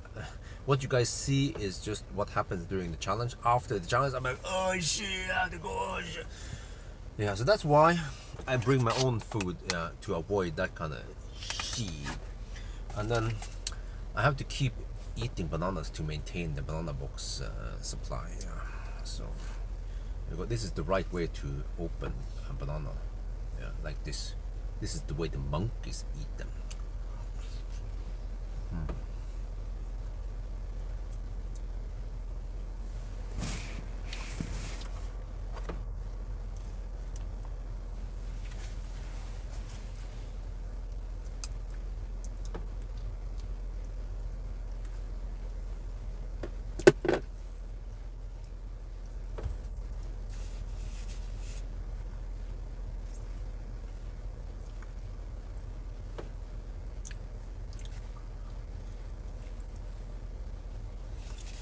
What?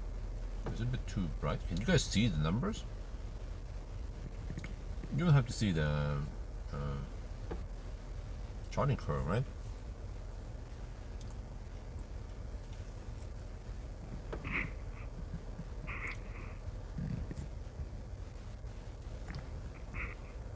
There, nice and tidy.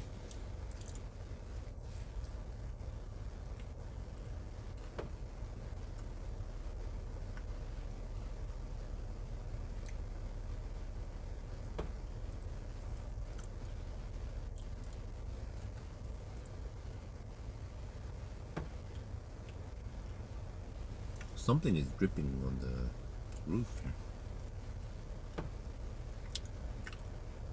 Yeah, it's gonna be dirt cheap tomorrow.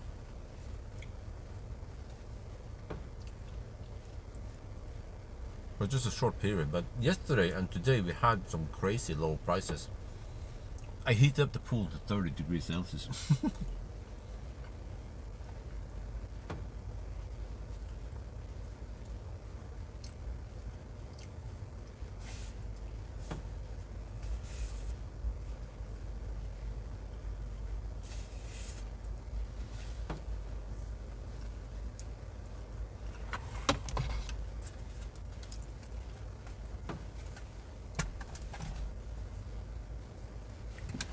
My thing is gonna beep at me.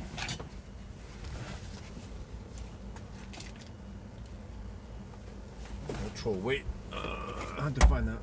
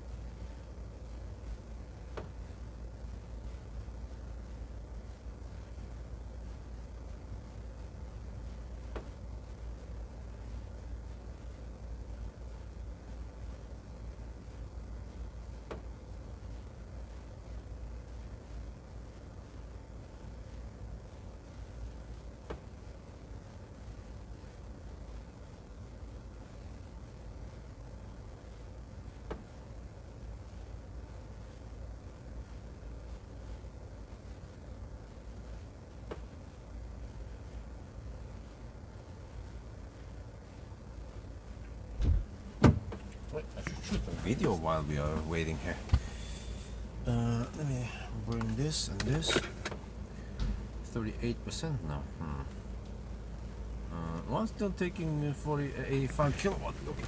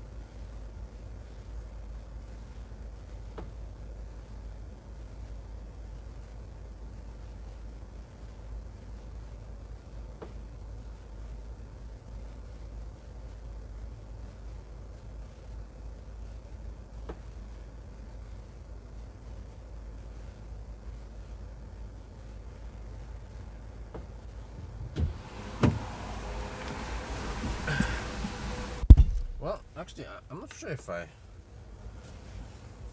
want to stay here too long. I just want to eat and get the heck out of here, right? I'm already at 47%, and we can possibly make it back home, right? I'll just eat my pasta and shut my mouth. Not sure what the heck I made here. This pasta thingy, whatever I cooked.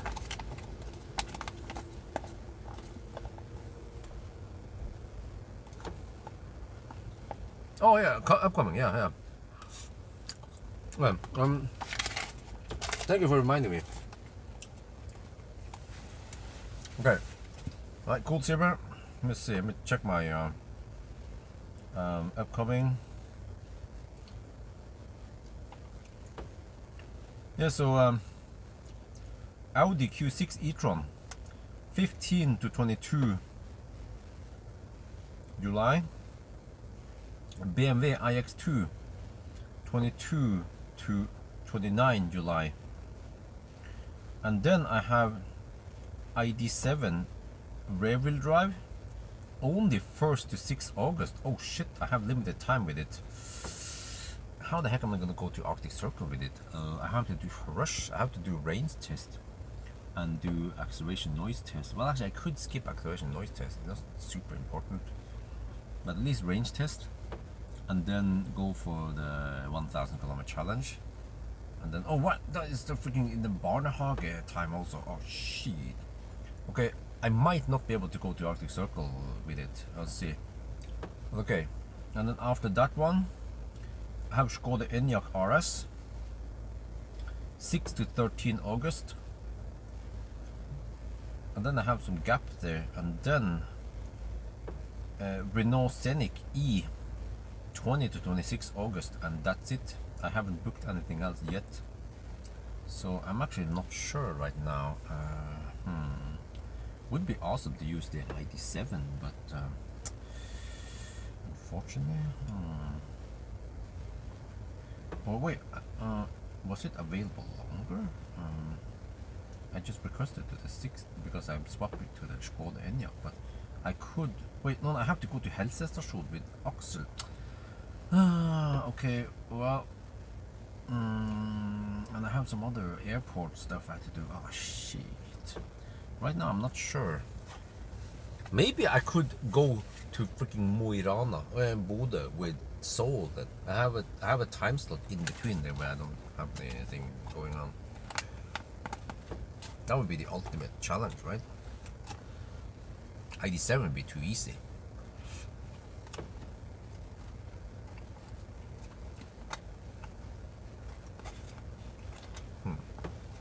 This thing tastes weird.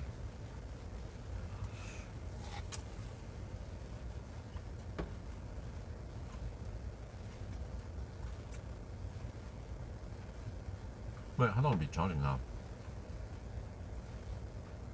We can see on the timer, 17 minutes roughly. Yeah, big battery ID7. I mean, it will be the fastest, of course. A modern car will be way faster to travel there, so I'll see what kind of car I can grab for the trip.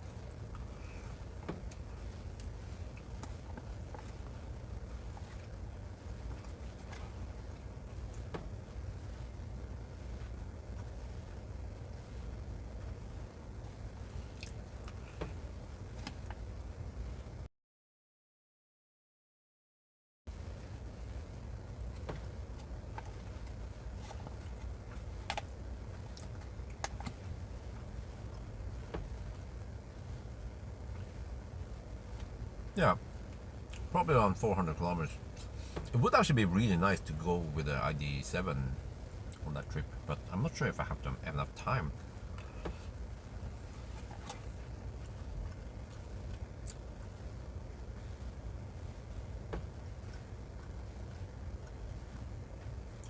Because 1,000 kilometer challenge is also important.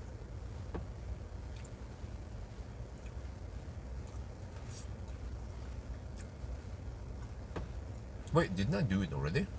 With the ID7?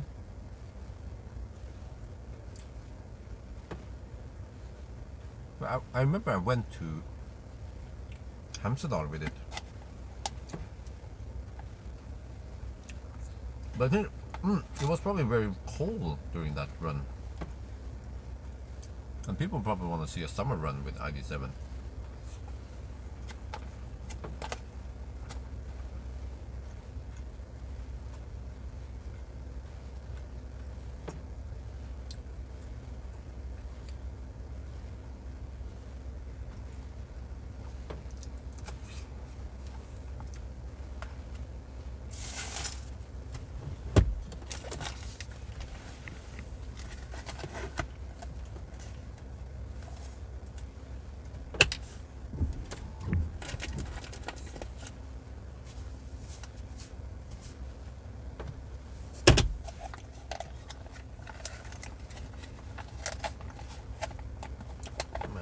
Weird tasting shit, man. Not sure if it's my favorite thing to eat right now, but -20, okay. It would be nice to do it in +20 and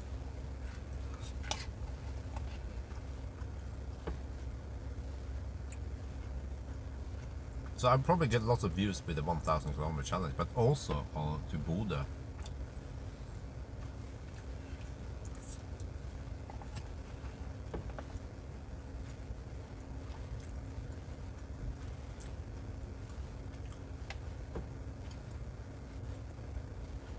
Man, by the time we finish eating, I'll be at 90%.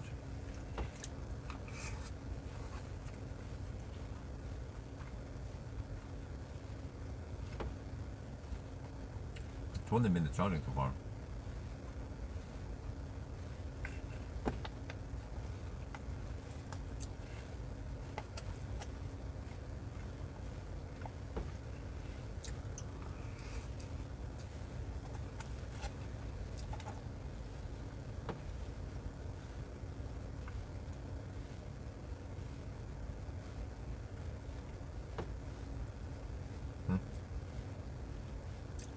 Couldn't keep up with the truck. Oh, yeah, I remember. Oh, that was the ID7 run. Oh, Olum is called. I wasn't sure about that. It's Colgated.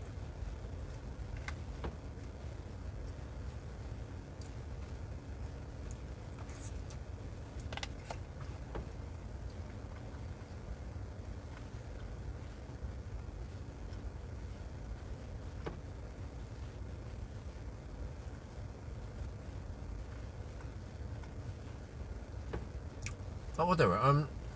I will see if I have an opening with one of the cars. More modern EV, and then I could go to the Arctic Circle with it, or yeah, Bodø.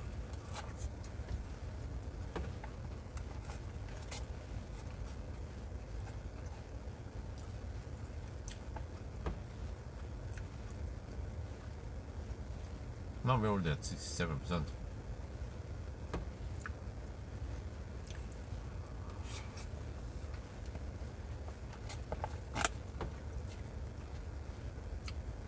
This is usually how it goes. I'll be home around 5-ish. I sleep for 2 hours, and then Isabel wakes me up at 7, and she doesn't stop, man. Even if I say that Daddy's tired, Daddy's tired, no, she doesn't care.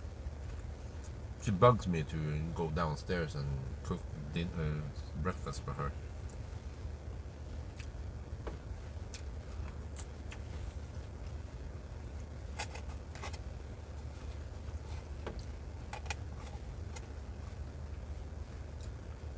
Yeah, and I think it was 19 to 20 August, Monday, Tuesday or something.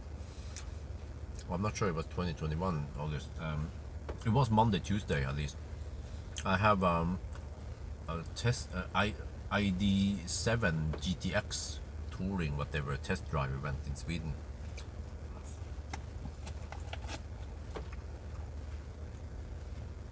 I consider that important, so I will go to that country to test it. MBB cars in general, they get lots of views, especially if it's from Volkswagen. I remember when I had the chance to go to Germany to test drive the ID7 there. That was well worth it.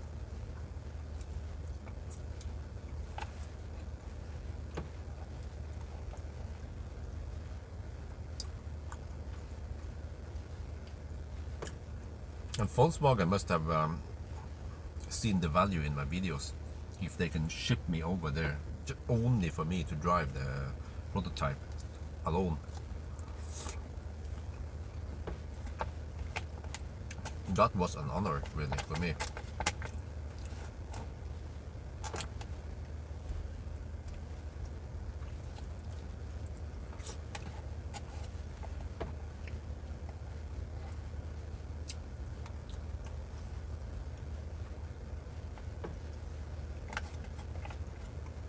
Yeah.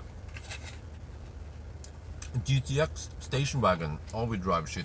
That's what Norwegian want. We should sell at hotcakes in Norway. Oh, it's 71% now. Right now is where the charging time is messed up, so I don't see, based on the graph, how long we've been charging.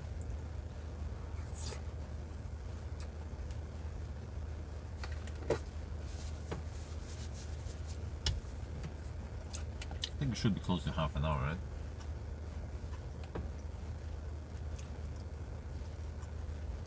But really, but the Norwegians, they love station wagon, or maybe they're going more for SUVs nowadays.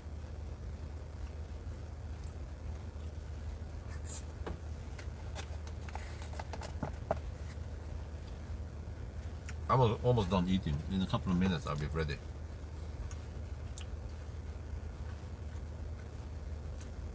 We could disconnect now, and I have plenty of juice, but whatever. I'm too lazy to disconnect.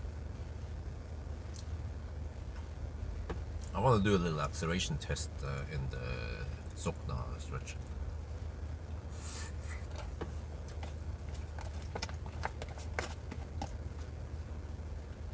Actually, since I have Dragon with me, we can do the acceleration test there. Why not?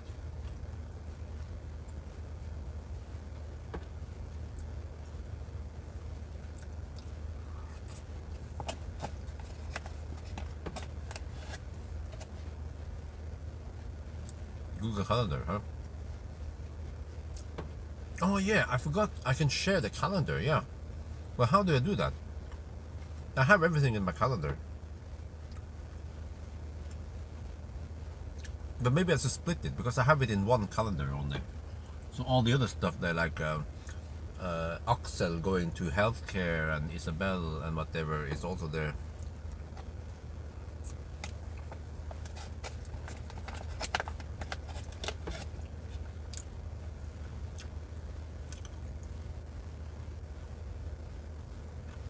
Well, awesome. Czech Republic. I was invited to some press event, but I had to decline because of lack of babysitter. Oh shit, I do sneeze.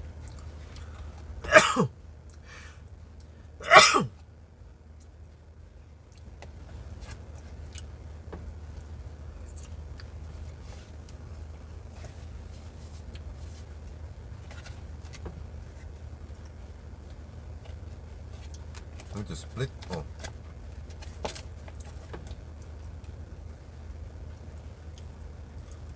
$300K. I use Tesla.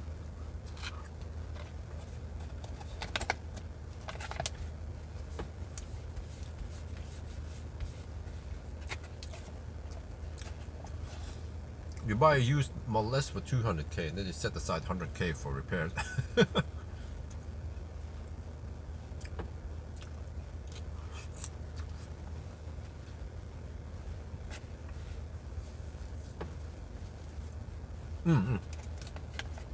Sorry, I missed the news. 300K? I wonder if some of the Chinese cars are good. Grab them before the tariff comes.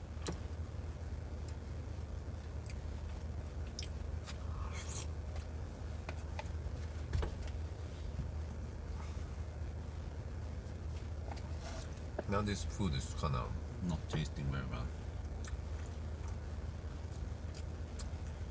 But it seems like we won't even hit 90% by the time I'm done eating.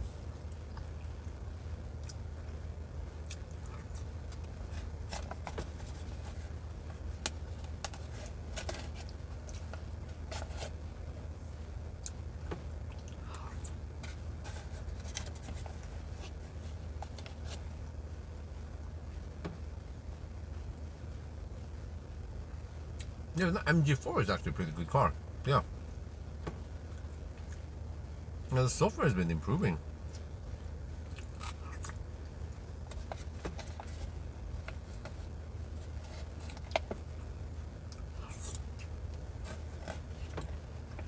And it drives and rides really well. It's rear-wheel drive, you know, good shit.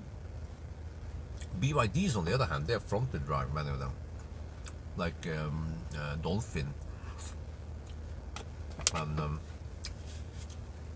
yeah, once again, CLU. But Dolphin should be in that price range, right? I have enough with this food. Look at the finish. There's a little bit left. Sorry. Oh man, this is weird shit. Never again. Something I ordered from Stoltenberg like 2 years ago. Wasn't that great.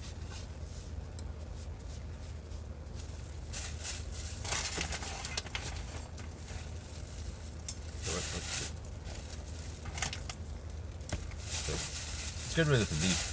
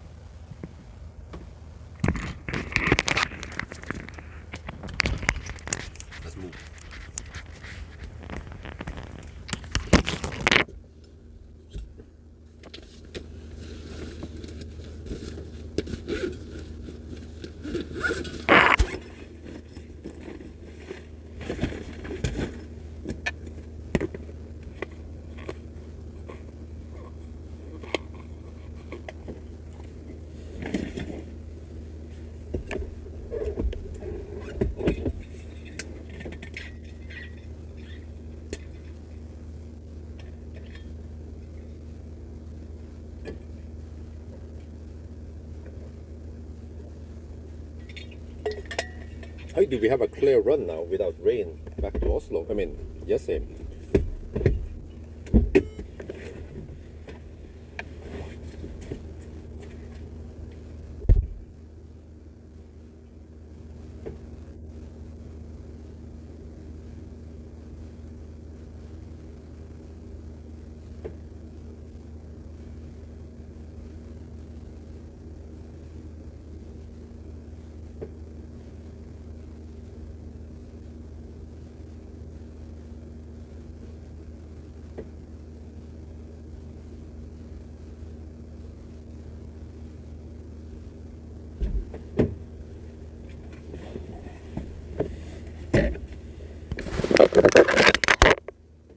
Most lighting is alright, okay. Let me shoot a little bit of video out there and then we go home.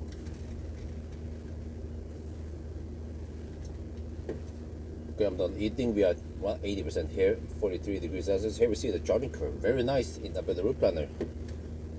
And then we are at 83% on display. So you see we are 158 kilometers away from Yes home, and we have 328 kilometers of range, so that's plenty.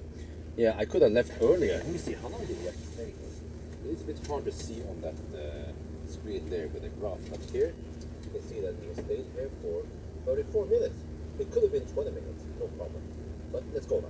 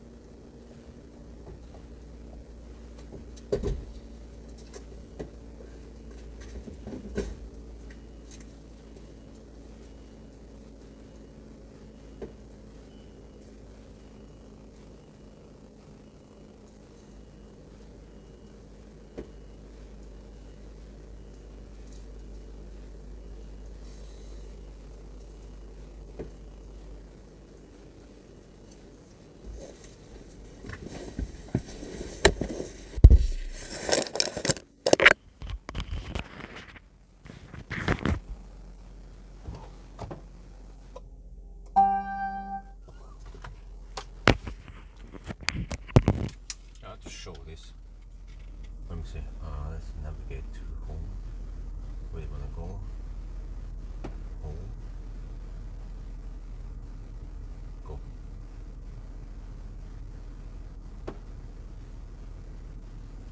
We will arrive there with 55%. Really?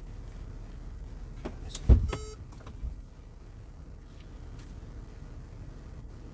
Okay, one thing that I don't like with this car is that it is not very child friendly. For example, if it's cold-ish outside, I want to keep the car on for the heater, and if I exit the car for doing something, taking out the kids or putting groceries, for example, and I close the door now,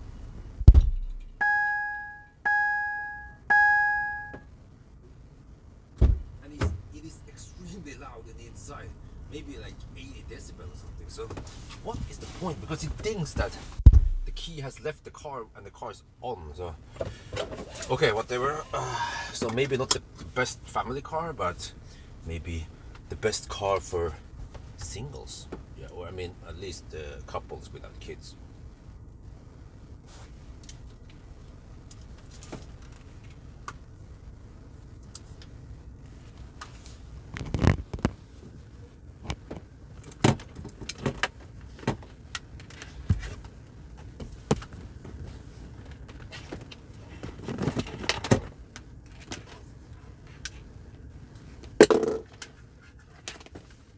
Get some charging going on.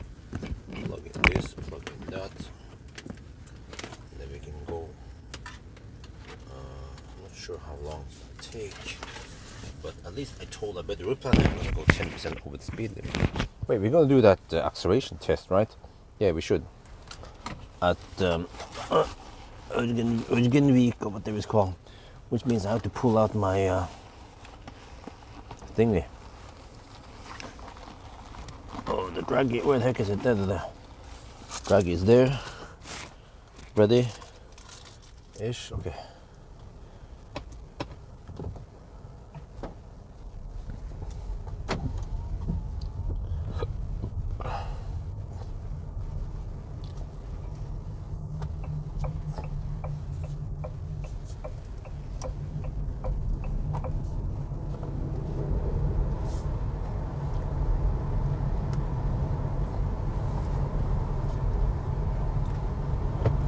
Well, that was a nice stop. It was about half an hour. It could have been 20 minutes. Also, no problem. Wait, are we on not driver assistant? Okay. Yeah, we will arrive. Huh? I better probably claims that we will arrive with 27% at Jesco. Okay, we'll see about that. But I should have high enough battery to get full acceleration now.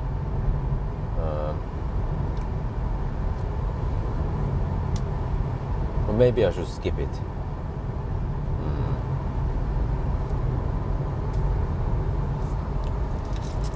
Yeah, I might skip it on the second thought.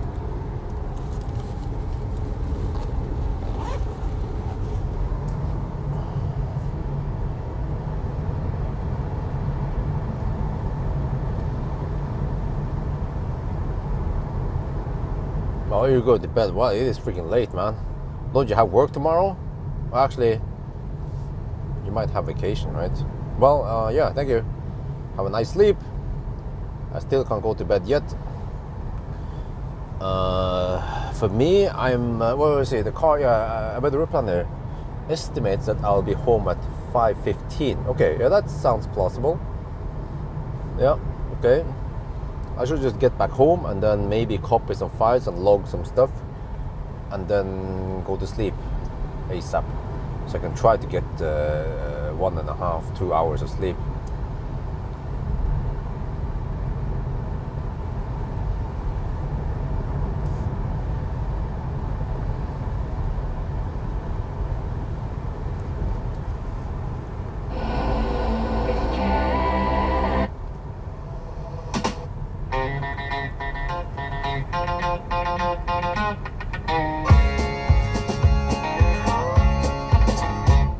Y'all. Well, did you miss me? Go on and say I told you so. Yeah, now I know the straight life is a no-go. I was wrong. I tried to get domesticated, but yesterday I finally couldn't take it. And I was gone.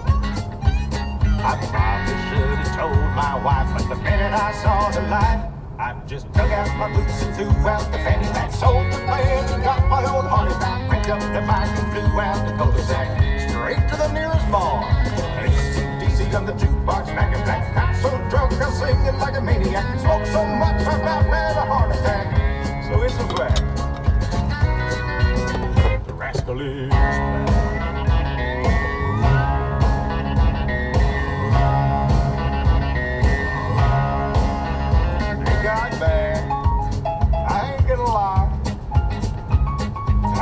Up in a suit and tie, pulled out the driveway 7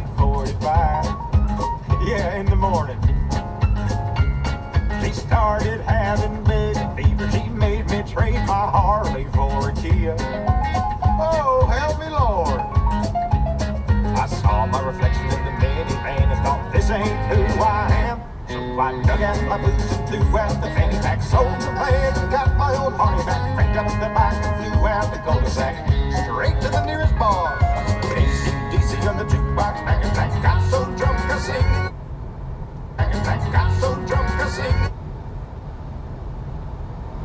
AC/DC on the jukebox, back and back, got. Well, okay, I'm gonna play this.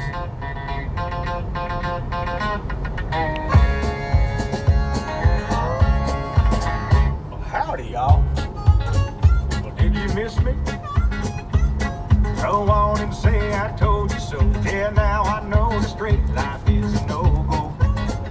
I was wrong. I tried to get domesticated, but yesterday I finally couldn't take it, and I was gone. I probably should have told my wife, but the minute I saw the light, I just dug out my boots and threw out the fanny pack, sold the plans and got my old Harley back, cranked up my old Harley back, cranked up the bike and flew out. Wait, is it not skipping much, or? I just dug out my boots and threw Oh out wow, the it's fanny skipping pack, really sold- slow. Okay. I probably should have told my wife, but the minute I saw the light, I just dug out my boots and threw out the Oh, fanny pack, yeah. sold the plans and got my old Ah, Harley we're back, heading cranked back up home the now. bike and flew out I'll listen to some music. to the nearest bar. Yeah, live stream is going quite inactive now. That's fine. It is 3:30 at night, so. So it's a fact. Oh, okay. Let's crank up the music and then. I dressed up in a suit and tie, pulled out the driveway 7:45. Yeah, in the morning. She started having baby fever. She made me trade my Harley for a Kia. Oh, help me, Lord. I saw my reflection in the minivan and thought, this ain't who I am. So I dug out my boots and threw out the fanny pack, sold the plans and got my old Harley back, cranked up the bike and flew out the cul-de-sac, straight to the nearest bar. AC/DC on the jukebox, back and back, got so drunk I singing like a maniac, smoked so much I about had a heart attack. I woke up in someone's yard. The rascal is back.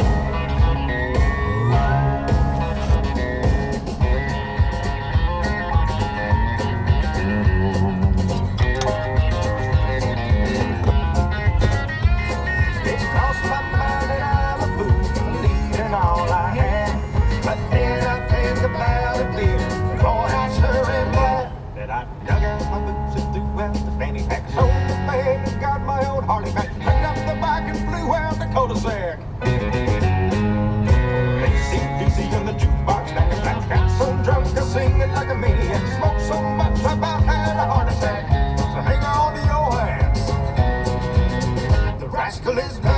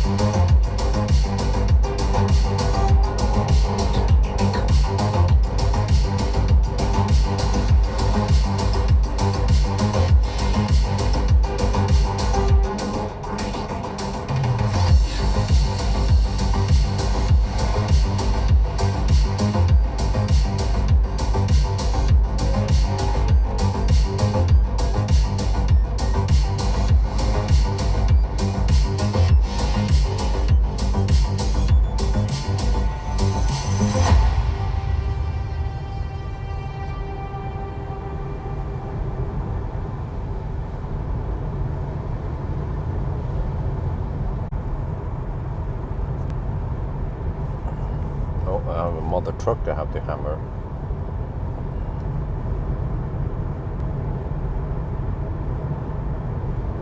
It's getting dry outside. That's good.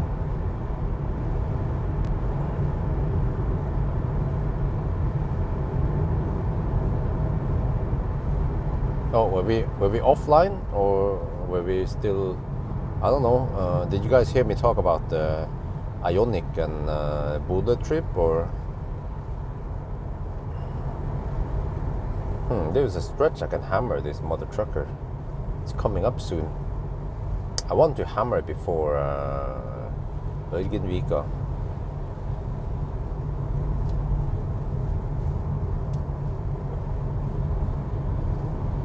Man, this has a weird smell, this mother trucker. To the point where I want to recirculate, but then I might get fogging. It has like a weird burnt smell. Almost like burnt electronics, but it's not. Okay, this stretch, yeah, I can hammer here. I have to just check for clearance once we are there, but we have ultra low traffic anyway. There, let's go. The car is quick. 156 horsepower does help.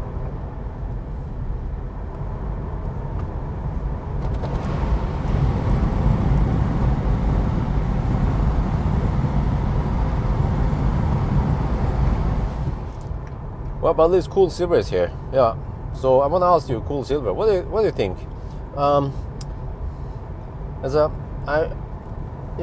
Which car should we bring to Buda? I'm not sure if I can bring the ID7 to Buda. But I mean, okay, wait. If I have to choose between 1,000 kilometer challenge and Buda trip, then I should choose Buda trip then. Because I've kind of already done 1,000 kilometer challenge before. Okay, it was winter, yeah, true, but yeah. I mean, on the other hand, the ID7, it has the same battery as ID4 I tried recently. It has the same charging curve, so the time on the ID7 is going to be similar to the ID4, which is also pretty good. But going to Buda would be something completely different, and I haven't been there in 1.5 years. Last time was, I think it was December 2022. So I bet a Buda trip will trigger lots of views, especially with the ID7. But then I might be wrong, because the ID7 hype might be over by now, and the people are hyped about something else. So I have to guess based on view count what people are interested in. Well, I could just ask. Yeah, I could make a video and ask. Hey, I have the possibility to go to Buda, which is beyond Arctic Circle even. And which car should I bring? And then I can list some possibilities. And also, yeah, I have to check with Valdemar if he has a car available. I also wonder about Marcus, if he has any cars left or how that is going. Can I take the Highland over there? Or what about the Plaid? But seems like the Plaid hype is over. So, but on the other hand, classic Ionic video seems to give me okay view, but it's all about timing, If I went to Arctic Circle with Highland 6 months ago, that would be big. Or when Highland was new. So, but also if I would go to Arctic Circle, in Buda with a Porsche Taycan, might not get that many views because it's somewhat expensive. So I have to figure out what the heck people are interested in. That's not always easy. Also what I have available. But I get the impression that not many people are interested in the Soul. I like the car, but yeah, not the majority of my viewers.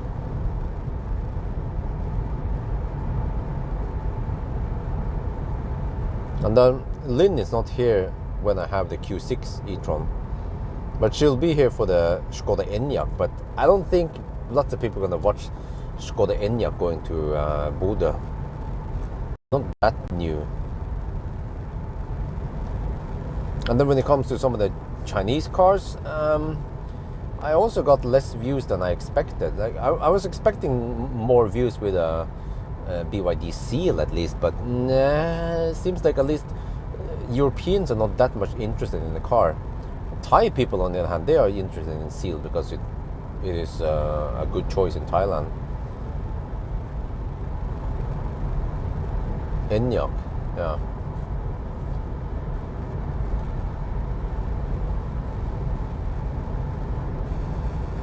It's all about the timing. I remember last time I went there, I took Aria there and then the ID bus, I think it was, and I got some nice view counts, but it's all like more random, you know. Like several years ago, I went to the Arctic Circle. Well, I think I even bailed out. I don't remember if I went to the Arctic Circle or just Mo i Rana with the EQS. But then for some reason, I got lots of views on the EQS. Maybe because I said something about sleeping in the EQS in minus 16 degrees or something. I don't know. Some of those sleeping in the car videos triggers lots of views.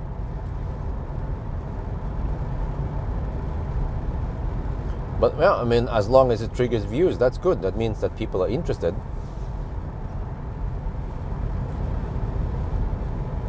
And if I have the time and possibility, I should actually go on a little trip with Isabel and do a little camping trip with her.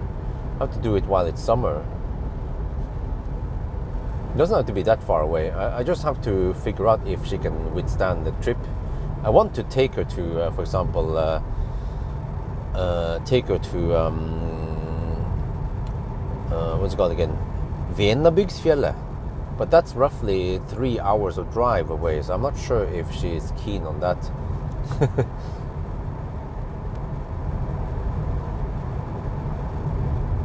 Then we can take a nice walk together in the mountains, and then camp and maybe barbecue some, well, she likes lumpe at least.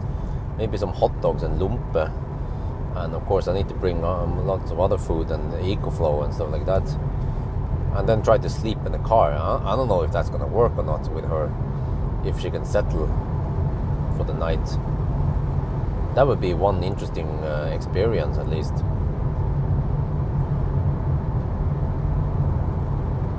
Or we just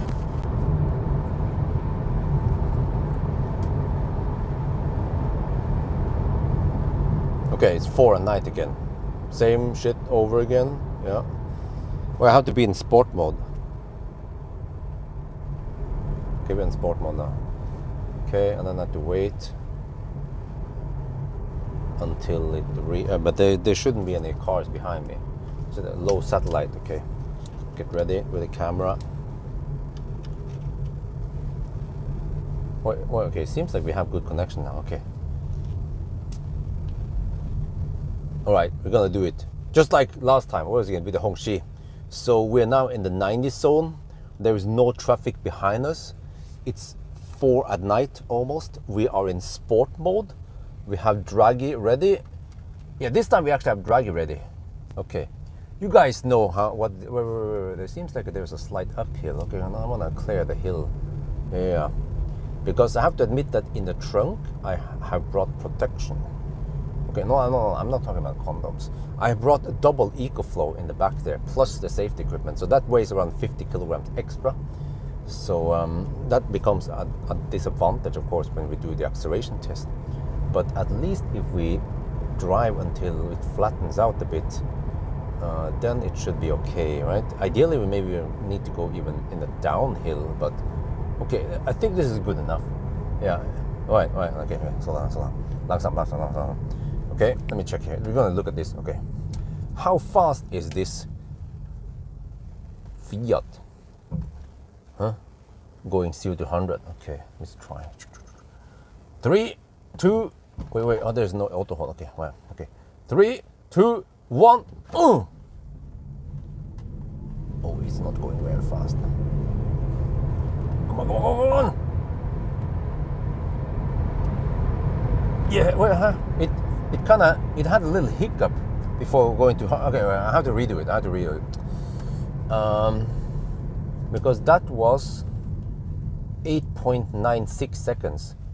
Okay, let's redo again. Okay. Get ready. Okay, do it again. All right.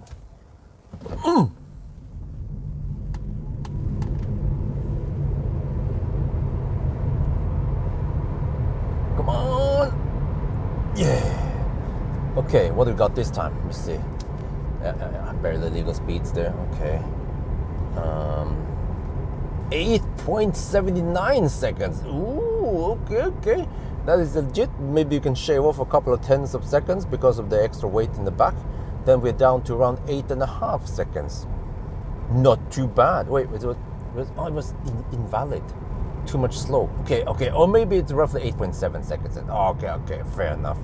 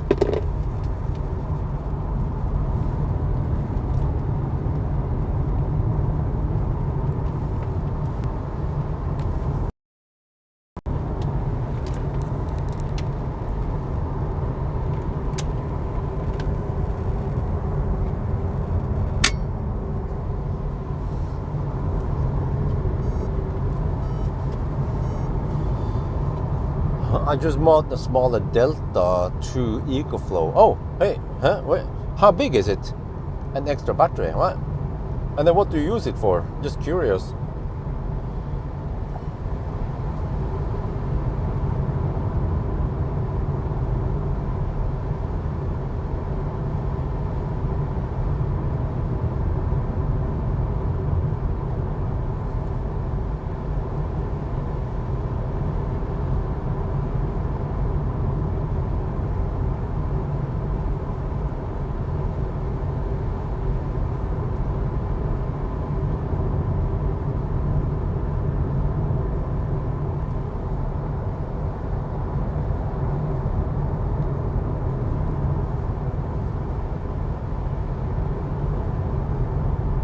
Kilowatt hour each. Oh, okay, so like half of mine then. But I wonder if it has a pretty okay inverter, right? Short power outage. Oh, okay. Well, how powerful is the inverter then? Well, I'm in sport mode. Okay, I don't like to be in sport mode.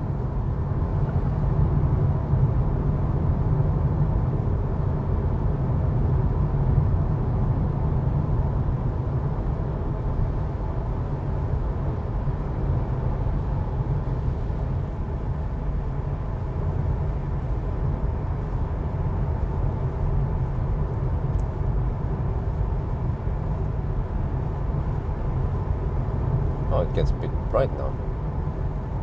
It's going to be rainy today also. And man, I have to get some sleep. But yeah, I also have to copy files. I always do that once I arrive home. Copy files and then log how many kilometers I've driven. And yeah, usually takes around 5 minutes. Well, I don't have any expenses. Yeah, it's like homework. Once I arrive home, copy files from various memory cards. This time I only brought one camera. I packed light, so only one memory card, and then log distance and the registration license number on the car and where I drove. Geilo, Oslo, Jessheim, Geilo, Jessheim. And then if I have expenses, I will have to write also expenses in a folder and stuff. 1.8 kilowatt, damn, huh? That is quite massive. You can actually charge on Shuko. Just have to dial down the Shuko to around, how much is that again? 1.8, 8 amps, right? Roughly. And most cars, they can accept 8 amp charging. Well, actually, I think most cars can, because in Norway, supposedly if you want to charge on Shuko, you have to dial it down to 8 amps for safety. I think most EVs, they can accept around 1.5 kilowatt as the lowest. I think Tesla goes down to 5 amp and 1.2 kilowatt roughly. Oh, it's okay. Oh, but you have 120 volt outlet. Man, that kind of sucks. Would be nice to get the 230 volt version, right, with Shuko.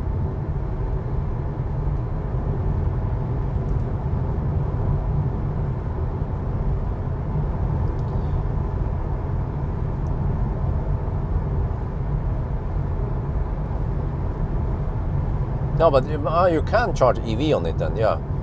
Just charge on 15 amp, right?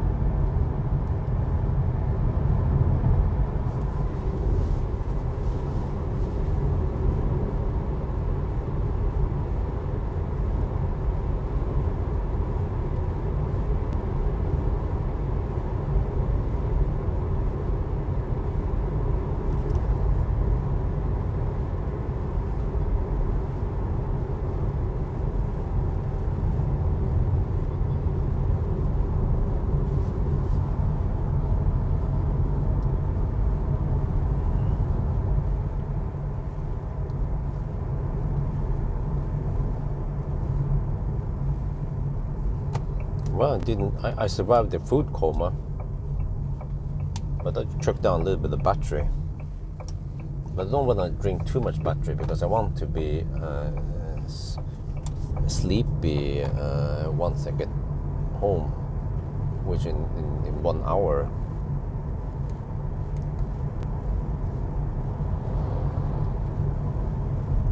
Sokna. No, I consider taking a trip to Haukeliset instead, but I think that might be too far away. I'm not sure if it takes too long, but I have to pass through. Well, actually, I could go the Oslo route, but I think it's actually faster if I go via Hønefoss and then Vikersund, and then end up in but that route is a bit slow or long. I can check. Well, I could actually just do it with a better route planner, because what is nice with a better route planner that I have realized now is that it will, Google will only estimate based on fossil car driving, right? I mean, I'm a little bit surprised that Google doesn't have something that resembles a better route planner.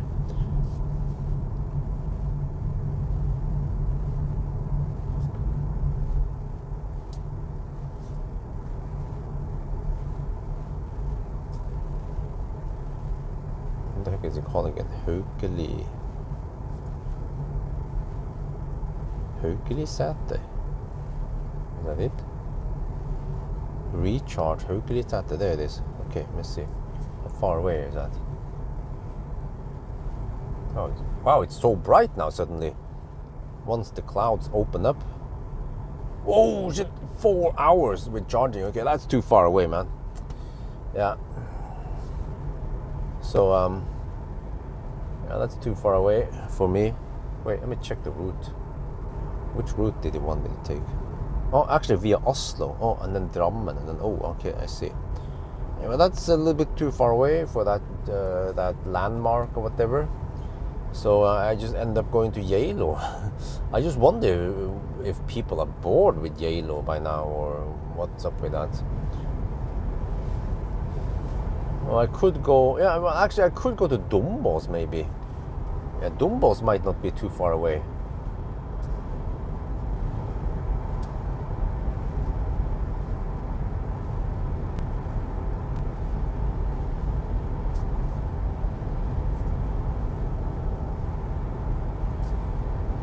not sure if that is an interesting waypoint or not. But then I'll be able to drive up the Godfire Valley. Yeah, Dumbos could work. That would take roughly 3 hours. Yeah, in case I want to mix it up with some other routes and just the same old. Okay, so I have Alvdal and Dumbos and Geilo. They are in slight different directions, and they take roughly 3 hours each.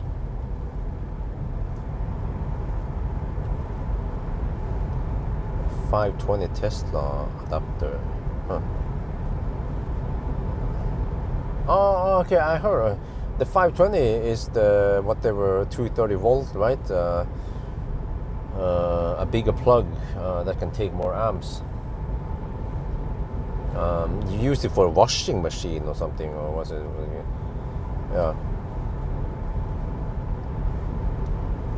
Wow, I didn't expect it to be that bright once the clouds cleared up. Damn. 4 at night. It is that bright outside.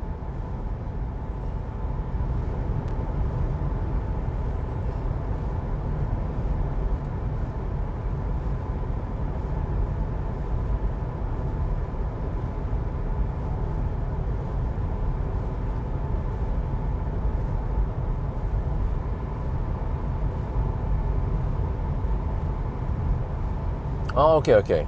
Oh, it's still about 20 amp. Oh, okay, interesting amperage. Just thick wires or whatever. More robust plug. But the 4050 is the one that is 240 volt, yeah, and 30 amp, right? What I remember. So you can go 7.2 kilowatt on it. Like, wow. And then in Europe, we are like, we have 11 kilowatt and 22 kilowatt AC. Yeah, why not?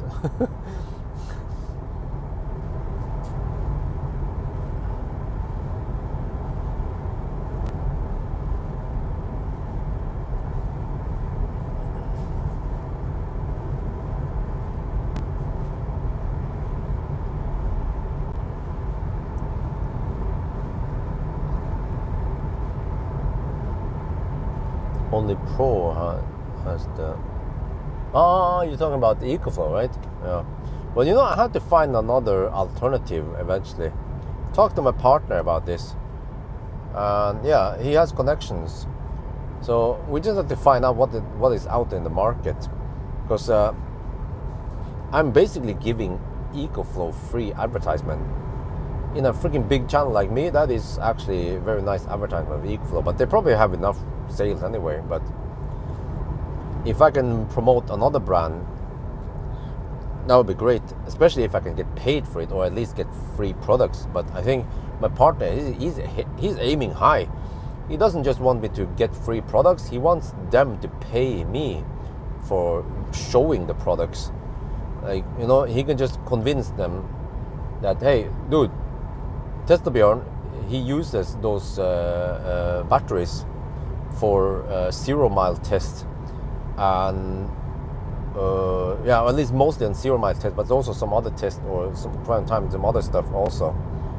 So it has been so like I've been using these the EcoFlow so common now that as long, I mean, when we are driving and I go deep or something, when we mention EcoFlow, then everyone knows that is equivalent to the battery, whatever, you know. It's like strong brands like Thermos and Discman, and you know, people know what it is. Just go and Xerox it, right? So in my channel, EcoFlow has become that strong brand. But we need someone who can pay us instead. And I also want something with type 2 output, so we can at least go 16 amp AC or maybe even higher on AC. It doesn't have to be DC. As long as we have powerful enough inverters, I can go high on AC. That could even work for me. But DC would be even better. But I heard about a modular system For me, okay, it can be a bit expensive. I don't care because I'm aiming towards businesses, not private people. So businesses could want these emergency batteries, right? For like tow trucks and shit. And if it's, I like the module design. I've seen there was some kind of DC. I'm not sure if it was CCS or Chademo, but you can put several batteries together, which is nice for my back and my knees, so I don't have to carry two heavy units. So if there are 15-20 kilograms each unit, and you can stack them together, and with a control unit, the main unit with something, and you know, it doesn't have to be that much. I mentioned this before. It could be somewhere between 4 and 10 kilowatt hour, and as long as it can output 5. Like even 5 kilowatt would be plenty on DC. It sounds pervert, but yeah, 5 to 10 kilowatt DC is plenty. Or if I can get away with 5 or 10 kilowatt AC, that also works. There's a little bit more losses, but yeah. And most cars, they can take more than 16 amp. Anyway, they can usually take 32 amp on one phase, and then even more on 3 phase. So that would be a very nice addition for me when they do the 0 mile test. Or I can go camping with it or do something else fun with it.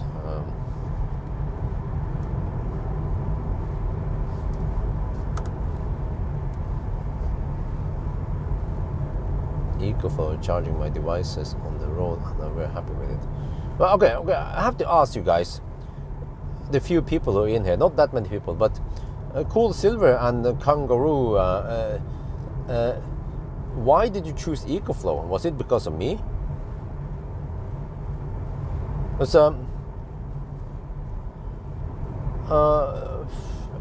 Why did I choose EcoFlow? I think it was a coincidence.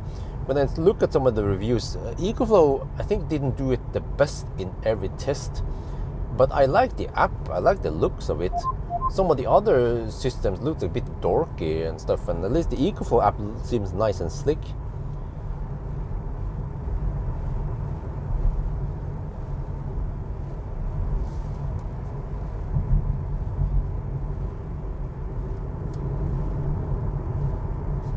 The other brands don't have as many smart features. Okay, yeah.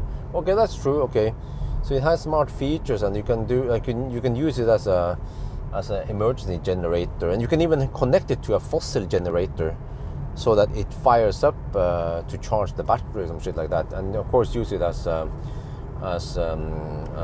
solar generator. And also, what I like about EcoFlow is that it can actually charge quite fast. Many of the other brands, they can you can charge on Shuku, but you can only charge it at let's say 300 watts, but EcoFlow can accept 2 kilowatt. I'm like, oh yeah, I want that shit, man. Anker, okay. What was that brand that Sandy recommended? He actually poked into the hardware, and yeah, could see that it had some good stuff there going on, but he didn't go deeper into the details about app and whatever features we have.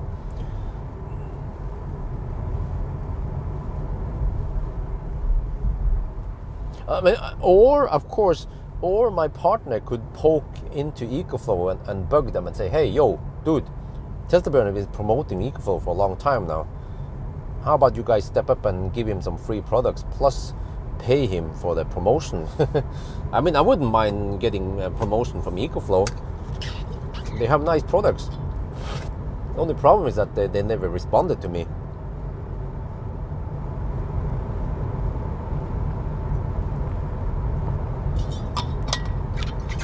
Okay, yeah, alright, so you actually chose EcoFlow because of me.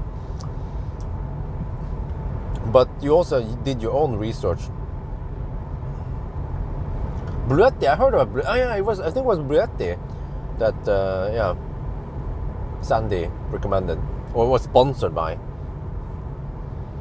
Wait, was it Bruetti? No, I'm not sure.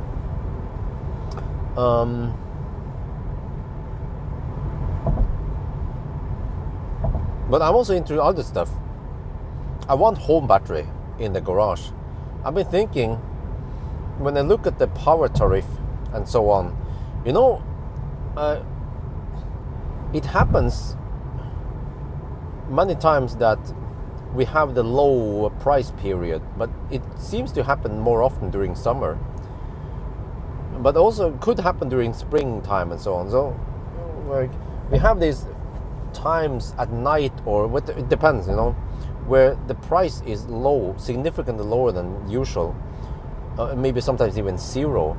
And my idea is that if I have a big enough battery, I could hog a lot of electricity and then discharge that battery, to save money. But the problem is that that kind of battery is going to be freaking expensive and it will never pay for itself. That's the problem. But it will do a little bit of peak shaving and of course save me some money constantly, not only during the extreme low. DJI is going to make them. What? Oh, interesting.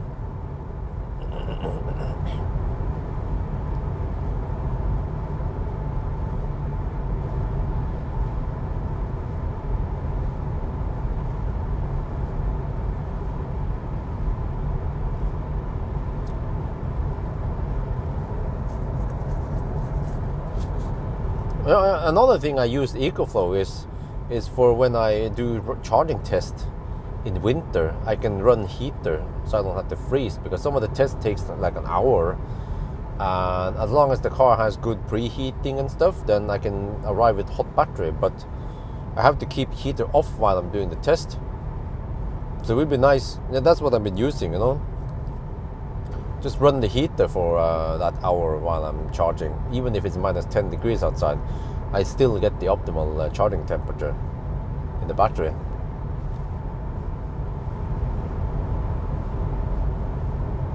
So I've actually used EcoFlow for many different use cases, not only for the emergency charging like I initially bought it for.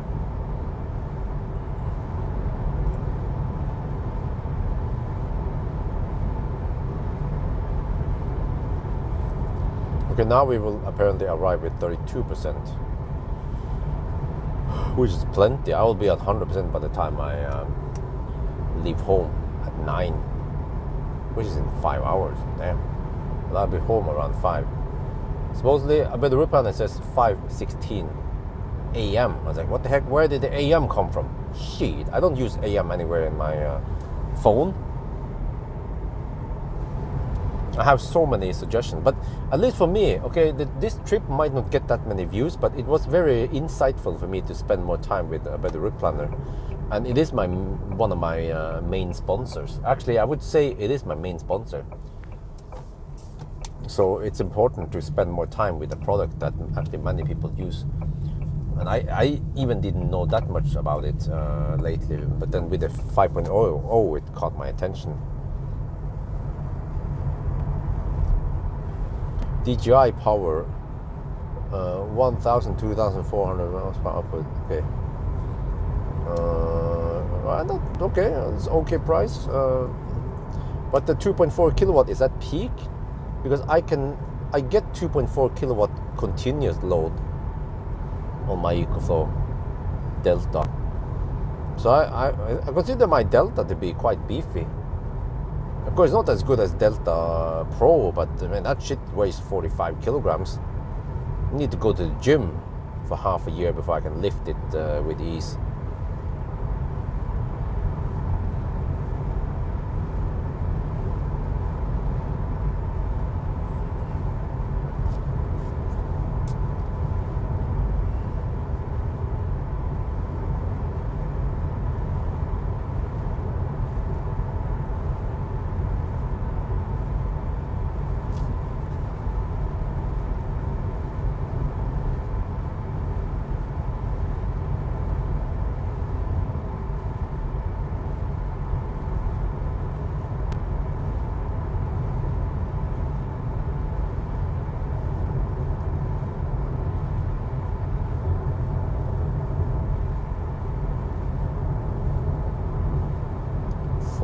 Oh, okay.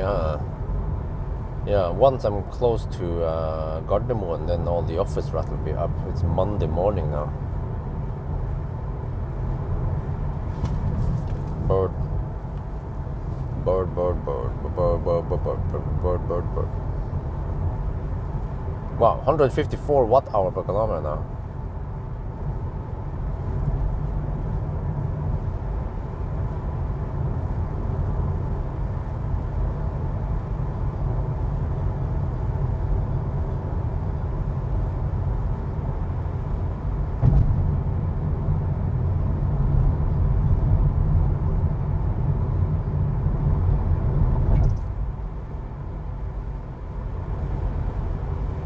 Well, shit, RV. I hope it's not going towards my direction.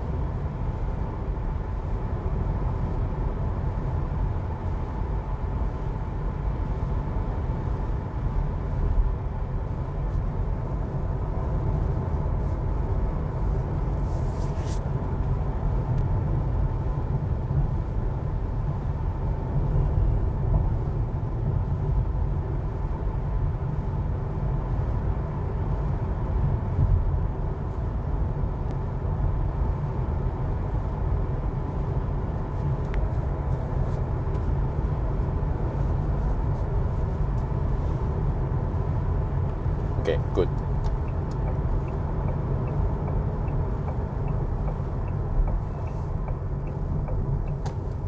But I was debating whether I should take this trip or not, because I expected that it won't get many views.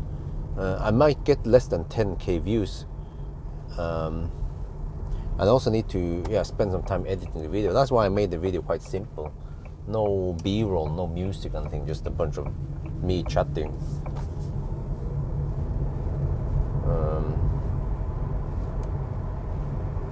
But I wanted to just take a drive with this car, and felt like I had time left over, and I didn't feel like doing the regular acceleration noise test, whatever. I included the acceleration test and headlight test in this trip. Just a noise test I haven't done, but most people probably don't care.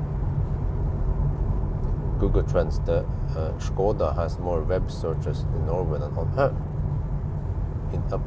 Wait, what?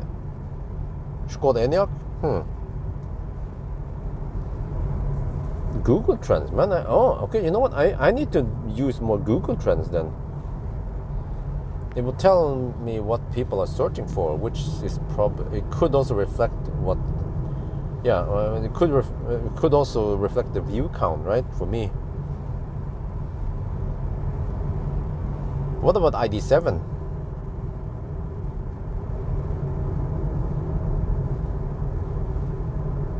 Man, I have to learn that tool.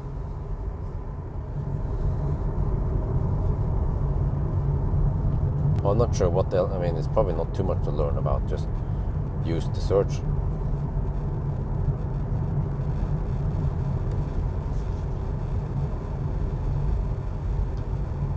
It was less, really? What? I'm surprised, because I am more interested in the ID7 because it's a completely different car. It's called Enyaq. Is just another Enyaq, just more efficient drivetrain. But I saw that even the ID4 and the Q4 e-tron got okay view counts.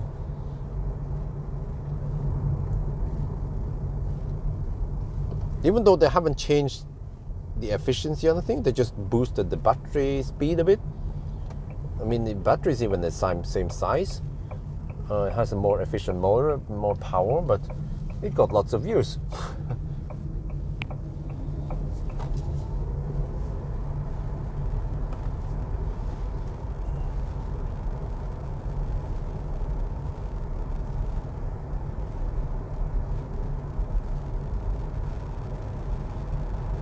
But I mean, if people Google about this, it should also reflect the YouTube searches, or similar in YouTube searches. And also, many people, when they Google, they also find YouTube videos. I think Google is smart enough to show YouTube. videos, but they probably only show YouTube videos, but not Vimeo videos or other platforms. No, just reaction on the bird, man. I don't want to hit the bird, even though it wasn't that close. EV9, okay. Well, I have to look. I can look on my own analytics and see what videos gave me views in the past, but that's almost too late because that is looking in the past. So if I had high view count on something in the past, it doesn't mean that if I borrow it again I will get the same high view count, right? It's all about timing and trends and stuff. But actually the Model 3 Performance got lots of views. But now I'm not sure if I would get more views if I borrow it again. But not sure if I can borrow it.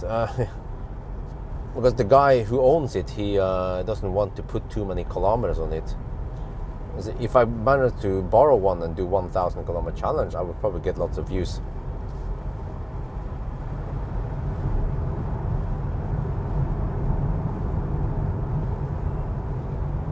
Oh wow, e-tron. Okay. Q6. Well, I have it upcoming tomorrow. I mean today, technically. So hopefully I will be able to milk it. Just have to be quite active and have the battery ready in the fridge. I have to sacrifice some sleep here just to get the stuff done, but of course within safety. But well, actually that should mean that I should hire a babysitter more in this week just to get more videos out, because it should pay off, even if it costs me 1k NOK or something here and there. I should make way more than that. It is very important to make as many tests and videos as possible with the Q6 e-tron. But next one up is also the Skoda Enyaq after this.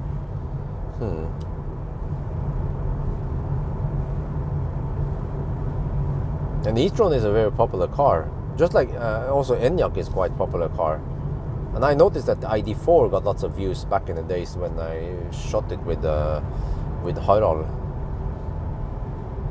I had no idea it's gonna be that high, just a static view. So that's why I'm guessing that the ID7 GTX might get views. So I have to spend possibly 2 days in Sweden. Not sure how that works. Probably, travel there in the first day and then have some dinner, some social stuff. And then I'm not sure, possibly, and then second day we do the driving. And then we travel home. Yeah. But it's not 2 full days. Usually it's like 1.5 day and you arrive home not too late. The second day.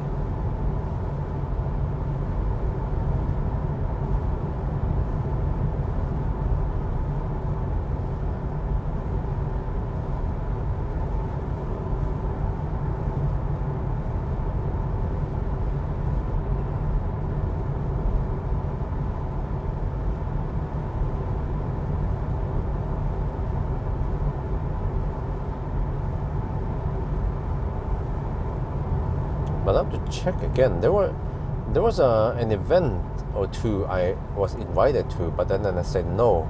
But I wonder if it was like the Skoda Elrock or whatever it's called, somewhere in München, and there was something maybe in Amsterdam. I don't remember. But I had to decline it and actually cancel a ticket that was already bought. But maybe that is it's too late now, because they might have given that spot to someone else. That's why I didn't even bother trying to dig for it and see if it's still available.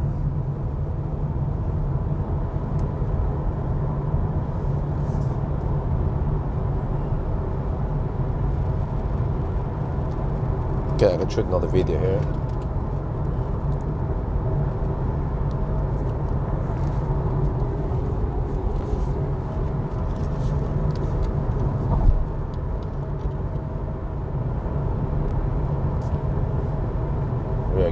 close to home now. Well, actually not that close. Close to Roa, yeah. And it's 4:30 at night, or I don't know, we should call it morning, but it is quite bright outside.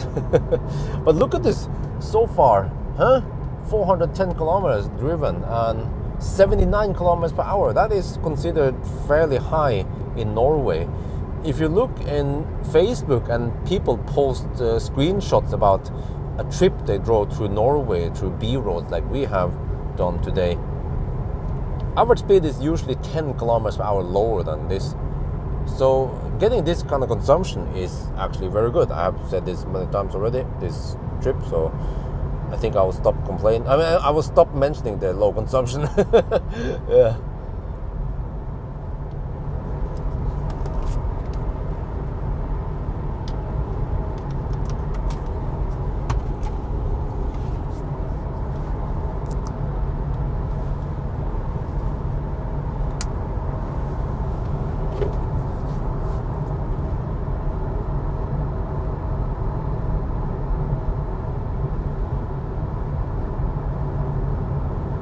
And did your investor come through for you? What do you mean come through? We had a meeting. He came to my house with his lawyer friend. We had a nice chat, actually a long ass day chat. I bought 2 pizzas, we had some coke, and we had lots of discussions, useful stuff. And then we agreed that I need to make a spreadsheet, a Google sheet or something. Well, actually, I think I need to make a document and then organize it there about to do, what we need to do. Case 1, merch. And I need to specify how I want this. We have some ideas how we're gonna do this with Stormbike. Because I know, yeah, that would be awesome, because that then you will get a unique product. Not something you could just buy and make yourself on Teespring. And then Patreon. And then paywall. No, okay, I'm just kidding. But yeah, lots of cases. I need to set up like a shit ton of stuff, man. Yeah. But that's gonna take a while. Like a full day of just writing. It's many hours for me to write all the details down there.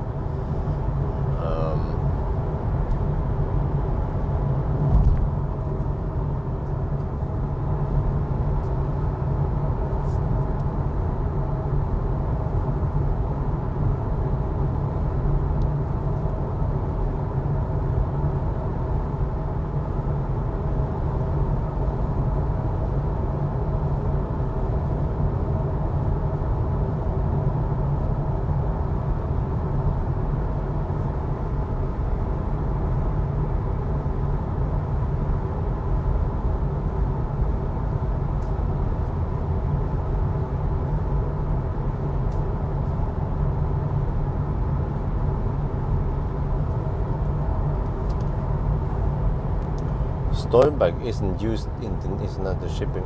Well, no.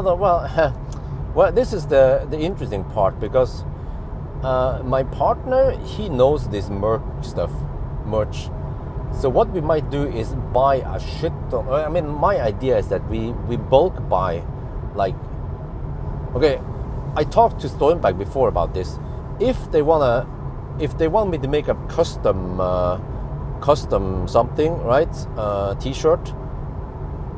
It's gonna take 6 months, and then they need a minimum of 1,000 orders, and they're gonna then make this in China or some shit. But then it takes 6 months. Who's gonna wait 6 months for a freaking merch? But what I have in mind is, okay, we just pre-buy the T-shirt from Stormbike, the one that is plain, and then we have to ship it to someone who can make this into the special Tesla Björn stuff. And they're also going to take care of the shipping and handling and the web shop or whatever. So yeah, we just buy like a bulk of 500 medium and 500 large or some shit like that, you know. I think most people, they need small, medium, large. They cover most of the sizes. Then we can cut it down to maybe just a couple of months instead. Well, let's say 1 to 2 months before it's ready. he knows a lot about the marketing. That many people, they start by using Teespring or whatever, but then eventually they move over to doing the shipping and handling themselves. But then eventually, once they get too many customers, then they go back to the Teespring-ish, whatever, Teespring, same or the similar platforms.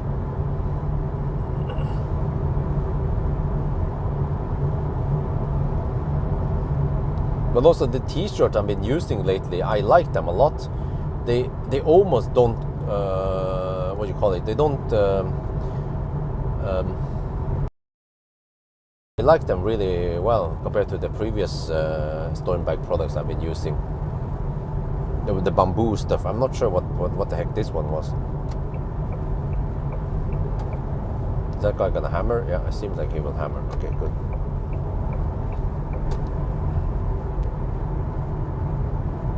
Yeah, okay. A lot. Yeah, I should have S, M, L, and XL. I think that covers most of it. I probably don't need XS or XL. I mean, we can buy a few of those also, of course. We can probably figure out what sizes people want by looking at some trends or whatever data, Google about this, or there's probably some statistics somewhere.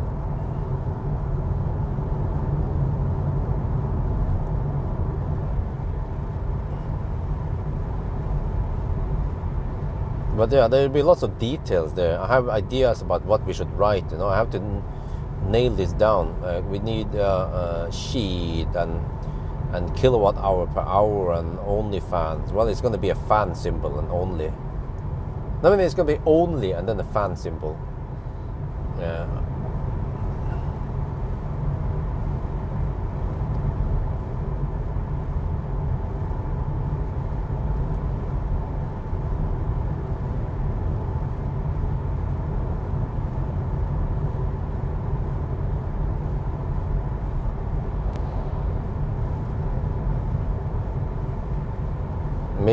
Maybe I should even make a T-shirt with a tow hitch on it. People, what the heck? And then what the heck? Question mark and then a tow hitch.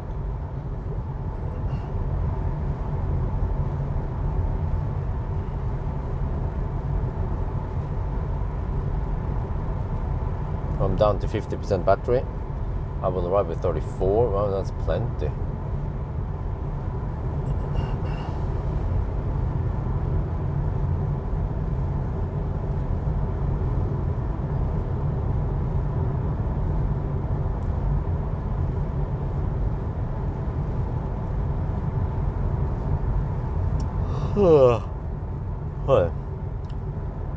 That's a Kona.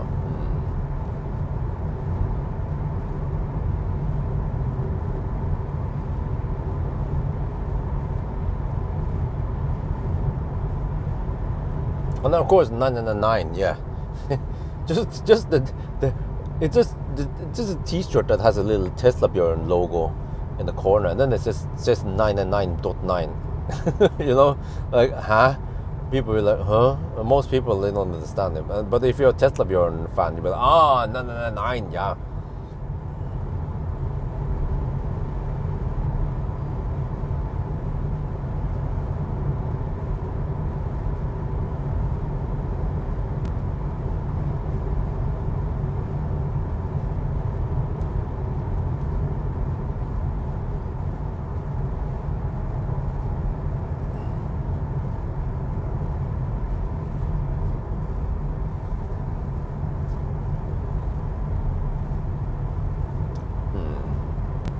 Might have to hammer this Kona. Yeah, it's gonna go slow down the hill here, but whatever. Probably not going my direction anyway. But I'm not doing a time attack now, so I'm not in too big of a rush.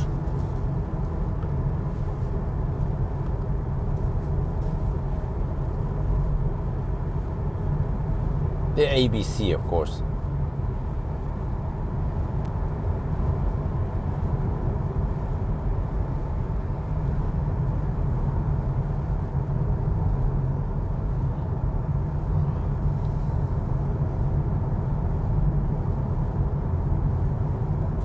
I could even have the ABC in many different variants, or just pure ABC, or I could have like an undertext, a smaller undertext that says always blame car, or always blame charger, or yeah, always be charging. That's where it came from initially.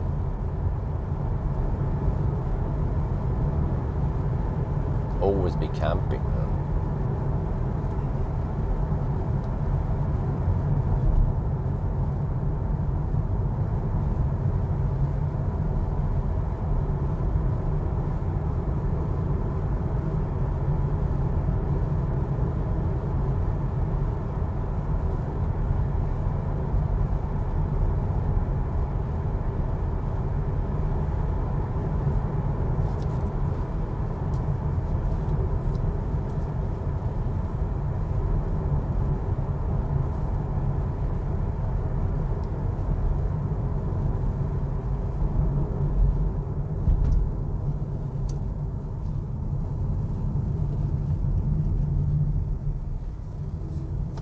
Corner has no blinker.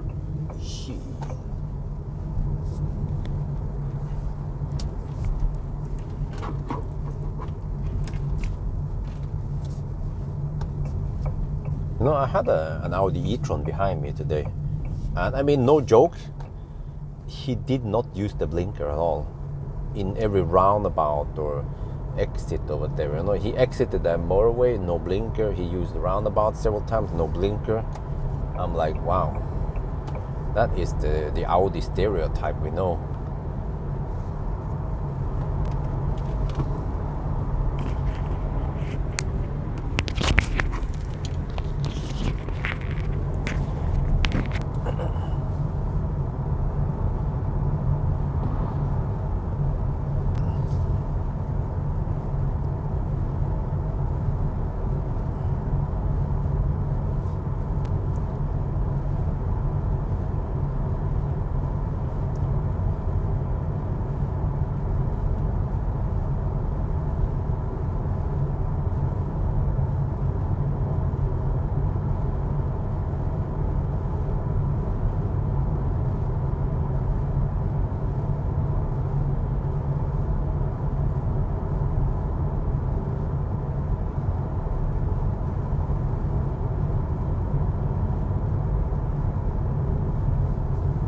Okay, maybe I should hammer the corner if I have a chance.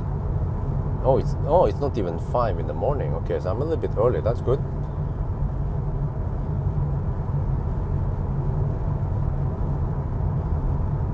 Yeah, we need to hammer the corner, man.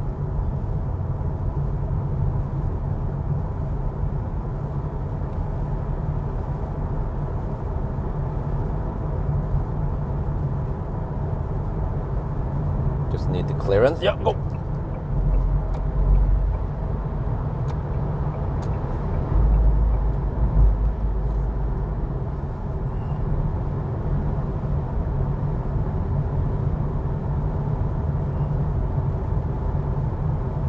Okay, I'm 42 kilometers away from home. But just one charging stop, and then we're home. Wow, 155 watt-hour per kilometer.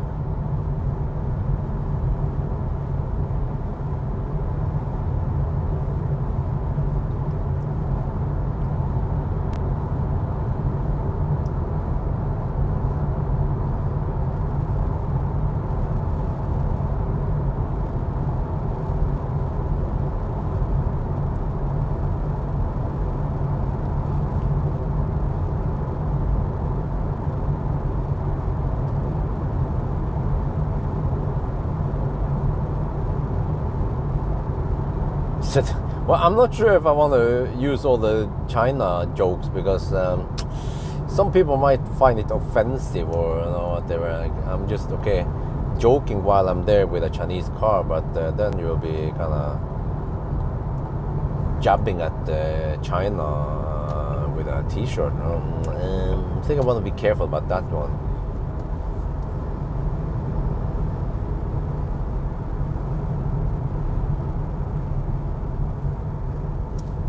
We don't want to upset the Chinese people,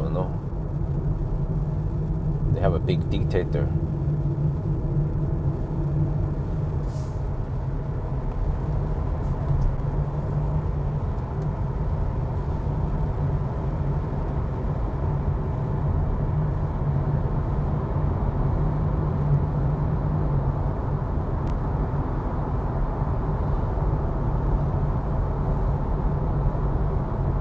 Aske, Italy. Oh, with Highland. Oh, less than 3 hours of charging. Wow, really? Damn, man. That's freaking long ass drive. We're talking about Italy. I think that's at least 3,000 kilometers, right? Depending on what route you take, of course. If you go Larvik, then you skip some. Yeah, if you take the Larvik Hitch House. But if you take a land route, then okay, then you draw more. What about Puttgarden? Is it taking that route?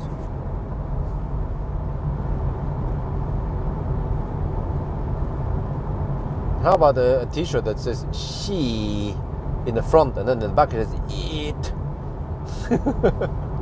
That's a long shit.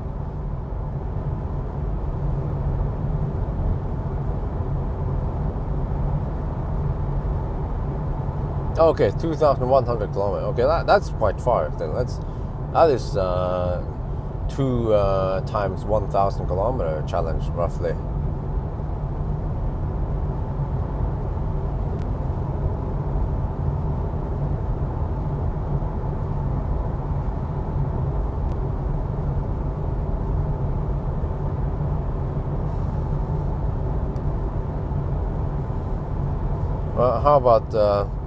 How about the battery icon that shows 5%, and then it says, "We go deep." Always go deep. Yeah. Or the turtle. Yeah.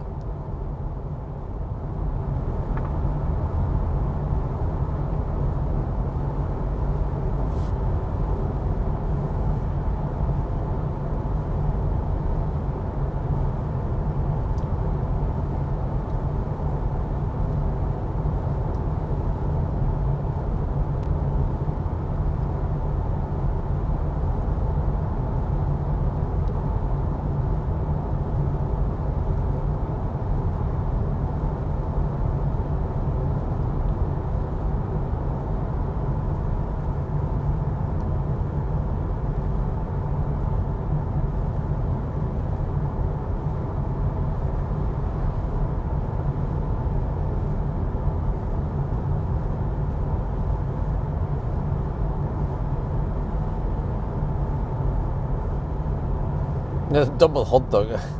Yeah, double punish. I mean, we have to not go too crazy there. Double sausage penetration.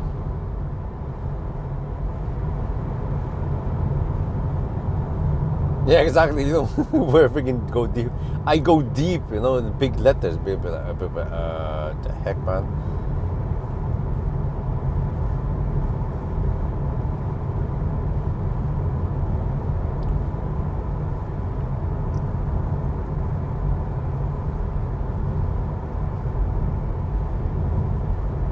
Yeah, I'm getting sleepy, but we are roughly 25 minutes away from home, so yeah, I just have to stay sleepy so I can just go home and then pass out.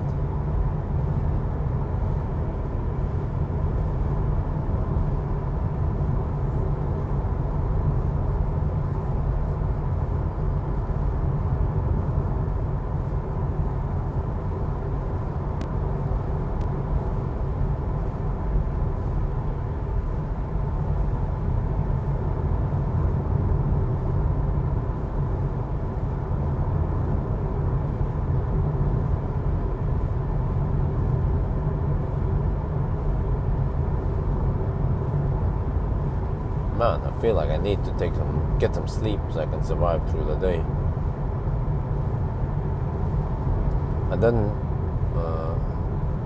I have to try to rest this today because it's raining, but then in the days when we have nice weather, I have to start doing my tests.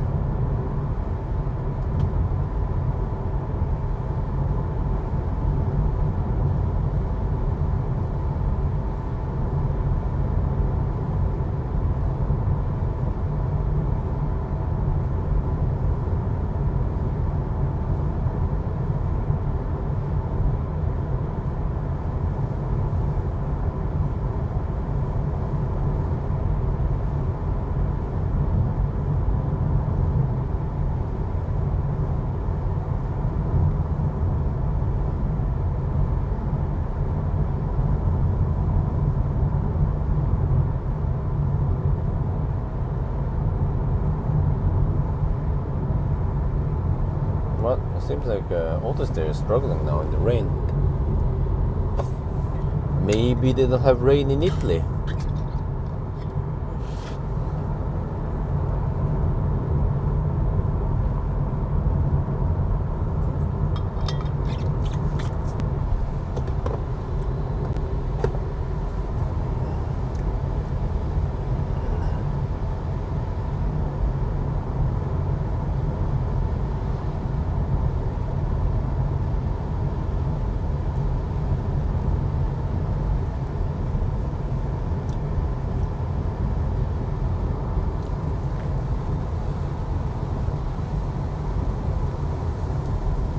Yeah, it sounds to me like there's lots of t-shirts we could make that people want to buy.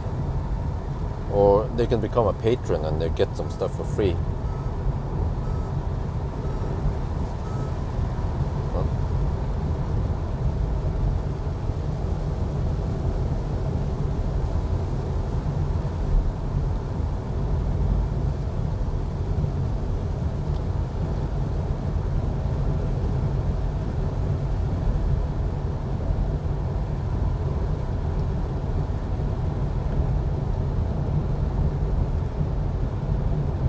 How about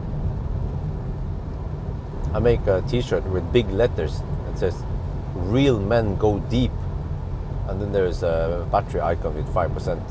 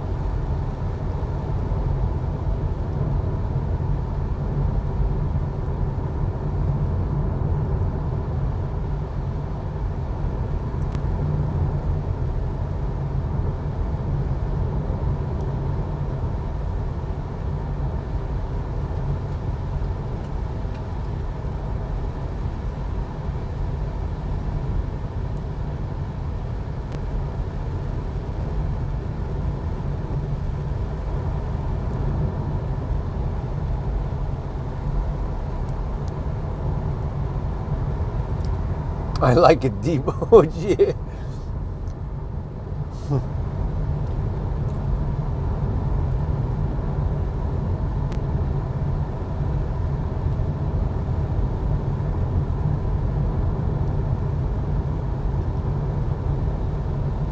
How about I plug in from behind?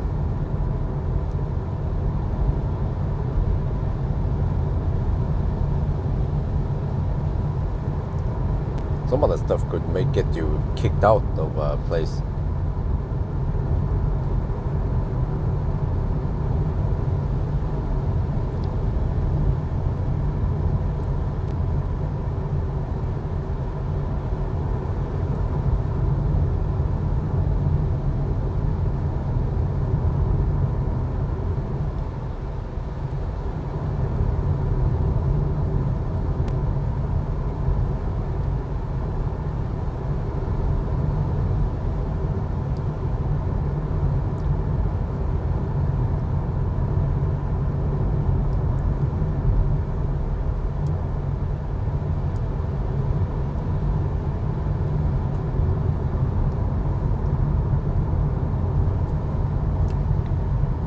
How about the left side is the right side?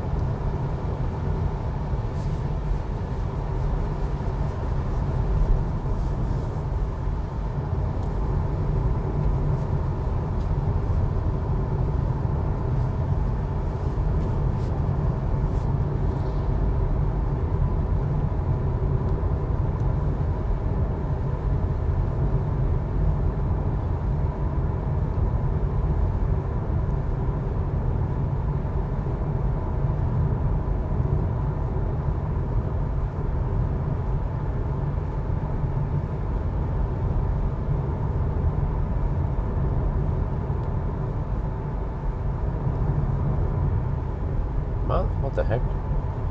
Autosteer seems to struggle a bit now, even with no rain and almost dry roads.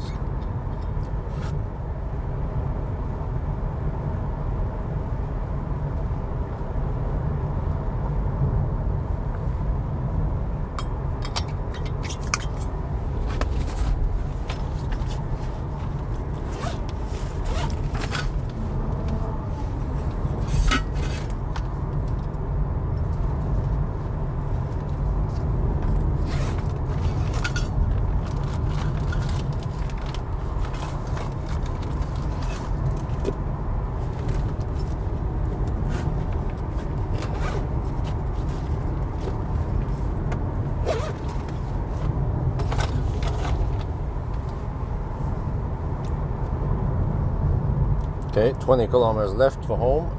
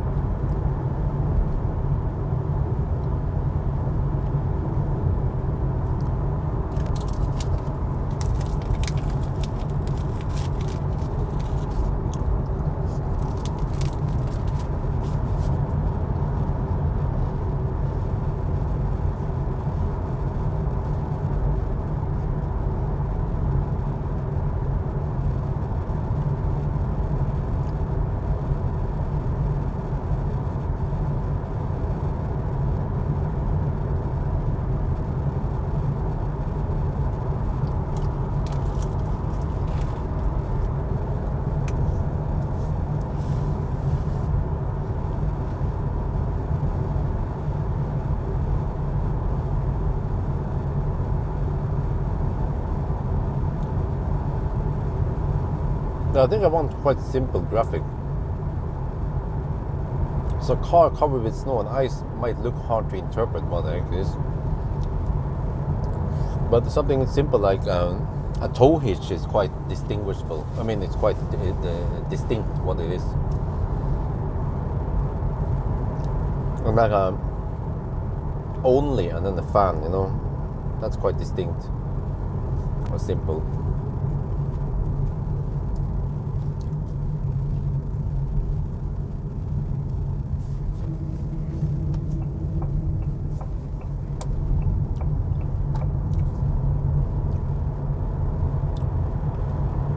Well, it seems like we are here before the office rats, early birds.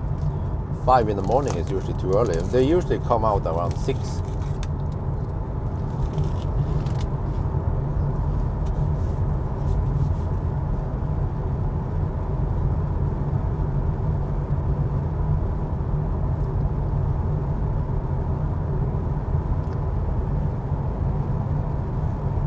Or just hammer time and the sign for no speed limit. Well, actually, technically, it means speed limit. We have that in every country. It means end of speed limit, but then it defaults to whatever is there, right? Like, yeah. Over here, it would mean 80 kilometers per hour zone, but on the German Autobahn, it means no speed limits.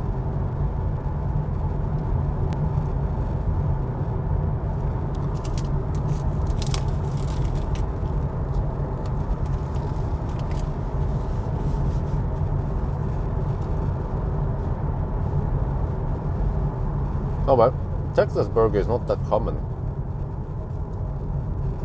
Also, Yops is getting kind of old now.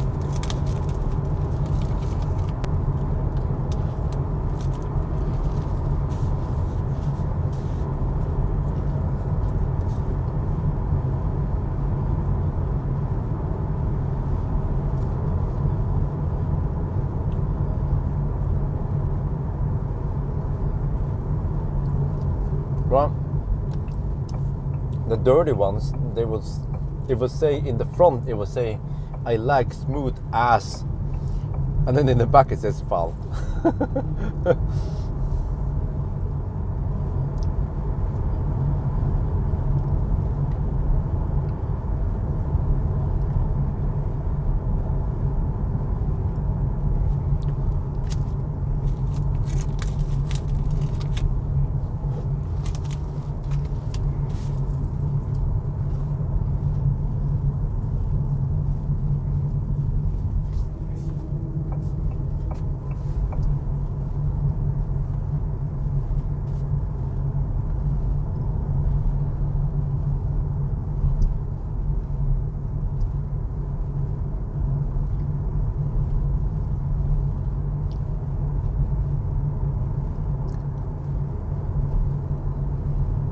Like big person there.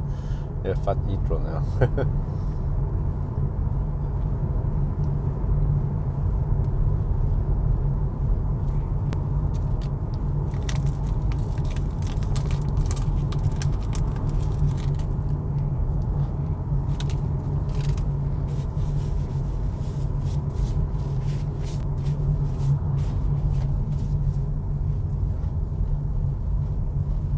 Yeah, interesting.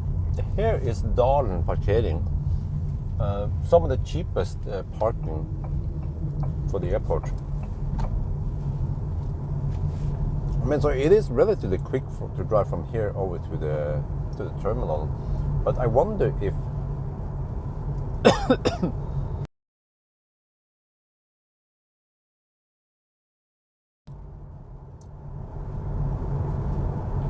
if from my home to the terminal is almost the same time. Maybe just 1-2 minutes slower. Of course I pay tax.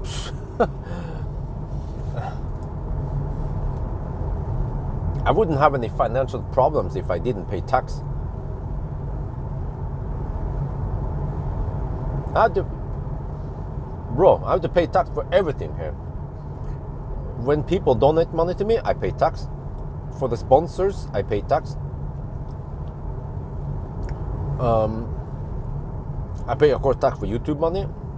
I even have to pay tax when I receive those referral prices, like Optimus Prime and the Model S I won.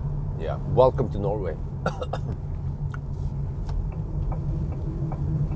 Ooh, classic Ioniq. Well, wait, guys. Cool silver. Can you search for Ioniq Arctic Circle? Do you find it, or you can look in the Arctic Circle playlist. Did I ever take classic Ioniq to Arctic Circle? I wonder if I borrowed Paul's Ioniq and I went there, or did I only go to? Did I only go 1,000 kilometer challenge with the classic Ioniq?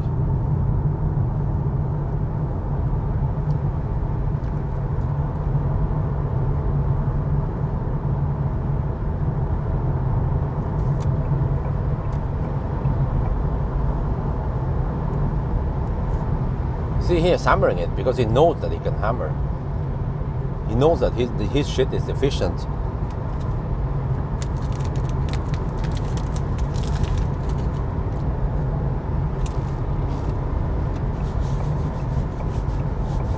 Well, I can't remember going there. I think I thought about it, but I never went there with the car. Wait, oh, did I? This only means one thing, that I've been in Arctic Circle too many times in the past.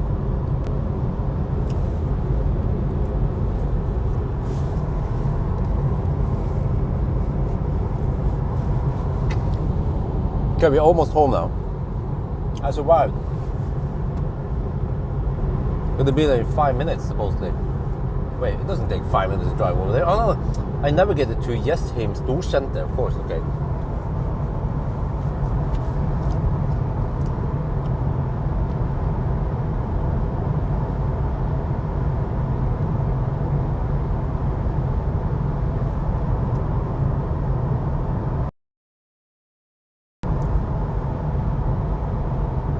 That's why living standard do high in Norway.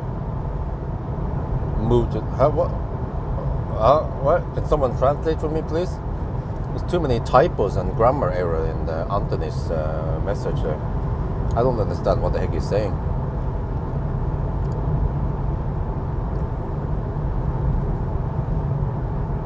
Ioniq 5, yeah. I thought so. I never actually took the classic Ioniq there. I wanted to do it with Paul's Ioniq, but I don't remember why I didn't go there. But that would be a good reason then to take Ioniq. But I have to see if there's something else, and we can search for the trends. You know, if I have time, I should try. You know, even taking the Enyaq would work, but I think I'm not available. I'm gonna check quickly now once we go home. Once we are home now. Oh shit, that was wrong.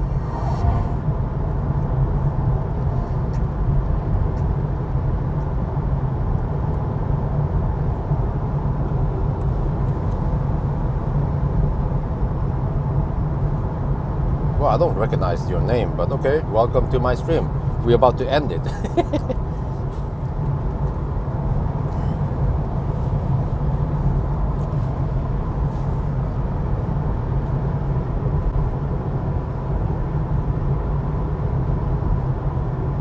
I think I'm gonna get a new phone for the live stream. I mean, for the car scanner phone or whatever. I'm gonna retire this Pawel that I got from my friend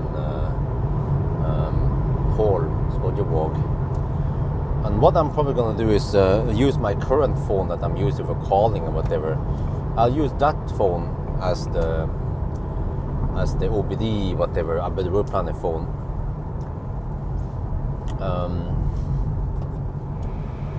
And I probably buy a second-hand Galaxy S21 or whatever.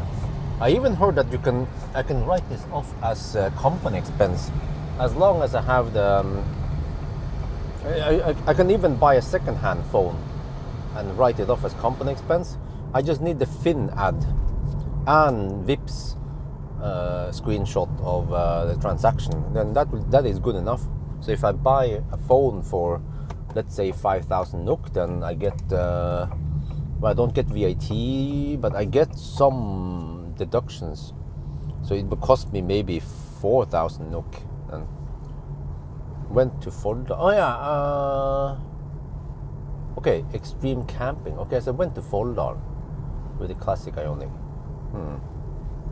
Yeah, but that would be interesting to try classic Ioniq all the way to freaking Bodø.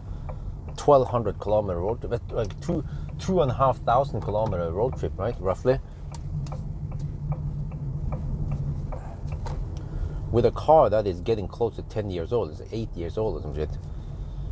I think Valdemar has an Ioniq I could borrow from him. Because I'm not sure if Skodjevåg is willing to lend me a car for going 2,500 kilometers, but Valdemar, he wouldn't care. He's like, oh, whatever, you want to go to Italy with it? Go ahead.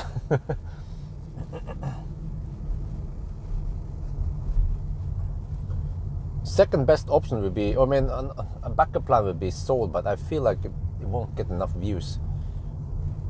But there's something about classic Ioniq. I have so many Blood fans, even though they sold the Ioniq. They used to own Ioniq, but they still watch Ioniq videos. But Soul wasn't that popular compared to Ioniq, even though they're quite similar. Okay, we're home now, 5:15. Ooh! Oh, alright, so that trip took around 7 hours. Wait, let me see. I left at 10. Yeah, I left at 10 something, close to 11. So let me see, 6. Well, actually, I've been quite efficient, because if I left at 10:42, actually the whole trip took less than 7 hours. Yeah, I didn't dick around too long. There we have the two Model Ys, just camping on grid rewards. I've been gaining grid reward on the second now that it's plugged in. That's a Model Y Performance and a Model Y Long Range. But I need more cars because I'm getting full, so I have to start using Sentry mode to drive them down, so I can get farm on more grid reward. It's crazy because I'm actually making money by charging them, just sitting there.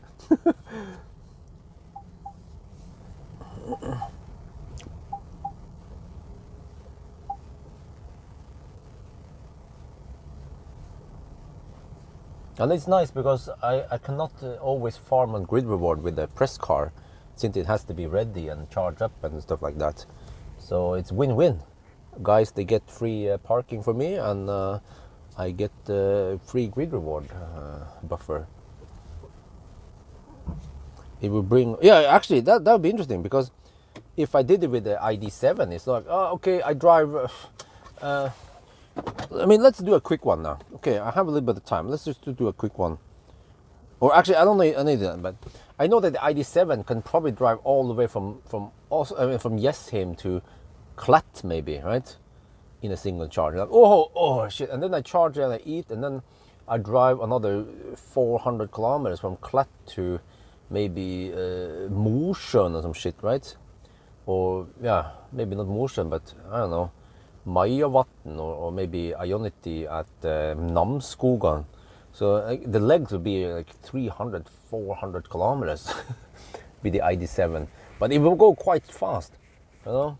I'll be hammering it and charging a little bit, and then boom, boom. So it's going to be super quick to get over to Bodø and back again with the ID7.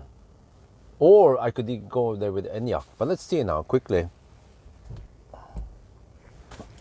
I have to end the live. I mean, I have to end the trip also. But let's see. Just gonna quickly check here in my calendar. I have to get light so I can see better.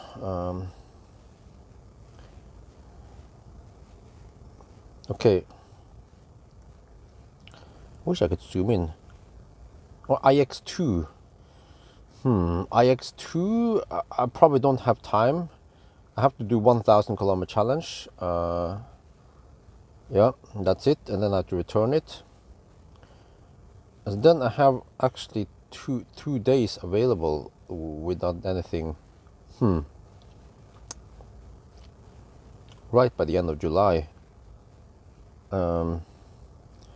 Otherwise, we have ID7 rear-wheel drive, but I only have it for a limited time. That's the problem. And I have the two first day I have the ID7. I have to go to the kindergarten for some they call it tilpasning, like I'm not sure what you call it, but Isabel needs to get used to kindergarten, so those days are more or less lost. I can't go on a long trip, and daddy needs to go there. No one else can be a substitute. Wifey needs to be home with Isabel, with Axel. So the ID7 is more like I have time for some range test and 1,000 kilometer challenge, and that's pretty much it. Skoda Enyaq could actually work.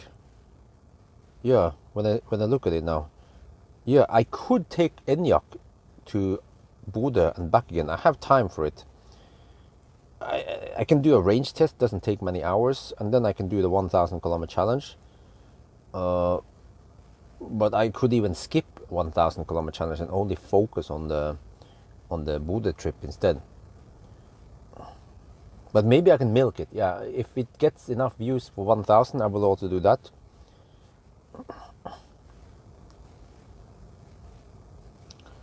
And then I have free time in mid-August where I haven't booked any cars yet, but it might fill up. There's actually 1 week. But no, actually no, almost 1 week. I have the ID, it's 19 to 20 August, yeah. The ID7 GTX in Sweden. And then I have Renault Scenic, which I could also go to Arctic Circle with it. And then September is still open. End of August and September hasn't been booked yet. So yeah, that's a quick what is possible to Bodø. And if it becomes a success, I could even bring more cars there. But maybe I'm not gonna overdo it. But if I go, for example, at least one trip to Bodø, and then maybe one more trip to Arctic Circle with another car, yeah, I think at least 1 to 2 trips there would make sense. But then if I make too many, then people start also getting bored. But I'm not gonna go to Germany, unfortunately. Well, actually, it depends. It could be interesting to go there with a Model 3 Performance or freaking Taycan or something Schnell. But I've already been there with Plaid, and it wasn't. Actually, Taycan in Germany would make sense. Yeah, hammering it on that stretch, A7 stretch at night. But I have to time it with weather and even weekdays, weekends and stuff, and holiday and whatever. Where's my thing? Need to pack quickly now. Actually, I don't have to pack too much. Well, dude, I just want to get rid of the mic, okay? But I have to pack and get the heck inside so I can get some sleep, and then I can do the rest of the preparation, packing tomorrow. Yeah, I have a little bit of time. Then Isabella can just be around here when I do my final shutdown, packing. Yeah. So, guys, I'm gonna leave now. Thank you so much for joining me as usual on the live stream on the trip. And I have to try to make a useful conclusion out of this trip, road trip video, whatever. It's not even a road trip video. I'm not gonna put any music here. But yeah.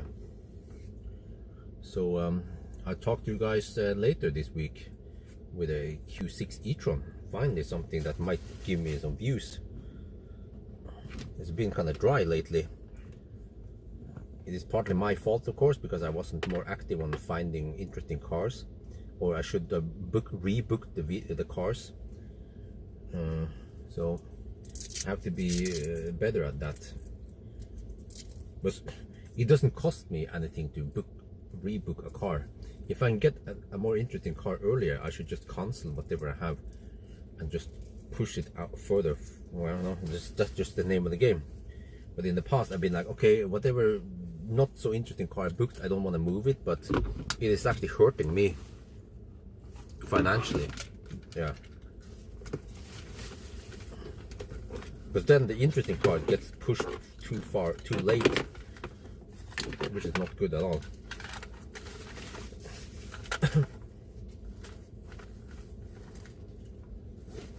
I try to share it, huh? What? Huh? Share what?